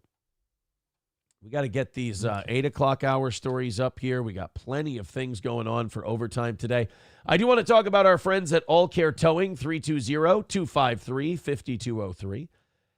For All Care Towing of St. Cloud, of course, All Care will pick you up faster than anybody else. They have the trucks and wreckers for heavy-duty equipment, motorcycles, and everything in between. That's All Care Towing, 320-253-5203. Also, Midland Armory in downtown Foley, looking for your next firearm, accessories, suppressors, tactical gear, whatever you're looking for. They've got it at Midland Armory. They also have Gear Fire Capital, which is your way of financing your next firearm. Check them out, midlandarmory.com, or go to Midland Armory in downtown Foley. Also, Stoney's Bar in downtown Rockville. You see them on your screen. Tickets are going on sale a week from today for the Steel Toe 10th anniversary party at Stoney's in downtown Rockville. They've also got bike night on Thursday nights with Wild Willie's Sandwich Shack, live music on the Fireball stage every single weekend, and the best patio there is with Stoney's Garage, the indoor-outdoor bar at Stoney's Bar in downtown Rockville, Minnesota. Thank you, everybody, for enjoying the advertisers that we have. And also, $85 away from hammering out today's money goal. Maybe the OGs want to knock that out. They've gotten a nice break here. We appreciate all the support of the new fans. Again, about 10 minutes until we break this thing down and launch the countdown and see if we can hammer it out. Thank you guys so much. $85 away. Hey, how about you throw in a few bucks so we don't have to do the countdown in 10 minutes or so here, and we can just do that 30 minutes of overtime for you? Easy enough. Links are all in the chat. Would it be more fair if, like, every president got to pick a Supreme Court justice? Like, I realize if you keep having Democratic or Republican presidents, you have kind of a similar problem that people have now, where it's like, oh, it's not impartial because there's more Republicans than Democrats. But I just feel like that would be the most fair way, in my opinion. Every president gets one. You remove one.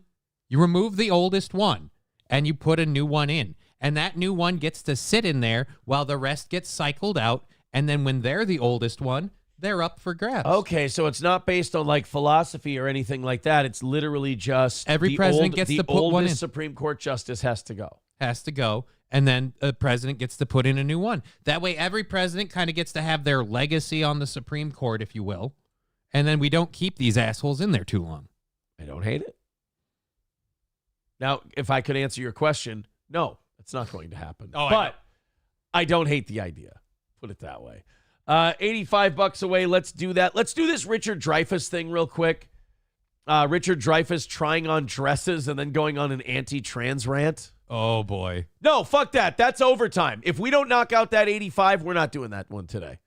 We'll do that one for overtime. Richard Dreyfuss at, 90-some years old? Yeah. Putting on a dress and then shitting on trans people? I want to see this. I love the idea of an old man just losing his fucking mind and not knowing what's up or down. So knock out that $85. Call it a victory. Let's do our 30 minutes of overtime. And then we'll do the Richard Dreyfuss trying on dresses and shitting on trans people thing. Hey, guys, you know how the president says that we have the best economy we've ever had? Mm-hmm. I'm so glad we have that. Otherwise, this next story might be bad news. 78% of Americans see fast food now as a luxury expense. Fast food, which is the epitome of something cheap and easy that you can do in a pinch is now a luxury. In research conducted by LendingTree, Americans were asked about their food choices. And if you've been living outside the rose-colored glasses of the White House and Wall Street, the results are not surprising. The majority of Americans, 62%, said they're eating fast food less due to rising prices. 78% of consumers view fast food as a luxury because it's become increasingly expensive.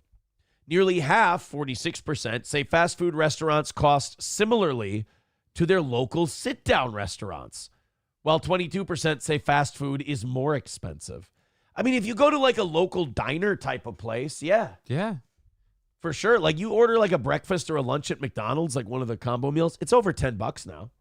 And it used to be back in the day, like you did the fast food thing, you knew the price, you were paying it, and you were done. And the sit-down restaurants were like, well, I've got to do a tip based on my service unless I'm an asshole. Right. But now everybody and their fucking mother has a tip option. Subway has a tip option. I only tip if I get delivery with shit like that. Like if you're delivering, I'm going to tip you. But other than that, go fuck yourself. You paid to make the sandwich. KV Rust Belt with $5 says, just hopped back in. Have you seen Jefferson has been extended with the Vikings? Yes, we talked about that just a little bit ago. $80 away from today's goal and just 10 minutes away from having to hit it or failing with our bigger numbers. Still the prospect of failing monetarily. Ew. Fucking gross. And we've got good overtime planned for you today as well. So go ahead, click the links and throw in a couple of bucks and let's do this thing, guys. What do you say? Thank you for your support. When asked about their go-to for an easy, inexpensive meal, 56% cite making food at home.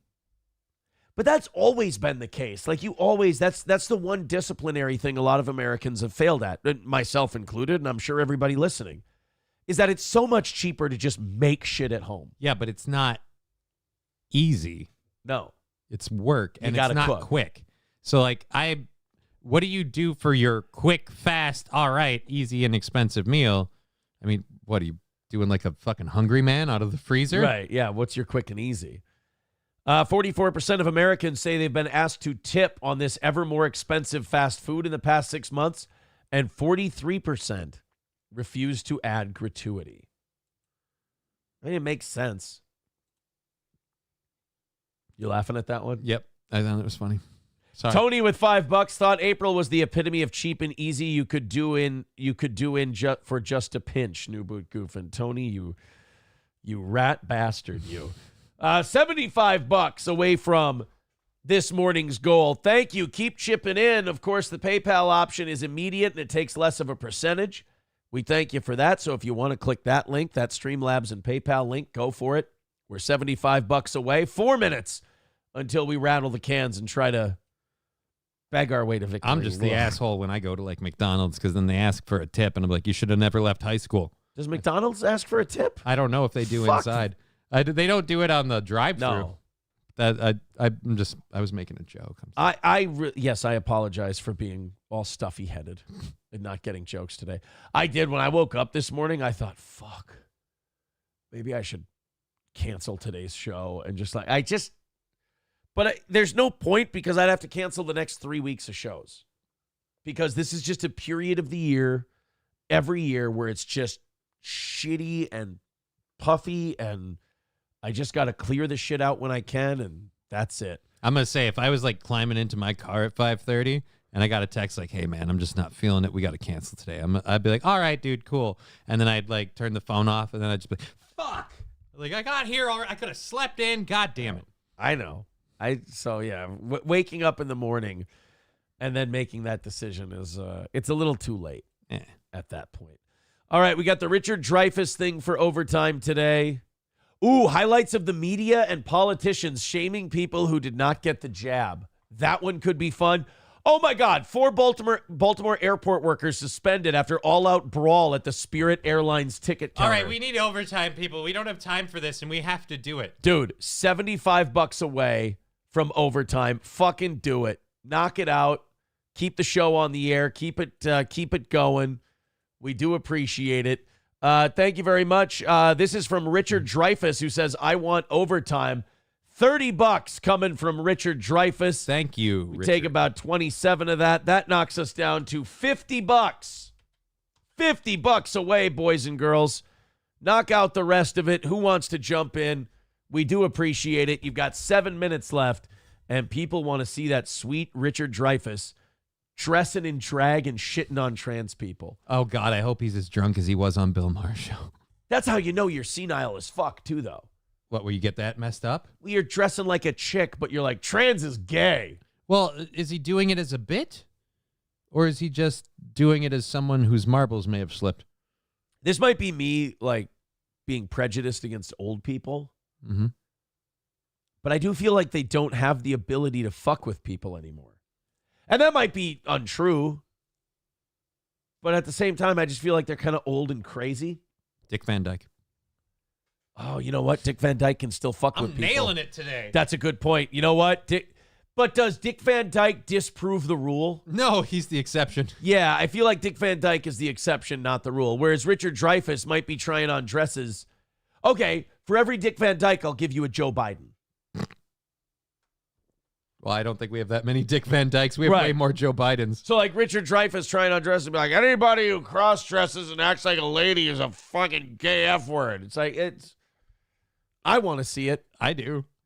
Then, of course, politicians shaming people who didn't get the vaccine. And you know what I want to watch? I want to watch the Dreyfuss thing first. Then after that, I want to watch the Spirit. I love a Spirit Airlines brawl. For sure. They're so rare, they never happen. The Adele story, I don't give a flying fuck about. We don't have to do that one. But right now, we've got 5 minutes left on the clock, guys. 5 minutes left to go, and we are $50 away from today's goal. So if you'd like to contribute to the show, go ahead and do it. $50 away. Again, Streamlabs, PayPal, Venmo, and an extra half hour on the line should we knock it out in the next 4.5 minutes, if you will. So go ahead, click one of those links, and we'll go ahead and add a half hour, and we'll do way more content for you. We do appreciate it. Also, the Richard Dreyfuss thing, this was the rant people were talking about last week. Oh. That nobody had video of. Magically, we seem to have found video of it. Interesting. You know what I think it was? I think whenever you don't have like the footage right away, they're negotiating a price with the person who has it, and the person is being a wee bit stingy on the price. And TMZ's like, look, I want Richard Dreyfuss drag trans guy. So it's as bad as anyone else, but not this. Are you saying maybe that TMZ is run by people who are very, for the sake of keeping the business afloat, fiscally prudent?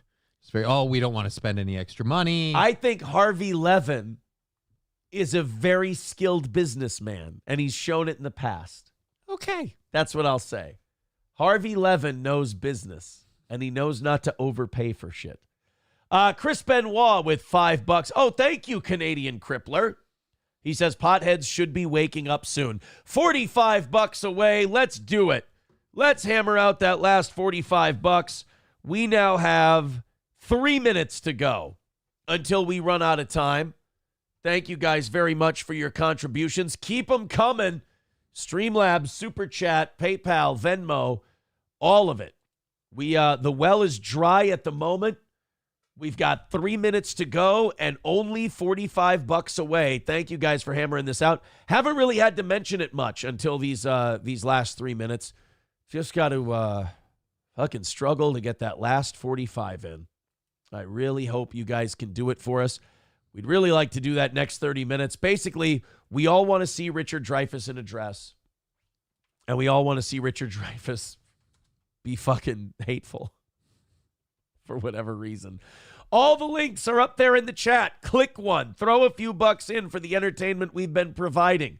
We do appreciate it, and it is the only way that this show stays on the air and can keep all the people we have and everything else is if we knock out those numbers every single day. 2 minutes to go. You know what? I appreciate all the new people who have been chipping in. Mm-hmm. Fucking OGs have been getting a break the last couple of weeks. I think it's perfect for the OGs. I think they should knock out like the crumbs that are left over. I'm just really glad to have seen, like I said, I love seeing all the little donations where nobody's throwing it all in. Yeah. No, I've had a few people putting in more than others, but it's been great. Yeah. I don't like it when it's like one person shoulders the burden. No, I like that too. I like that the show's growing a little bit. Still pesky to get the. I understand. I get it. I believe me. I wish there were a better way, but such is the internet. Such is the way things are. If you want to do a show, especially this kind of show. But we got a minute left, guys. Let's get that last 45 taken care of, or just sit here and watch me struggle awkwardly while nothing comes in. That's always a fun one too. As the trickles come in and we're $45 away. And since we're inside of 50, we do have to do the 30 for you. But God, it would be really nice if you guys could just fucking knock this out and not make me look like a fucking weirdo e-beggar in front of all our new friends. We got new friends here, guys. And when we got new friends and they're watching the show, they're like, this is a really good show. And then they watch the last 5 minutes and like, ew, what the fuck is this shit? Don't make me do that. It's cringy, but I will say on my end, the flop sweat smells like cinnamon rolls. You got to calm that down. So. Guys, 45 away. Come on. Help us out a little bit. 30 seconds away. Look at all these people who have been chipping in today. Your turn. Couple of bucks here and there, for fuck's sake. 18 seconds away. All right, looks like we're begging during overtime. Silence Do Good with $2 says, let's go, OGs. Pull your weight and support the show. Look at Silence Do Good busting balls. All right, 10 seconds until we have a beggy overtime. Looks like that's what we're doing. All righty. Beggy overtime. Thank you to Ben for $20 over on PayPal. Very nice. Thank you, buddy. So where does that put us? 25 away. There you go. 25 is the number. Nice and easy. Finish her off. Real simple. Go for it, boys and girls. All right. Overtime is here. $25 away from knocking it out today and having a successful show. Let's do the... Oh, and by the way, the members-only crew. Yeah. Helped you out big time yesterday, too. They threw in about $60. So that was nice of them. Thank you, guys. Let's go ahead and do the Richard Dreyfuss trying on dresses and being transphobic rant. I've built this up in my own head so much that now I feel like I'm going to be disappointed. Because TMZ and the media's idea of an anti-trans rant is like, if you were born a dude, you shouldn't play basketball against chicks. Yeah, like that's mild. I've been called transphobic just because I've been firmly of the belief of I don't want men in women's restrooms, in women's private areas where they might feel uncomfortable. And it's not even because I don't trust trans people. No, I don't trust people, and I think there's too many people that'll use being trans as their doorway to be bad and creepy people. Right. Well, and also, there's a new movement now. I guess it's been a movement for a few years where if you won't date a trans woman, you're transphobic. Well, I'm transphobic. Sorry. Yeah, right. We were talking about this on Saturday night. You get a bunch of Midwesterners around a fire. You talk about this topic. You could really put Richard Dreyfuss to shame. But you're talking about reaching up and finding a dick. And it's there's nothing transphobic about not preferring that. Dude, not even reaching up and finding a dick. This weekend I had an interaction with a trans person. It was totally fine. There was nothing wrong, anything. What? Who said there was? Nobody. But I'm just getting that out there before anyone assumes. You didn't bully them? No, I didn't bully them. You didn't commit a hate crime? Nope. We got along totally fine. Then why'd you call and ask me for a log chain in a pickup truck? Different horse. All right. Oh, okay. Ironically, still no. But yeah. So the thing is with the minute I saw the person, clocked it. This person was helping me in a store and stuff, and I asked for some help, and they're like, oh, I'll go get so and so, she'll be right here. Yeah. And so I'm expecting a girl. She comes around the corner, and I see she, and I immediately go, nah. Like in my head, I'm like, nope, I know exactly what this is. And the more that we interacted, the more I'm like, yup, you're not a she. And this is my problem with the trans people, is they can't handle the fact that this is how I identify. But yeah, for the rest of us, it really looks like you're wearing a Halloween costume, and it's fucking weird. It's remarkably transphobic, what you just said. I just want to let you know. Well, I'm just saying the fact that person was trans was remarkably transparent. I just don't want to get fucked in the butt. Again. That's where my adventure stops. I'm pretty sure that again, this is just my opinion. Fucking boomer.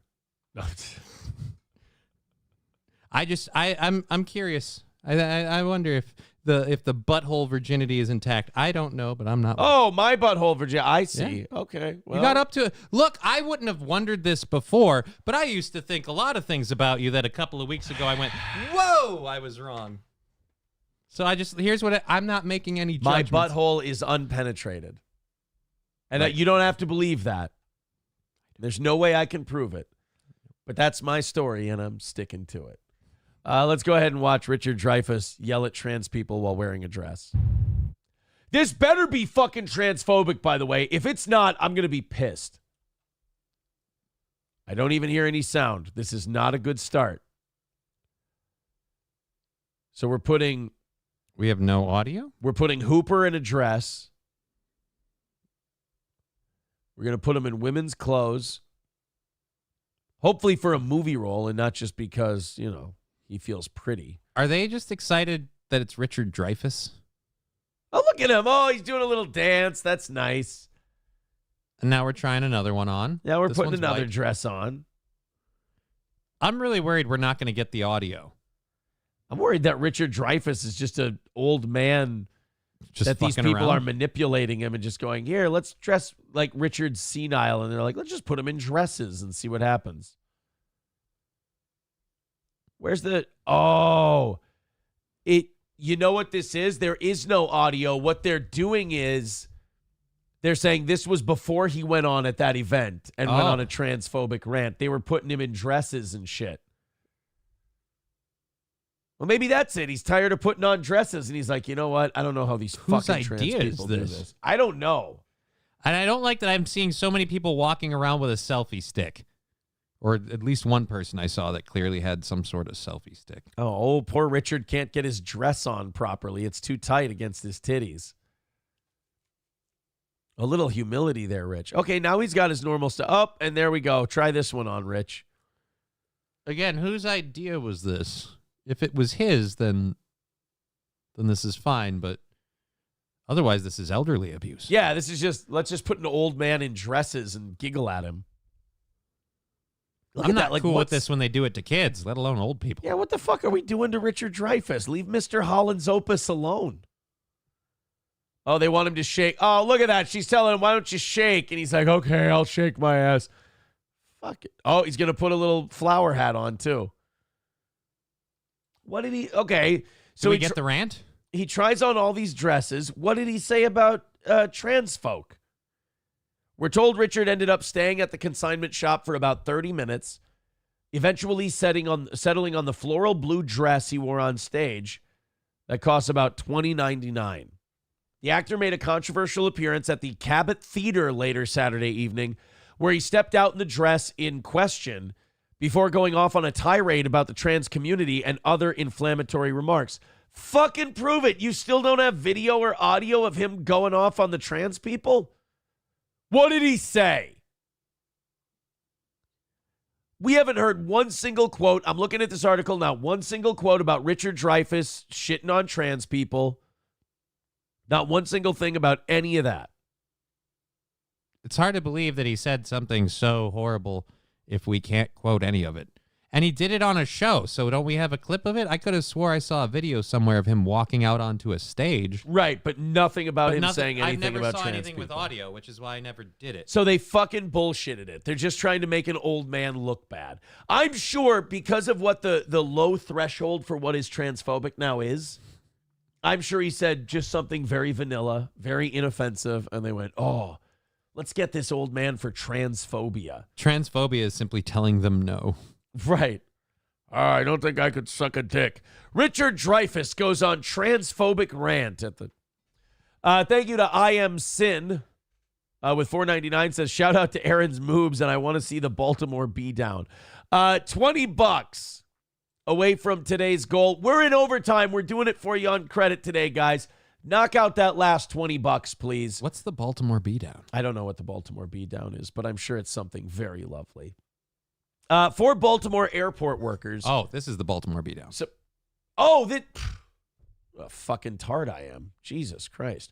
Baltimore airport workers suspended after all-out brawl at Spirit Airlines ticket counters. You know, one thing I love about Spirit Airlines. They refuse to improve. Not only that, but they refuse to be professional. Like their staff is just like, oh, hell no. Like they're just like the clientele. Well, how much can you take that shit before you figure, fuck it, I'm going with the flow? Yeah, like the staff at United and Delta, they're like, well, we need to stay out of this and call security. Whereas the staff at Spirit's like, no, man, I didn't leave the neighborhood for this shit. And they get in there and start punching people. I like that. I like that they get involved. But while we're doing this, Streamlabs, PayPal, Venmo, Super Chats, let's knock out that last $20. It's pesky, it's obnoxious, it's annoying my autism, and I want to knock it out and call it a success. What good is having a bigger audience nowadays if we still fail financially? There is no advantage at that point. All right, let's take a look. We got about 63 seconds of fight video to go over at Spirit. You know, Spirit Airlines is just the airline for people who just shouldn't be in the air. Like, because the rules are never followed. Every fight is on a Spirit flight. There's fisticuffs flying in the sky. It's just... There's a reason that you weren't able to afford air travel before Spirit. Right, because it was like a natural selection way of making sure people who were going to fight over scuffed Nikes didn't get on an airplane flight. Spirit Airlines is like our show. Look, they have a very valuable service and their customers appreciate it, but they know they have to put up with shit to get it done. Right. Let's take a look. Let's check it out. This is Baltimore. So it's Baltimore and Spirit Airlines. So it's a double whammy of, oh, shit. Let's take a look.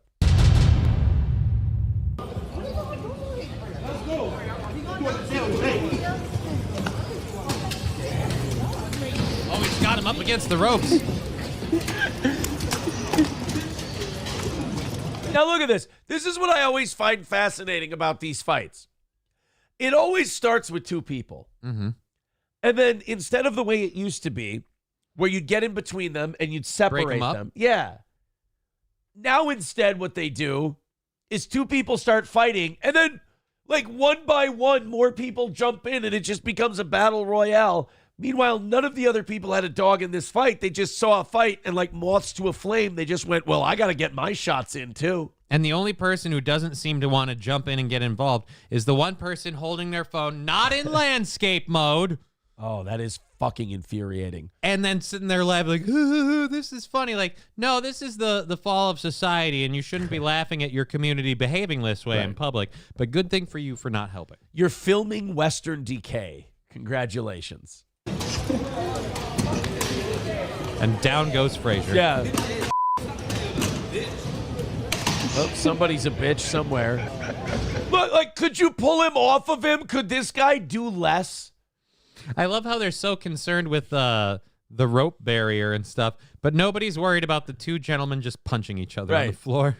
And this guy just tapped one of them with his foot, like gave him a half-assed kick. Won't pull the other guy off, won't separate him. We're just going to keep it going. What the fuck? Hey, Julie. Hey, Julie. Hey. Good job. Way to get involved. That was perfect. I've never seen a better chorus of AAAs in my life. If that's not going to break up a fight, dude, I don't know what you can do. You can go home knowing that you tried your best. Hey, knock this off. I got warrants. Yeah. Hey, man, that ain't cool. See, they don't listen to me. I tried to break it up. Hey, didn't your dad teach you better? Oh, see, no, that's not. Why would you say something like that? I feel like you're trying to say something. Oh, it's just a question.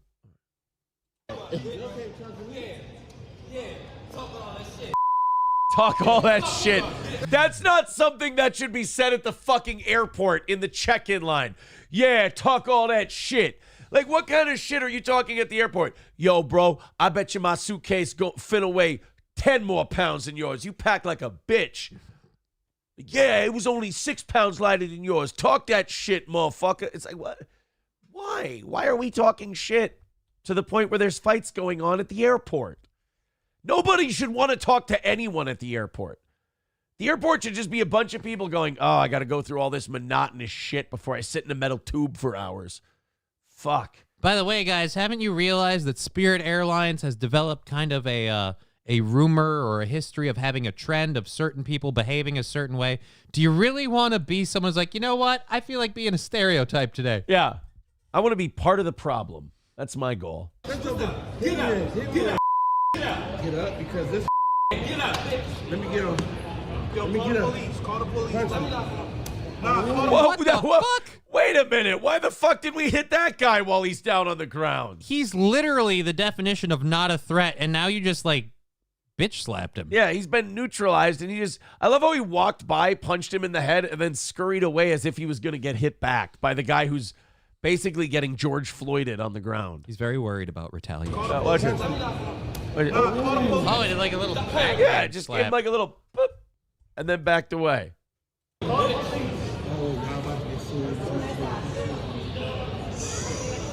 That's it. That's sad. Just had themselves a little fight at the airport. Again, as you do. Funeral director with $2 says, I'm blind. Please describe what the fighters look like. I don't know. The video was too dark. I couldn't see. I don't know. Yeah, the contrast must have been set poorly. Tigger next door with $5 says, monkey business. Thank you, buddy. $15 away from today's goal. 15 away from knocking her out and calling it a successful start to the week for the old steel toe. And you guys have 15 minutes to do it. Everybody throw in a $5. We'll knock this thing out in no time. Again, appreciate the help. Appreciate you guys keeping the show on the air. And if you're new, thank you for helping grow the audience of this show. Still in the thousands every day. Nice. As we get back to normal again. Can't tell you how much I appreciate it. Hit like, hit subscribe, all that stuff. But more importantly, let's make that last $15 go and call this a victory for today. Somebody saying metal tube full of demons. That's the Kenneth Copeland thing. Yeah, there we go. Where he didn't, Kenneth Copeland didn't want to fly commercial because he thought that commercial flights were metal tubes full of demons. Metal tubes full of demons. In the case of Spirit, you might not be wrong. He's just with how they're behaving. Well, then, like this woman, this is the Inside Edition interview. This woman goes and confronts him about it, and then he starts talking about it, and you're like, as creepy as this fucker is, he does kind of have a point. Yeah. Like he's like, if I don't have to fly commercial, I don't. And I'm like, I'd probably do the same I have thing. to say, though, for someone who's on the side of God, he looks like a walking, living form of the devil. He does look like a demon, Kenneth Copeland. How are you, sir? We'd just like to ask you about why you don't want to fly commercial. Why have you said that you won't fly commercial? You said that it's like getting into a tube with a bunch of demons. That's funny. He's like, all he would have to do, and I know he has to PR it, but all he would have to do is go, well, have you been on an airplane lately, miss? Spirit Airlines. Spirit Airlines. Why do you think that? No, listen to me just a second. Of course. Not the people. The main reason is because of the need. If I flew commercial, I'd have to stop 65% of what I'm doing. That's really the main. Isn't it true that you want to fly commercial so that you can fly in luxury? How much money did you pay for Tyler Perry's Gulfstream jet, for example? Well, for example, I love that. I love when they're like, look, I have a position before I even come into this interview, and I'm going to enforce that position. Now, I'm not trying to run cover for Kenneth Copeland. He's, like Johnny said, he looks like a demon. But this woman is so bad at her job that she actually makes Kenneth Copeland look sympathetic. Yeah. In that he's like, look, if I flew commercial, I couldn't get to a lot of the locations that I go to preach and do all this shit. Now, obviously, when he's preaching, he's making money and getting contributions and all that. But he is right. Like, there aren't airports that will fly him directly to where he might want to go, whereas his private jet will. And if you need a private jet, what's wrong with buying one? Right. If you have the money, why can't you buy a private jet? That's really none of your business, but... It's not the business of your donors. Listen. No. Yeah, but they're not asking. You are. No offense, but the donors give the money hoping he'll do what's right with it. Yeah. It's not the business of the donors. Do they own him? I thought they gave it because they liked what he did and believed him. Like, we don't have to do whatever the audience wants for this show. Right. We just respect the people who donate. They just trust that we'll do the right thing with it. Like Johnny getting his raise this month. Oh, which, by the way, Johnny's raise officially starts this month. Excited about this. And here I was about to say they trust us to do the right thing, and I was going to say, when are we going to start? Our last employee is now off the books, and we can start spreading that around a little bit, which is take very, that, very Corey. nice.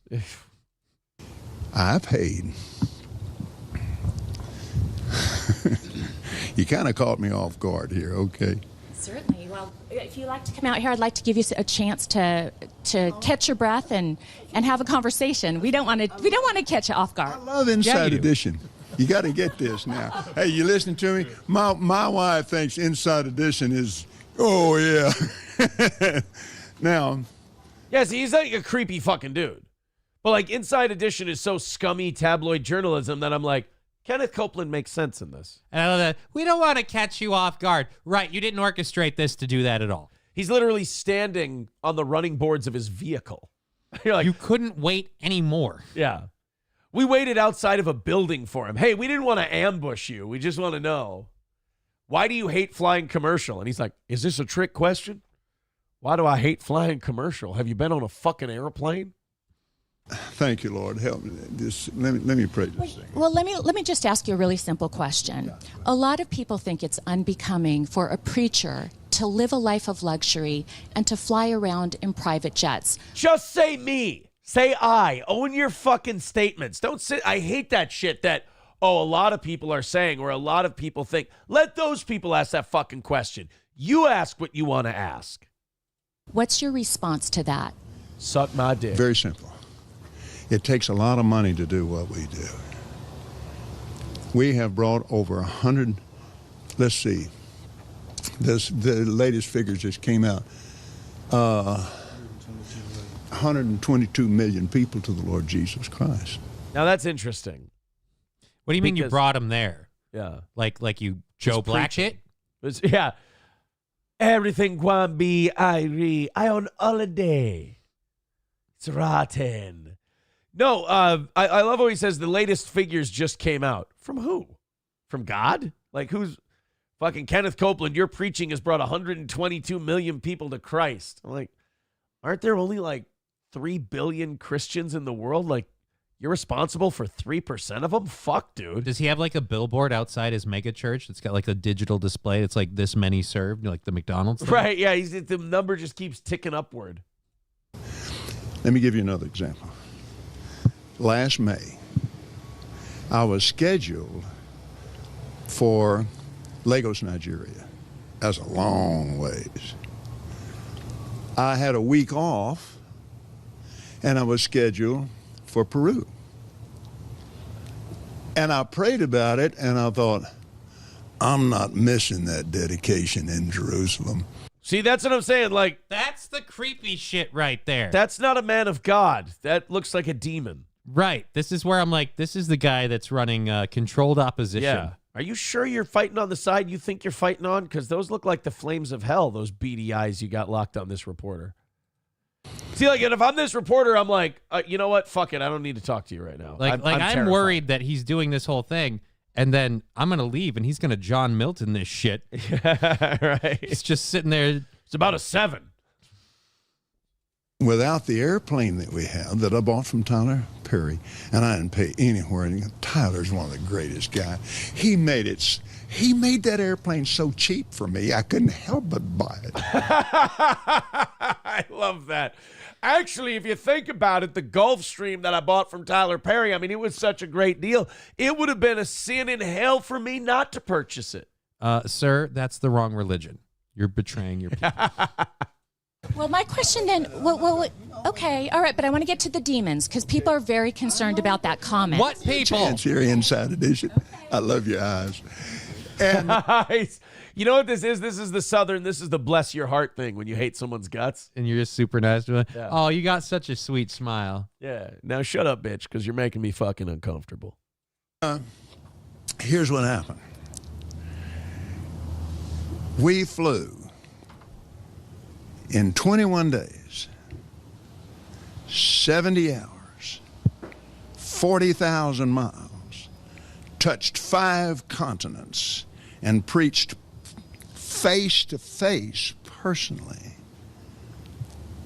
with 125,000 people. Do you ever use your private jets to go visit your vacation homes, for example? Yeah, who gives a flying fuck? And he's not hiding it. He's like, yes, I do. I fly everywhere in my private jet. Because if he didn't use the private jet, he'd be like, oh, now he's using his patrons' funds to buy plane tickets to go to his... Yeah, when he has a private jet. Like, you can't win if you're this guy. And again, I think that a lot of these megachurch preachers are fucking weirdos, and I think that they're problematic. But, like, this woman's such a scumbag reporter that it's making me feel sympathy towards Kenneth Copeland. Yeah, I don't really like it when I see someone who I consider as a total grifter, and then I gotta be like, yeah, but you're being a piece of shit to him. Right. Like, to me, Kenneth Copeland actually comes off as the good guy in this, and I never really consider Kenneth Copeland a good guy. Put it that way. Shit Show with 199 says, Johnny, Grim Reaper says, do your plugs. Oh, yeah. I'm going to be on twitch.tv/JustKiddingLLC or on YouTube with Just Kidding LLC, or you can look up Rumble, Just Kidding LLC, and you should be able to find the Game Over podcast. And we're taking super chats and memberships as of today. Are you officially set? Yep. All set for it. Got it all taken up yesterday. Guys, we got 5 minutes. We're $15 away. We gave you overtime on credit. Knock out that last $15. Call it a W for today. We'll get there. God, that is... It's been a while since we've had to do this. Yeah. And it is a little frustrating, but $15. Let's knock it out. Let's call it a win, guys. Come on. We've done a very, very good show for you today. Streamlabs, PayPal, Venmo, all of that happy horse shit.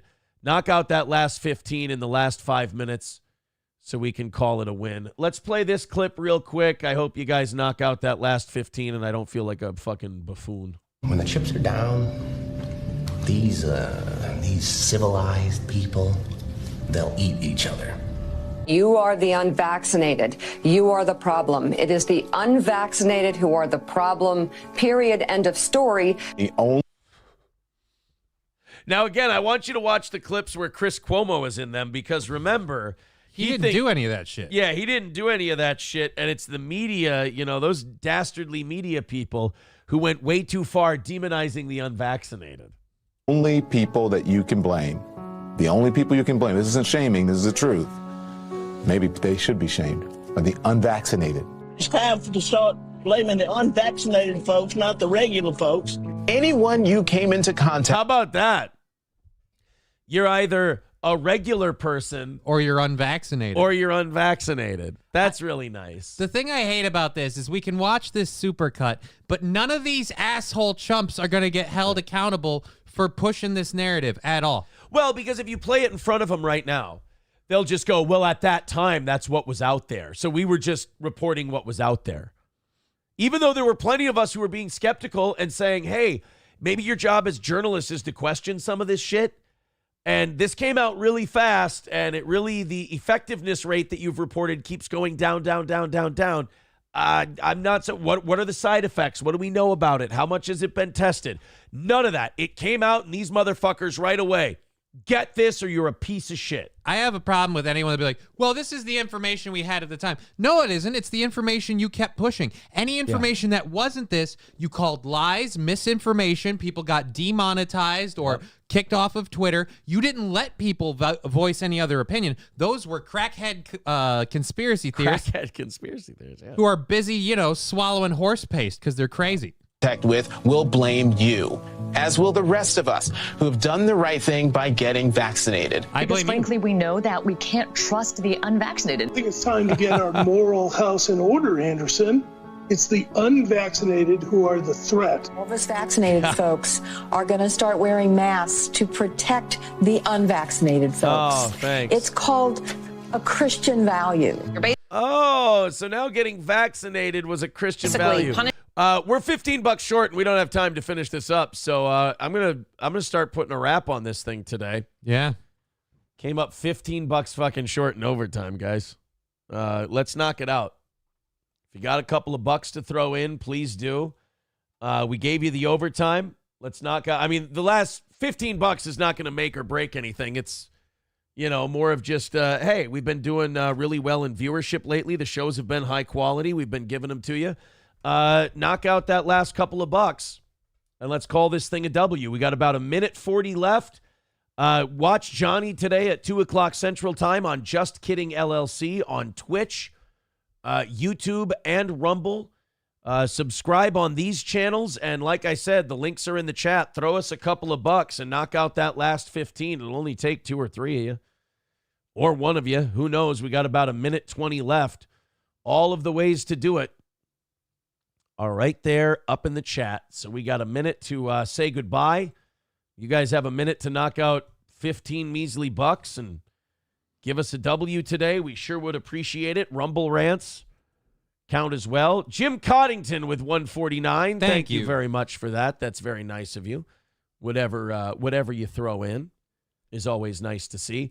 5-0, 50 seconds to go, and a measly 15 bucks at the end here. I can't do that whole at least they turned the leaf or whatever thing with people on that now, like especially with any of the people we saw in that kind of Who clip. said that shit? Yeah. No, I'm like, no. I want you held like legally accountable for the misrepresentation and the shit that you did. Right. I like all the talk of, these people are the threat, these are the problem, whatever. Like, no, you said shit where literally I was a threat to you because of a personal choice. No. Hey, there it is. Michael Willeen knocking out the rest of it with a 1999 super chat. Says, where's Waldo wearing a baldo? Dabbleversity with 20 bucks. Horse dewormer, thank you. You guys always make us hang in there until the last second. Sid with 5 gifted memberships. So you guys are going to start 30 bucks into tonight's goal. Thank you very much for going over. That's going to do it for today. We appreciate this audience putting up with us the way you do. Much. Very cool. Johnny, thank you. You're welcome. Tune into him at 2 o'clock. I'm going to get out of here. I've been dancing in my chair the last few minutes. I'm going to go pee. That baldo comes out. I'm running. That's why my balls clang when I walk now. Talk to you guys later. Have a great rest of your day. Matt and I will be on at 7 o'clock tonight. Thank you.